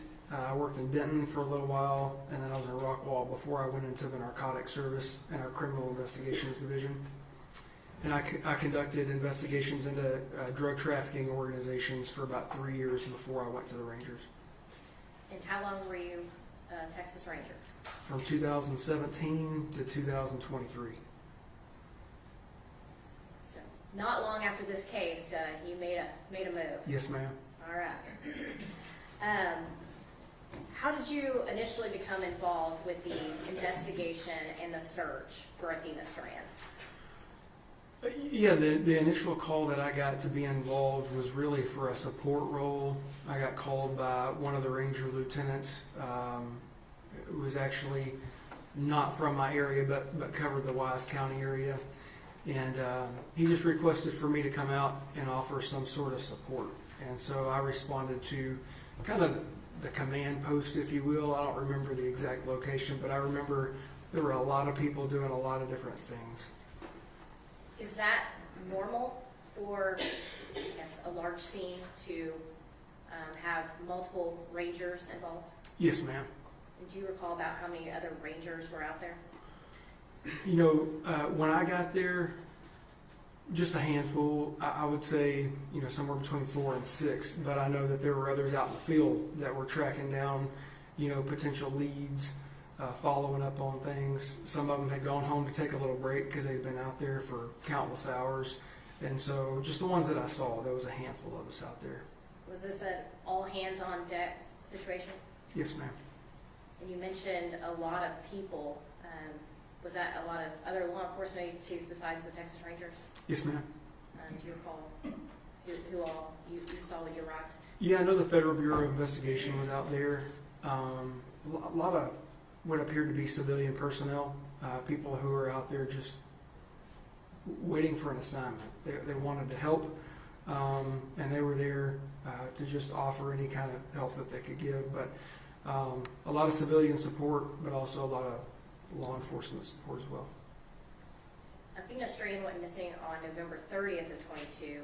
What day did you actually get involved? December 2nd, 2022. And when you were asked to come out, where did you specifically go first? I went straight from post again. I don't remember the address or even what city it was in. Really, I can see it in my head. I just don't know exactly where it was at. And when you arrived, were you given a task by a ranger or anybody else at that command post? Yeah, initially I wasn't. I was there just kind of waiting for a lead to follow up on or some support role. But after a short period of time, there were some developments that were made, and I could tell just by kind of body language and some information that I was getting, things were rapidly evolving as far as the leads that were coming in. And at that point, one of the ways that I assisted was by using social media and working with our intelligence and counterterrorism division to try to locate potential online leads and efforts to preserve any information that could potentially be evidence. And at this point, was that lead that they had a suspect who was a FedEx driver? Yes, ma'am. And so what were you asked to do to preserve any evidence within social media? Yeah, one of the things that we did, certainly it involved online leads, social media leads, but it involved parties that were associated with the person of interest, which I think at that time, that's what we would probably call them, was the best lead, and based on the evidence that had come in with that lead, we were just trying to find out common associates with him, any of their online accounts, if there were any abnormalities, things like that. And then, of course, our analysts with the Intelligence and Counterterrorism Division were helping me with that. They actually have a lot of better resources than I do. So we were collaboratively working to locate and preserve some of those things. And you said with him, so at this point, you were looking for persons of interest associated with Tanner Horner. Yes, ma'am. And you were taking anybody that you found associated with Objection, Tanner. Your Honor, leading. Don't lead your witness. What were you actually doing with the persons of interest of Tanner Horner that you were speaking about? Yeah, we were finding any digital fingerprint, if you will, of them that existed publicly online. And so, some of the most common ways that is maybe a Facebook account or an Instagram account, Google accounts, things like that are publicly available. And then obviously, if we found something of interest or more interest, then we would use our Intelligence and Counterterrorism Division to look into those things further. And did you start your search with Tanner Horner or with someone else? With Tanner Horner. And what did you do to preserve any accounts? Yeah, so the way that works with most of our social media and digital evidence, if you will, those don't require a formal legal process, if you will, through the court system. We're simply asking those digital online platforms, if you will, Meta, Facebook, Instagram, Google, places like that. All we're asking them to do is say we've identified an account of a person that we believe is the owner or user of that account, and based on our criminal investigation, there could be evidence there, and we're just asking you to hold that or preserve it so that it can't be deleted or tampered with. And so as we would identify those counts for Mr. Horner, we would just ask those platforms to preserve it so it couldn't be deleted or tampered with. I want to dumb this down, but is this essentially a form that you fill out somewhere? Digitally, yes, ma'am. So what we do is there's what's called a law enforcement portal, and so once these platforms have confirmed and vetted us as law enforcement investigators, we have a portal we can go into, and we can use that portal to tell them what kind of crimes we may be investigating, but the accounts that could be associated with it at our request to preserve it. This puts a hold on the account to where it preserves the information. Is that what you're trying to tell us? Just saying, rephrase your question. What is the actual, what is Facebook, Meta, Google, whomever you're sending these to, what are they actually doing to preserve anything? Yeah, so as far as we'll just use Mr. Horner, because that's the example we're using. He would never know, nothing changes for his account, doesn't freeze, it doesn't hold. It just means that if he goes in and tries to delete or tamper with some sort of potential evidence that's there, it can't disappear. It's there. And so if we followed up within a 90-day period with a legal process, which would require probable cause, then we would still be able to have that evidence that can't be tampered with. So with the preservation request, does that allow you to receive any information? No, ma'am. And what would you need to receive any information? A search warrant or an order from a judge, a district court. And you were not the person to get any search warrants in this case? Objection, Your Honor, leading. No, ma'am. At some point, you were asked to do something different, a different task, if you will. Can you tell the jury what you were asked to do next? Yes, ma'am. So at some point, as that information was coming in, the leads had evolved. I was asked to go to his residence, or the residence of his family, So we went out there and I conducted surveillance, along with several other law enforcement between DPS and I believe there were some other agencies as well. But we were in unmarked vehicles, wasn't a marked presence, and we just basically were there to ensure or keep an eye on the residents for anyone that came or went, if you will, while we were waiting for a response from our SWAT team, if you will. They call it a special response team. And you say our SWAT team or special response team. Who is the our? Texas Department of Public Safety. Now, is this a Texas Ranger SRT team or a DPS SRT team? Both. Okay. So the Ranger Division, it encompasses our SWAT and special response team, but both are under the DPS umbrella. And at some point, did they arrive on that scene? Yes, ma'am. And where were you at that time? I was within sight of the house and just kind of kept a visual on the house when they went in the home to look for Athena. Was this Tanner Horner's house? Yes, ma'am. You said when they went into the house, was an exigency search performed? Yes, ma'am. Can you explain what an exigency search is? That means that there's, in this case, imminent threat to serious bodily injury or death. And so we're trying to locate a physical person to ensure their well-being and locate that person. And who was the physical person you were looking for in this case? Athena Strand. Was Athena Strand found in this house? No, ma'am. Were there any other people in this home when the search took place? Yes, ma'am. And who was in there? Mr. Horner's mom, his grandma, and his brother. And what did you and y'all's team do with those individuals?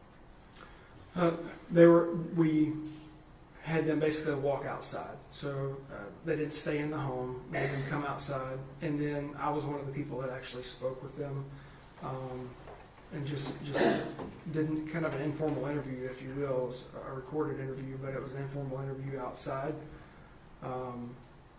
during the exigent search of the home.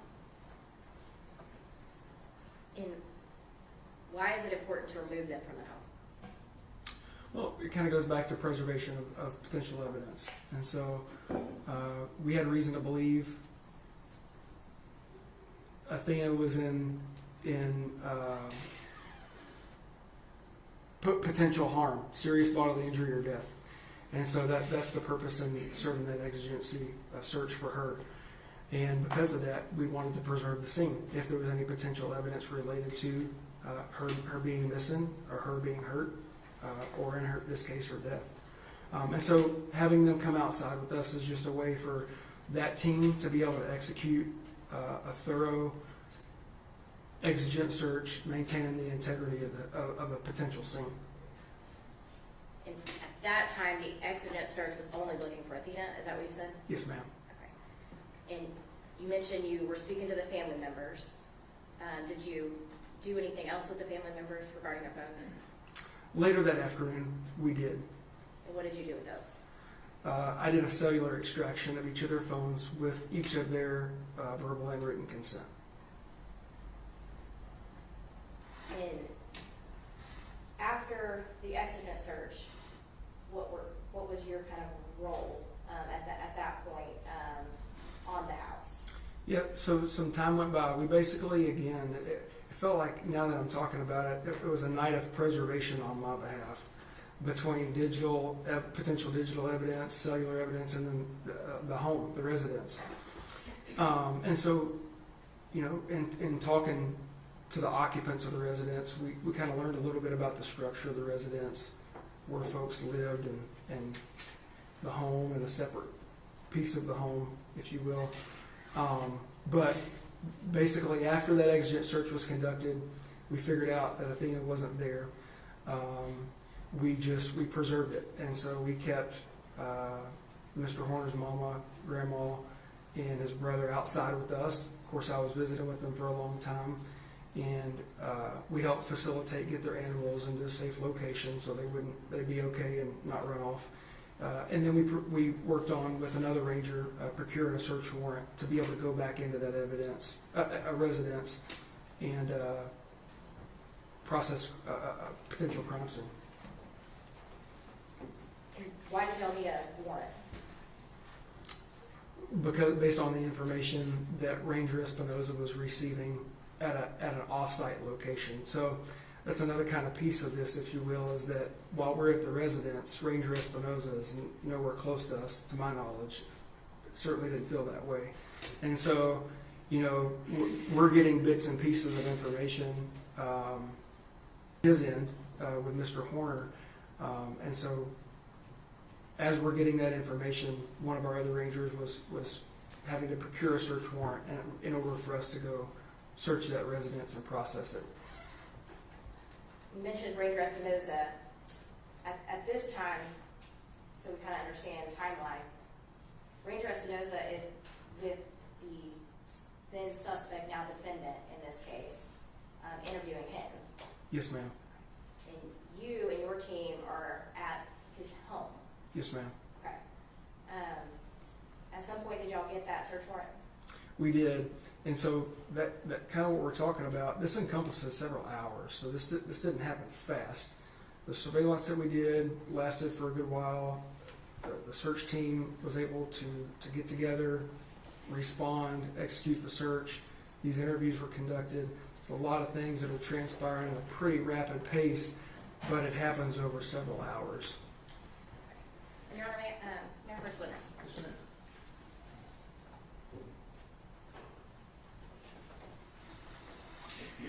I'm going to show you what's been marked as State's Exhibit 52. Do you recognize this? Yes, ma'am. And was this photo taken by you? I think this picture was sent to me, but that. Do you recognize what's in that photo? Oh yeah, yes, ma'am. And is that how that looked on the day and night that you were there? Yes, ma'am. And so is it a very accurate depiction of what's in this photo Yes, as ma'am. you saw it? Yes, ma'am. And Your Honor, at this time, the state offers into evidence State's Exhibit.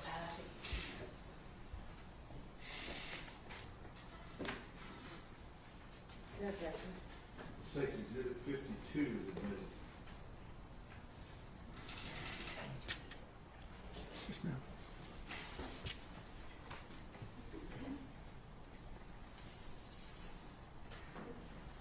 Can you tell the jury what we're looking at here?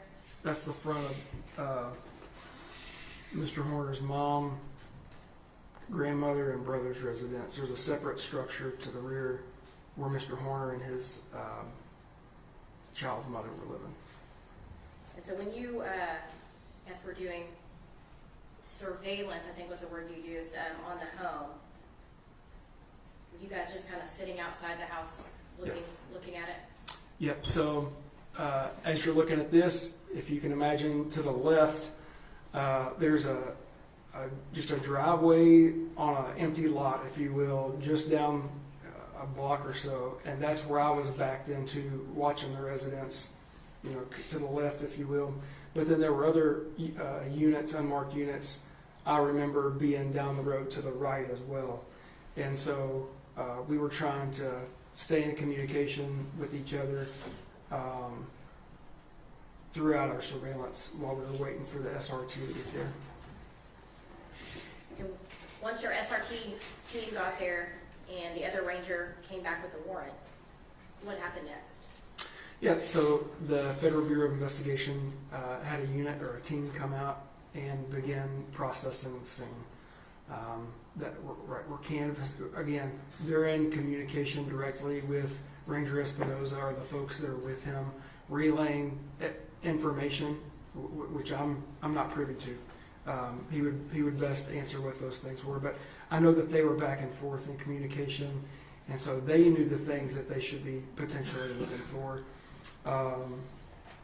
while they're searching and processing this residence. So they're canvassing for potential residents based on the information that Ranger Espinoza has and knows, and then during that time, Ranger Don Stoner and the FBI group had identified several cell phones in the residence. Come to find out, that was for Mr. Horner's mom, grandmother, and his brother. They all provided verbal and written consent for those. And so while FBI was processing the crime scene, at that point I did digital forensic extractions for their phones. So it's at that point that you and the other team, I guess, take the family's phones out of the home? Yes, ma'am. So they did not have them on them when they originally left the home? That's correct. Okay.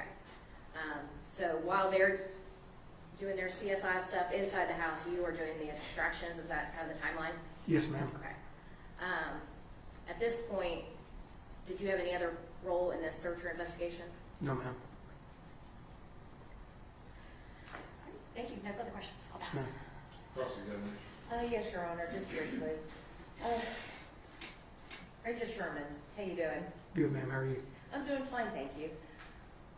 The way that you described this search and the way that you described the approach of the SWAT seems like it was just another day at the office. But wouldn't you agree with me that it was just a little bit more than that? Well, it was a lot more than that. Well, let's back up to the search. All right, you said that you were working on the street, that you were down the street surveilling the house. Yes, ma'am. And that you were waiting for the, what did you call them? The SRT Special Response Team. And describe for the jury the SRT arrival at the house. What did they arrive in? As you would expect, almost it's a tactical unit, right? And so they're going in there prepared to encounter any threat, if you will. So this tactical team arrives in basically an armored vehicle. Yes, ma'am. And they're rolling up the street in this armored vehicle. Yes, ma'am. How many are there? A team. It's So, not, okay. like you said, it's not a normal day at the office. So you have more than one armored vehicle riding up this residential street Yes, ma'am. with how many people in each vehicle? Ooh, I don't know. Were the officers just in the vehicle, or were they also hanging out on the outside of the vehicle? I don't recall that. Okay. But you have these officers rolling up, and they are in, and they're wearing body armor, are they not? Yes, ma'am. And they're wearing helmets. Yes, ma'am. And they have automatic weapons. Yes, ma'am.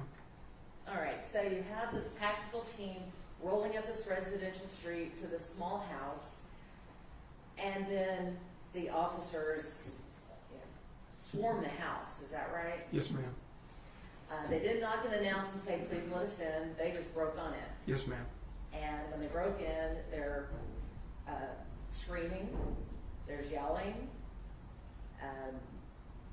Would you agree with that? Those would be assumptions. I didn't hear those things from my location based on the way exigency searches would go with an SRT. That would be fair to say. And you said that they found his mother and grandmother and brother in the home, is that right? Yes, ma'am. And these officers, when they came in the home, pointed these automatic weapons at the members of his family, is that correct? Let me hear the question. Now, what's your objection? Yeah, I mean, it would be speculation. He's already said he was not there with the team, so he doesn't know if they pointed guns at anyone. Sustained. So do you know if they pointed guns at them? No, ma'am. And you said that they were escorted out. Are you the one that did the escort outside? No, ma'am. Or were you aware that the grandmother was in a wheelchair? Yes, ma'am. And so you have officers breaking into the house wearing tactical gear and pointing guns at an elderly woman in a wheelchair. I don't know if they pointed. Objection, Judge. He was getting ready to answer. Yes, sir. I don't know. I don't know what transpired inside the home. Okay. With regards to exigent circumstances and the warrants, or let's try that again. With regards to the exception to the warrant that we call the exigent circumstances. Yes, ma'am. That's really not a free-for-all for officers to search, is it? Agree. And that there are limitations on an exigent search. Yes, ma'am. So you would agree with me that when performing an exigent search, you are not there looking for evidence of a crime. Agree. The only purpose of that is to determine whether or not the person that you're searching for is in the home. Correct. So if an officer finds something that they believe might be evidence of a crime, they would have to go and get another search warrant. They would have to get a search warrant. Yeah. If you're talking about like in plain view, if they saw something in plain view during an exigent. Yes, ma'am. All right, so in the case of a missing person, like I said, the exigency involved is to find that missing person. Yes, ma'am. And hopefully find them alive. Sure. And if a person is presumed to be deceased, then that particular exigency would disappear, would it not?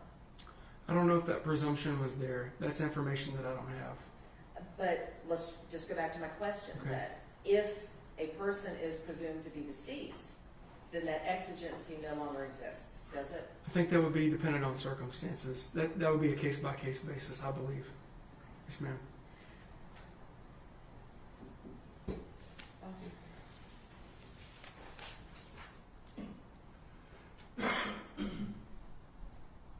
When you had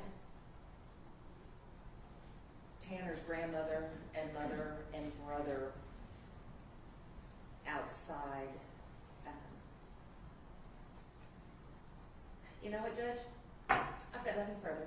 Thank you, officer. Or Bruce. Bruce. Oh, Bruce. Thank yes, you, ma'am. Bruce. You bet. Yes, ma'am. That's my dog's name. I'm flattered. Redirect. Nothing further, Judge. Mr. Sherman be excused subject to any potential recall. And no objection. Thanks, sir. Thank you, Judge. Appreciate it.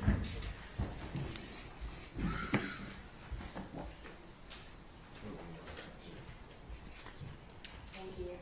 Who do you have next? FBI's Kurt DeRoss. I'm sorry? FBI Kurt DeRoss. Kurt DeRoss. Your Honor, may we approach? Yes.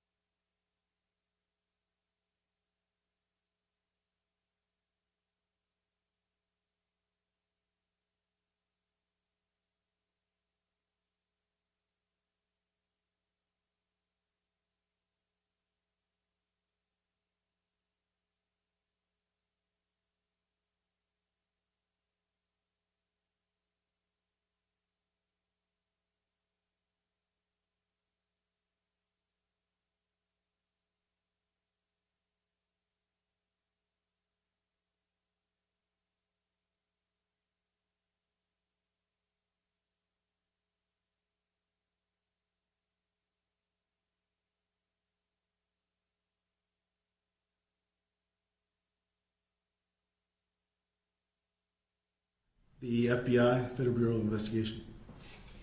And do you go by any special title with the FBI? I'm a special agent with the FBI. Okay. So if I refer you as special agent, that would be appropriate? Yes, ma'am. Okay. And how long have you worked for the FBI? 21 years. And what's your educational background before or during the FBI? So before the FBI, I graduated from Texas A&M, class of '99. I was an environmental science major and did environmental consulting for 4 years before joining the FBI in 2004.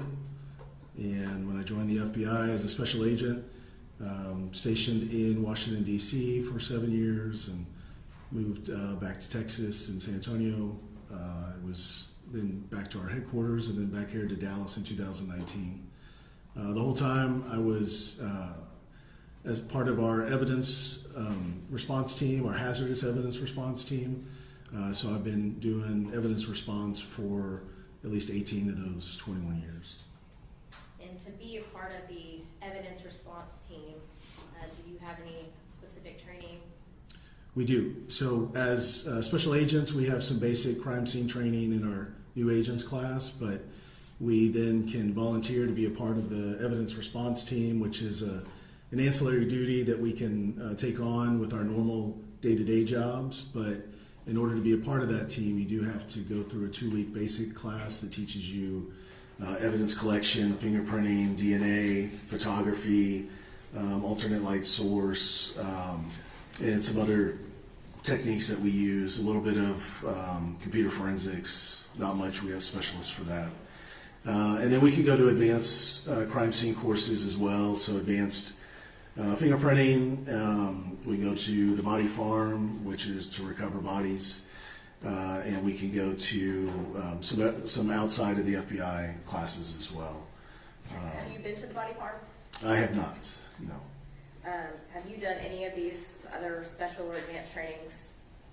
So I have done, like I said, I'm the team leader for our hazardous evidence response team, so I focus a lot on collection of evidence in hazardous environments. So I've done some extra latent fingerprint lifting and some DNA training as well. Now, how did the FBI get involved in the, search and investigation for Athena Strand? Sure. So typically when the FBI gets involved in a non-federal case, we're invited by whoever the executive authority is for whatever agency, whether it's a sheriff's office, like in this case, or a police chief of a police department. We're asked to assist, and we have a method for doing that from executive to executive level. And then one thing that the FBI provides, the ERT at the FBI Dallas, we have 3 teams of 8 to 10 people. So that's 30 personnel. Some of them are still in the process of training, but I would say probably at least at the time of this, especially over half of them were fully certified with advanced training. And so we would be kind of a force multiplier. So anytime there's a scene or a crime that spreads across multiple crime scenes, lots of the police departments don't have the crime scene capability to handle 3 or 4 crime scenes at a time. And so we can provide that supplemental crime scene processing. So the FBI in this case was an assisting agency because there was multiple crime scenes? Correct, yes. Yeah, it was a state warrant that we were assisting on, so they provided that warrant, and then we provided the trained personnel to conduct the search. And I think you mentioned you were a team leader. How does a team leader work in these teams? Correct. So with a team leader, it's my job to assign roles within the search. So we have various roles on each search. We have obviously a team leader. We'll have an assistant team leader. We'll have a photographer. We'll have a person that does sketching. We'll have an evidence custodian that is in charge of making sure the evidence stays clear and is labeled properly and is packaged properly. And then we have usually several searchers that will then go out into the scene and do various searches just depending on what we're doing. If it's a forensic search, then we have certain techniques that we utilize there. If it's just a document search, it might not be quite the same as a forensic search. So it's my job as the team leader to decide what steps we conduct that search, what personal protective equipment needs to be used to both protect the agents or the professional staff, the ERT team, and then what personal protective equipment needs to be worn to protect the crime scene as well. So we have our suits, Tyvek suits that we wear. You've probably seen them, on TV or something, but they have hoodies, we have booties, we always wear gloves, so that keeps our forensic fingerprint, our DNA, our fingerprints, our hairs, our fibers out of the scene for a forensic scene. So it's my job to not only assign those tasks, but to decide how people are going to enter that crime scene. You mentioned the Tyvek suits. Are those a certain color? Typically they're white, yes. And in general, are there certain standard policies and procedures that the FBI ERT team follows when going into a crime scene?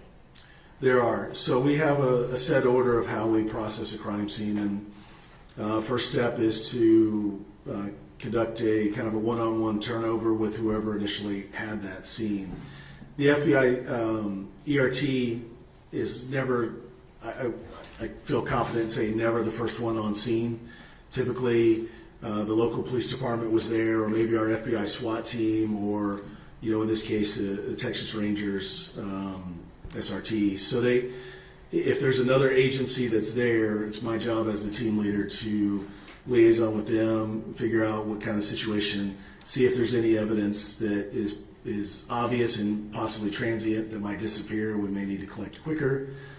Sometimes electronic evidence such as phones or computers can be perishable, so we need to react to those quicker. So all that would be discussed in the turnover. And then once I have that turnover from whatever agency was holding the scene until we got there, I would then go ahead and walk the scene with that person, and while the rest of the team is kind of setting up a little base of operations area, just simple table, chairs, places that we can bring out the evidence to, getting sign-in logs started and getting some of the other admin logs started about like what time we got there, who was there, other things. So we would then walk through the scene as carefully as possible with the proper PPE on to preserve the scene itself. Like I said, as we're walking through, I'm noting, I'll have a sheet from time to time of noting certain evidence as we walk through, just depending on how big the scene is and how much I can and can't remember. So we'll walk through the scene completely, and usually we're with the photographer too, who is also one of the first steps we do in that walkthrough is we take initial photographs of the scene before we do any searching. So they're called entry photos. It's to show how we found the scene. It's not necessarily how the scene was before anybody got there. It's the scene as we found it when we showed up. And it starts with the front door, hopefully getting the address numbers in the picture, and it's usually walking through into the house, if it's a residence, around the house, and any other outbuildings that may be on the property itself. So those would be the entry photos that get taken as we're doing the initial walkthrough. And at some point, your ERT team was called out. Where were you guys called out first to? We were called out directly to the residence. It was 7628 Somerville Place Road, Fort Worth, Texas. Was that the defendant, Tanner Horner's residence? From what I understand, from when I was called out there, yes. Okay. And when you arrive on scene, what did you see? Sure. When we arrived, there were multiple law enforcement personnel already there, multiple Texas Rangers, a couple of FBI special agents from the squad that was assisting Wise County, and they were kind of there holding the scene until we got there. At that point, the Rangers had already secured the scene from any kind of a threat, like a person threat at the house, so they cleared it, and they were just kind of waiting for us to show up. And so I got there, and the rest of the team got there a few minutes later, and we started to do all the things that I just described, kind of set up a little base area and start with our entry photos. And so I think you said when you got there, the Rangers had already secured the house. Correct, yes. Did you receive a warrant, like a search warrant for the home when you Yes. arrived on scene? Yes, we did, from the Rangers. Okay. And earlier you said part of your procedure is to do a walkthrough. Did you do a walkthrough with the Rangers in this case? I did, yes. And after you did that walkthrough, what did you do next?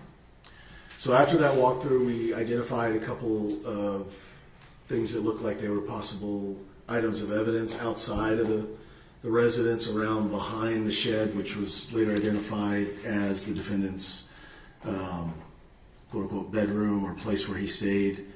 And then we were able to see in there, and I could see that the area inside that shed where the defendant stayed was very messy, very much in a disarray. There's lots of trash, so I knew from there that the search was going to be a little bit more difficult because of the nature of that residence. It was separate than the main house. The main house was a little bit more orderly, and I kind of divided up. So from that walkthrough, I decided we're probably going to tackle this in kind of almost like two teams, one in the main house and then one focus. It just wasn't big enough. The shed wasn't big enough for multiple people to be in there. It's really big enough. We search in teams of two, just for checks and balances to make sure we always have two of our ERT folks together. So I saw, after that walkthrough, I saw what was identified as children's clothes back behind the shed in the grass. Typically, and in this case it was no different, when I see evidence like that could have trace DNA on it outside at night, I tend to collect that as quickly as possible, but still following procedures. I don't want the weather, the wind, or somebody else trampling through there to mess it up as we see it. So we started moving forward. Once the entry photos were done, I would have instructed the photographer to go ahead and get in-place pictures of those items, and then we would label them with our evidence tints and then go ahead and collect them so that they were out of the elements and we could secure those as quickly as possible. And so you noticed these items yourself on your initial walkthrough? I did, yes, ma'am. Okay.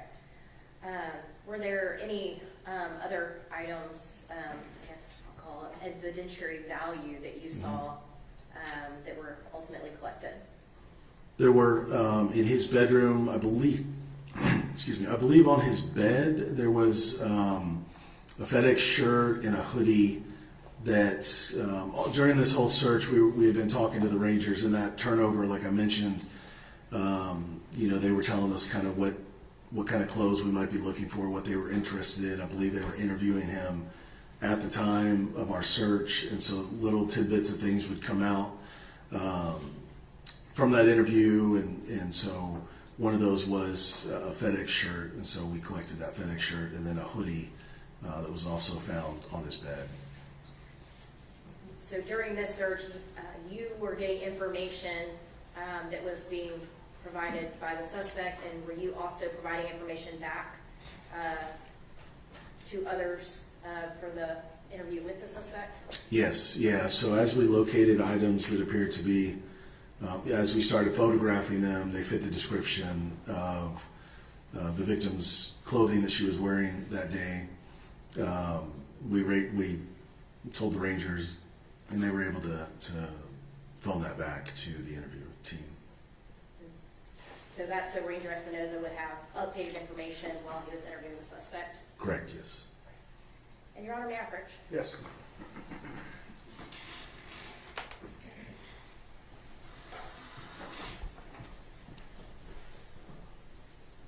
I'm going to show you what are marked as States Exhibits 53 through 82. And prior prior to you sitting here, have you gone through all of these photos? I have, yes. And can you tell me what those are?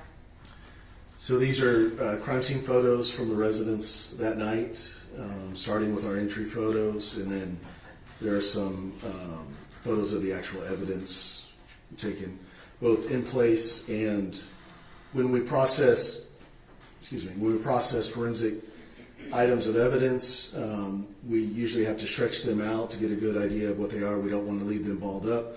We do that on a clean sheet of brown kind of butcher paper that we had just unrolled and cut. And we do 2 sheets, one on the ground, and we do another sheet, and we place the items on top of that sheet.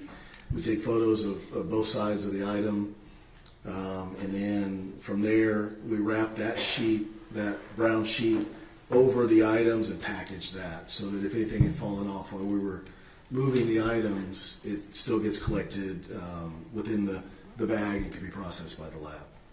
You can take a look if you don't recall what are all in those pictures, but if you do they all fairly and accurately depict the actual residence and all the evidence collected as you personally saw it that night?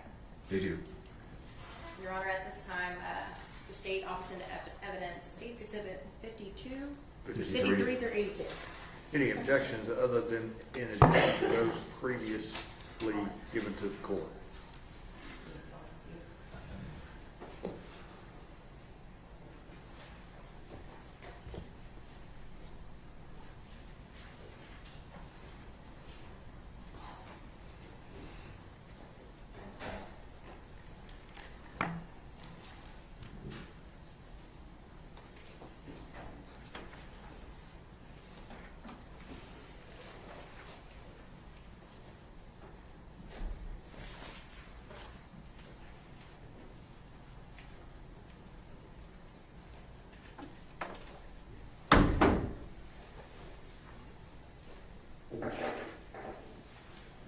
No additional objection, Your Honor.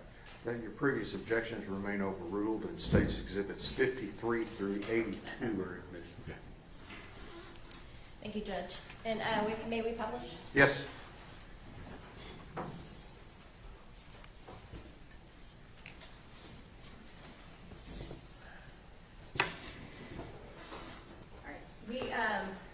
We're talking about how one of the first things you do is do a walkthrough, and then you do, I guess, what we'd call initial photos. We call them entry photos. Entry photos? Mm-hmm. Okay. Is that what these photos that we're going to be looking at are? Correct. Yeah, this would have been probably the first photo that was taken because our first photo tries to incorporate a house number as well as the front door of the house, which this photo does. And so in this photo, does it have, I guess, the address in the photo? It does here on the mailbox post, 7628.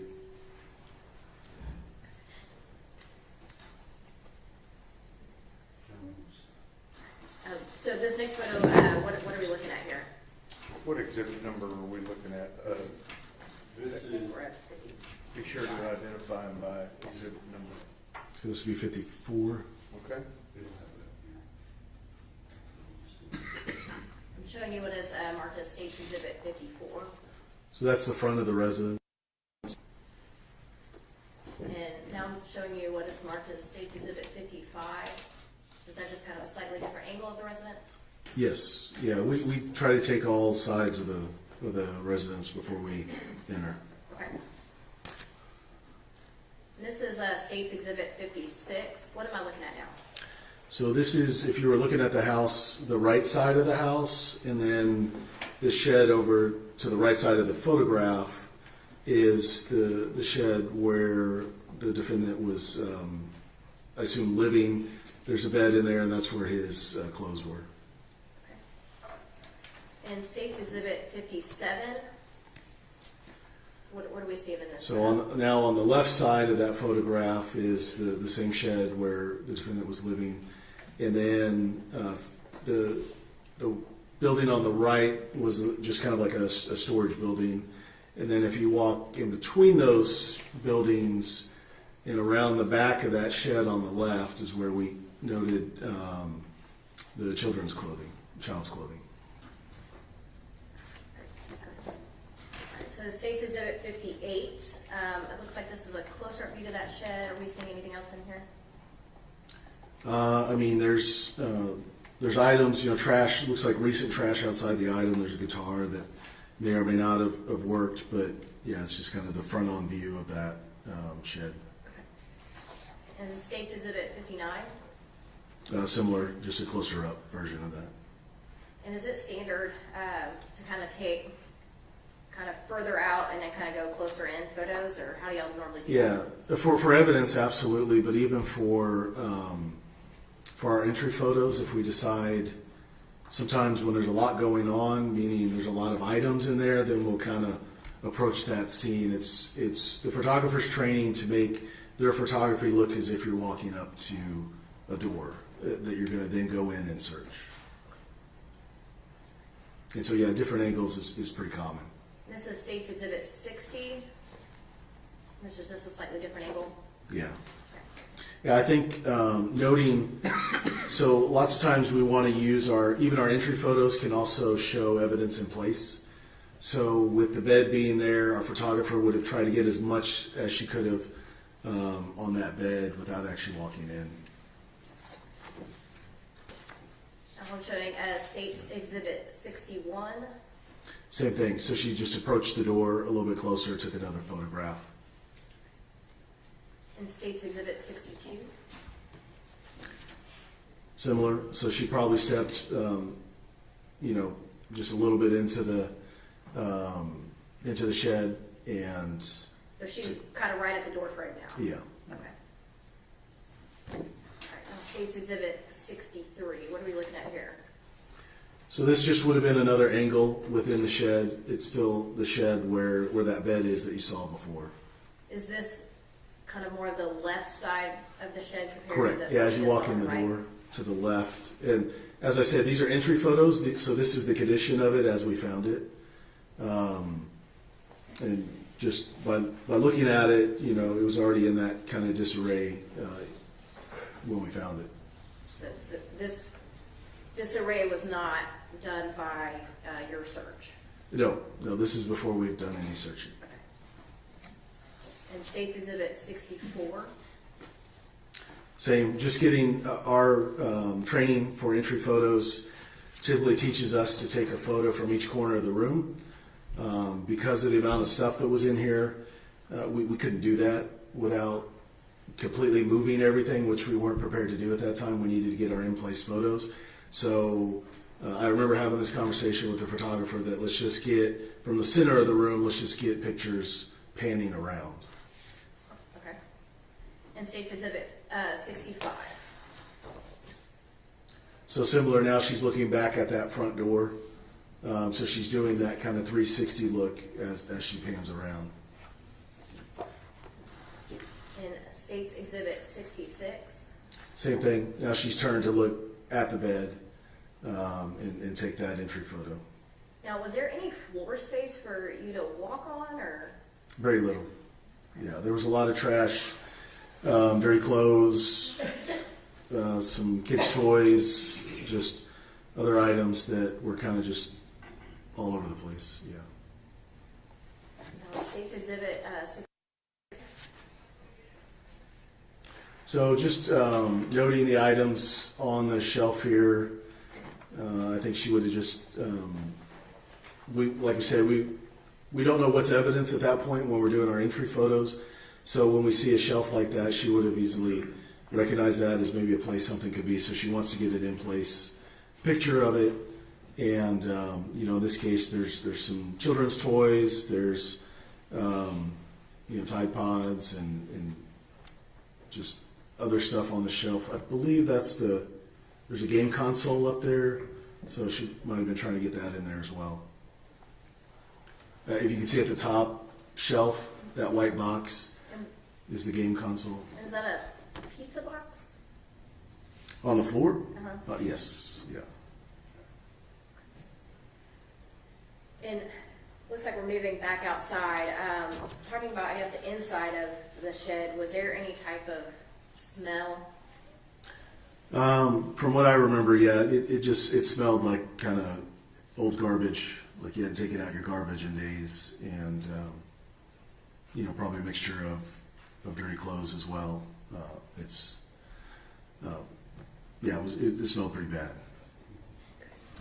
All right, I'm going to show you State's Exhibit 68. So slightly different angle. So what are we looking at here? So this is, now that she has gotten the photos of the inside of the shed, she's going to work her way around the outside before we start doing any evidence collection. So that's part of this process, is taking another photo of that angle as she's moving down that area between the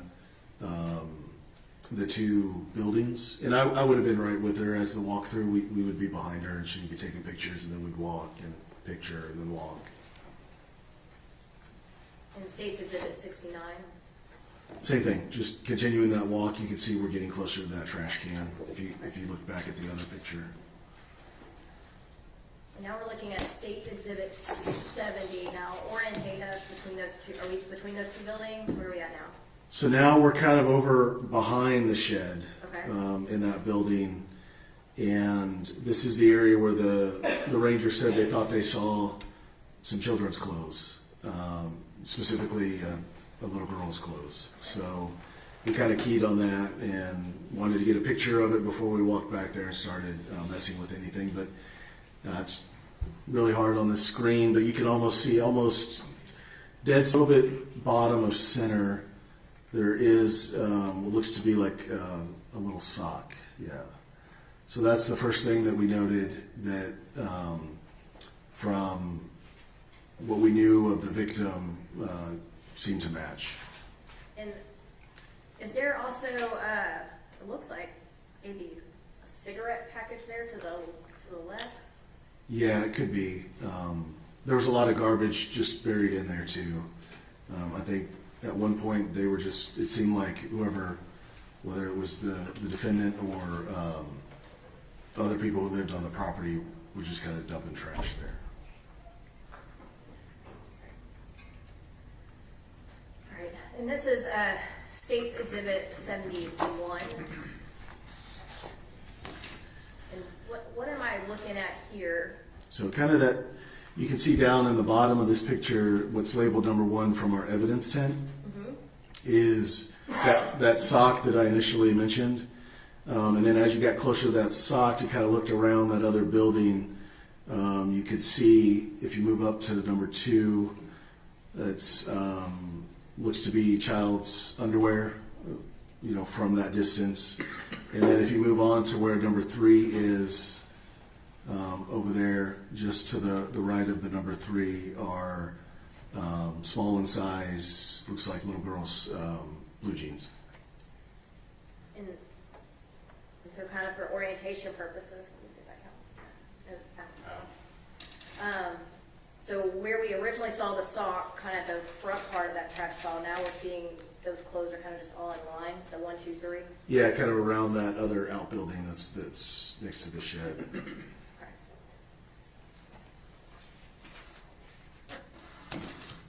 And it looks like there's a little tent there. Can you explain what that is and why y'all do that? So this is State's Exhibit. State's Exhibit 72. Okay. Sorry, Judge. So our procedures when we collect evidence is we take an in-place photograph. So that would have been that first one you saw that didn't have any label on it. And then we take a medium shot of it. So that would have been the one where you saw all 3 evidence tents. And then we do a close-up in place as well. And so since this will be item number 1, the tent suggests that it's item number 1. And it's the close-up of the item in place where we found it.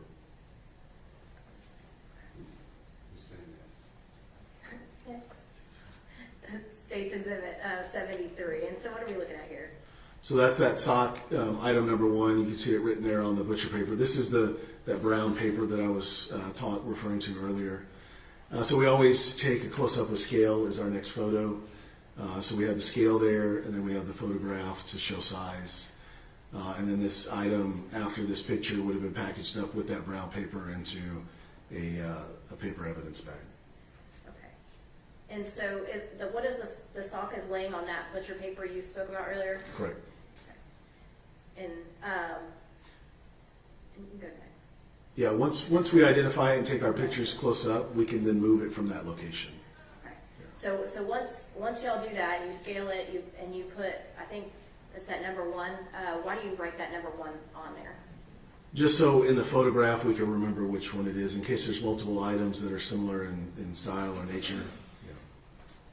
Is that number 1 also how y'all label your evidence log? Yes, in this case it is, yeah. And you're on average? Yes.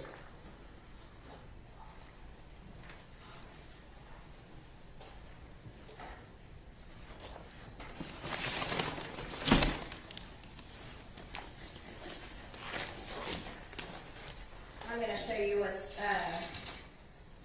been marked as State's Exhibit 83.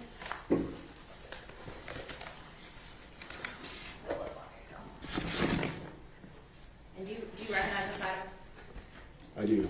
Yeah, this is our packaging and our labeling style. And this would have been one of our evidence items, number 1.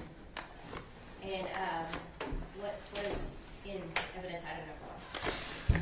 It's listed here, child's light blue multicolored sock found behind shed on ground. And is that the same piece of evidence that we're looking at here on State's Exhibit 73? It appears to be, yes. And are there any other identifying marks on this bag? Yeah, we have 7 items that we put on all of our evidence bags. So we have the item number, we have the date, we have a case number, an FBI case number. We put the address, and then we have 2 initials. The initials are the collector and the assistant. And is that bag still sealed? It is sealed with evidence tape, yes. And are there any marks on this bag that are not yours? So the Wise County Sheriff's Office sticker, that would have been possibly for their evidence folks. And then these 2 labels might be, lots of times, the lab that it's taken to will put their own markings on it, so it could be from that. We don't, with the FBI ERT, we don't process any evidence. We're collectors, and it goes to the official either FBI lab or state crime lab for processing. So you collected this item, but then it will go off to a lab to be processed for examined, yeah. DNA or anything else that sure. needs to be looked at. Yeah, in this case, it would most likely be DNA. Sometimes it's fingerprints. Sometimes it's computer forensics. Hopefully not computer forensics on No. And Your Honor, at this time, the state offers into evidence State's Exhibit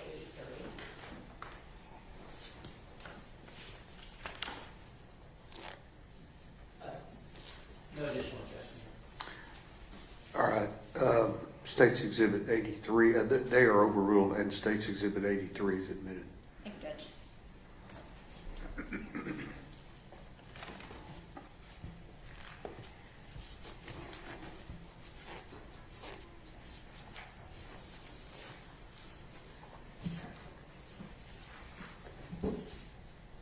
Now I'm showing you what has been admitted as State's Exhibit 74 here on the screen. And what are we looking at here? So in the previous picture where you saw all 3, 1, 2, 3 items, this would be the second item in that row, which appears to be a child's underwear. Looks to be female underwear. Now I'm showing you what has been admitted as State's Exhibit 75. And what are we looking at here? So this would have been a picture close up with scale of those underwear after they were removed from the location that they were originally found, as per our standard procedures to take those scale photographs on that same butcher paper like I was talking about. And is there a number listed on that butcher paper? There is number 2. And did that correspond with the yellow tint that y'all had next to the item? It does. Your Honor, may I approach? Yes.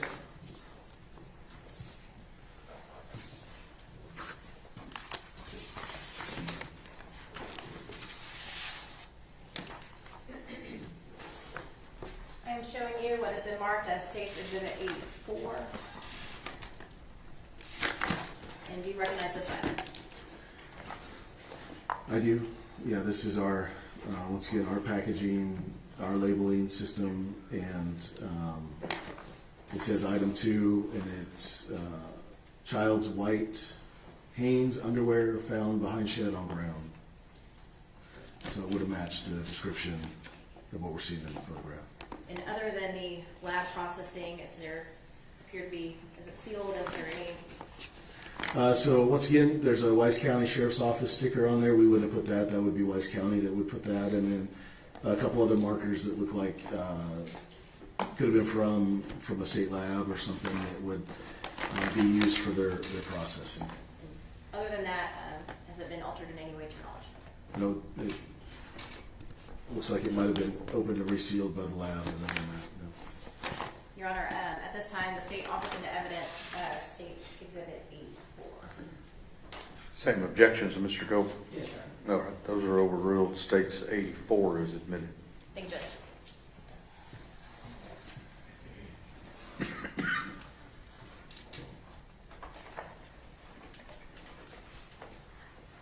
Now I'm showing you what has been marked as State's Exhibit 76.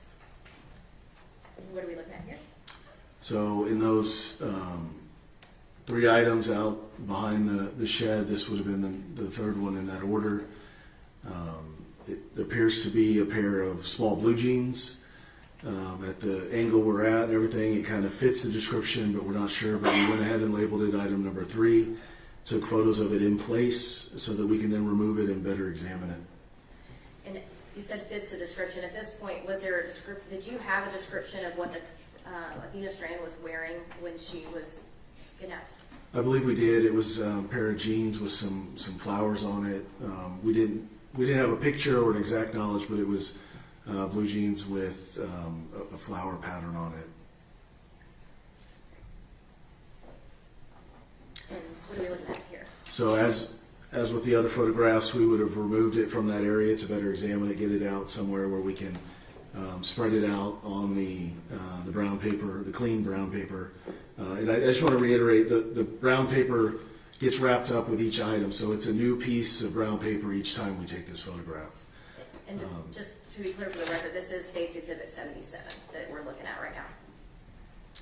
And it's labeled item number 3 on the paper. It has scale, so we can add size to it. And this would have been obviously the back side of the blue jeans. And I'm showing you now what has been marked as State's Exhibit 78. So this would be the other side, the front side of the blue jeans. And from this, I told the rangers that were out there, I can't remember exactly which ranger, and they were able to see it and relay that back to the other investigative teams that were either talking to the family or talking with the defendant to see if that's an accurate description of what she was wearing at the time of the abduction. So, and we also note when we saw this, you can see there's something in that leg, the pant leg, so looks like a sock, which it turns out to be a sock. Now I'm showing you what's been admitted as State's Exhibit 79. And so what are we looking at here? So these are the blue jeans with the sock removed. We would have packaged these together since they were found inside, since that sock was found in there. So we removed it, photographed it with scale, and then we'll wrap it up into that brown paper. So one sock was found separately out Just in by the itself, yard, right. but one sock was still inside her pants. Inside the pants, yes. And Your Honor, may I approach? Yeah.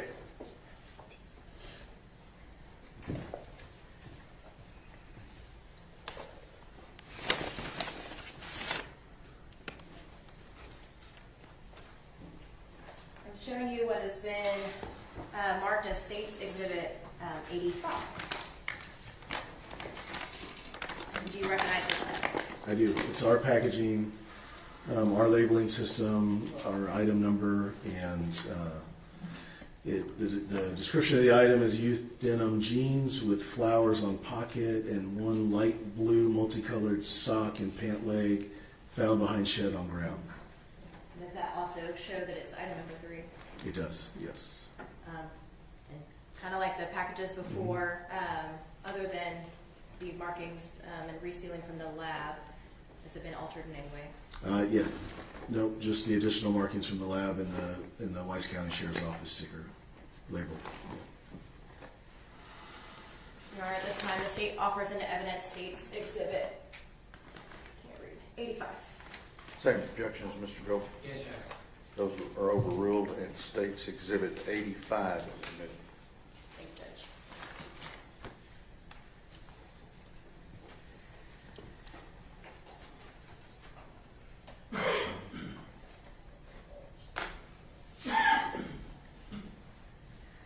We're now showing on the screen what's been admitted as state's exhibit 80. And what are we looking at here? So this was a FedEx shirt that was found in the shed on the bed. That we did our same procedures of collecting it with scale and identifying the number. So it would be item number 4. And it looks like state's exhibit 81. Is this just the front side of the shirt? Correct, yes. And were you given information of why to take this specific item, or? We were, because at that point we had determined that she was taken in the FedEx van from the defendant wearing his FedEx uniform or clothing. Your Honor, may I approach? Yes, ma'am.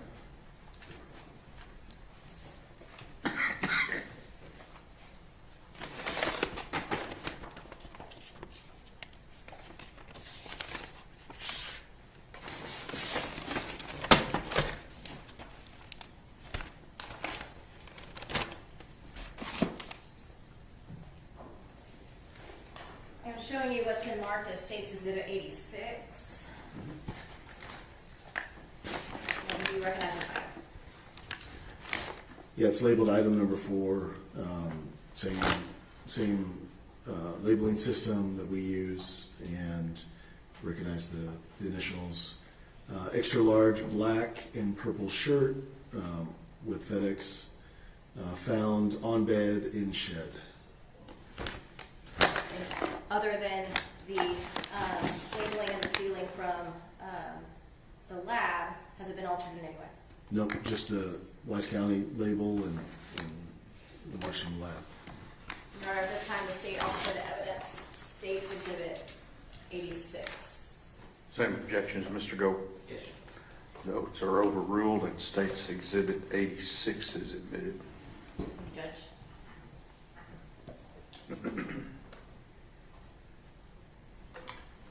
Now showing you what has been admitted as state's exhibit 82.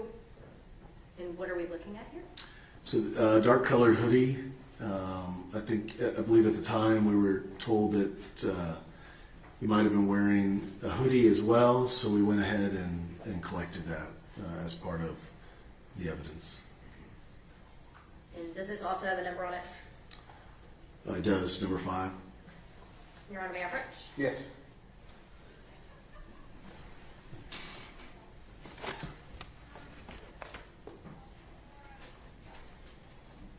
I'm now showing you what's been marked as state's exhibit 87.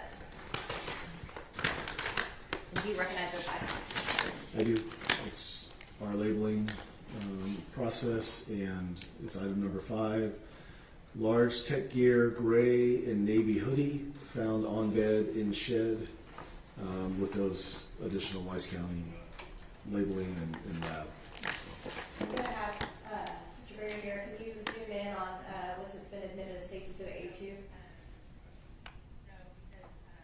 And does that read large tech gear sweatshirt? Yes, So does that match the item that's listed in that bag? it does. And other than the any type of resealing or labels from the lab, is it been altered in any way? No. Your Honor, at this time, the state offers into evidence state's exhibit 87. Same objections, Mr. Gold? Yes, sir. Okay, those are overruled. State's exhibit 87 is admitted. Thank you, Judge.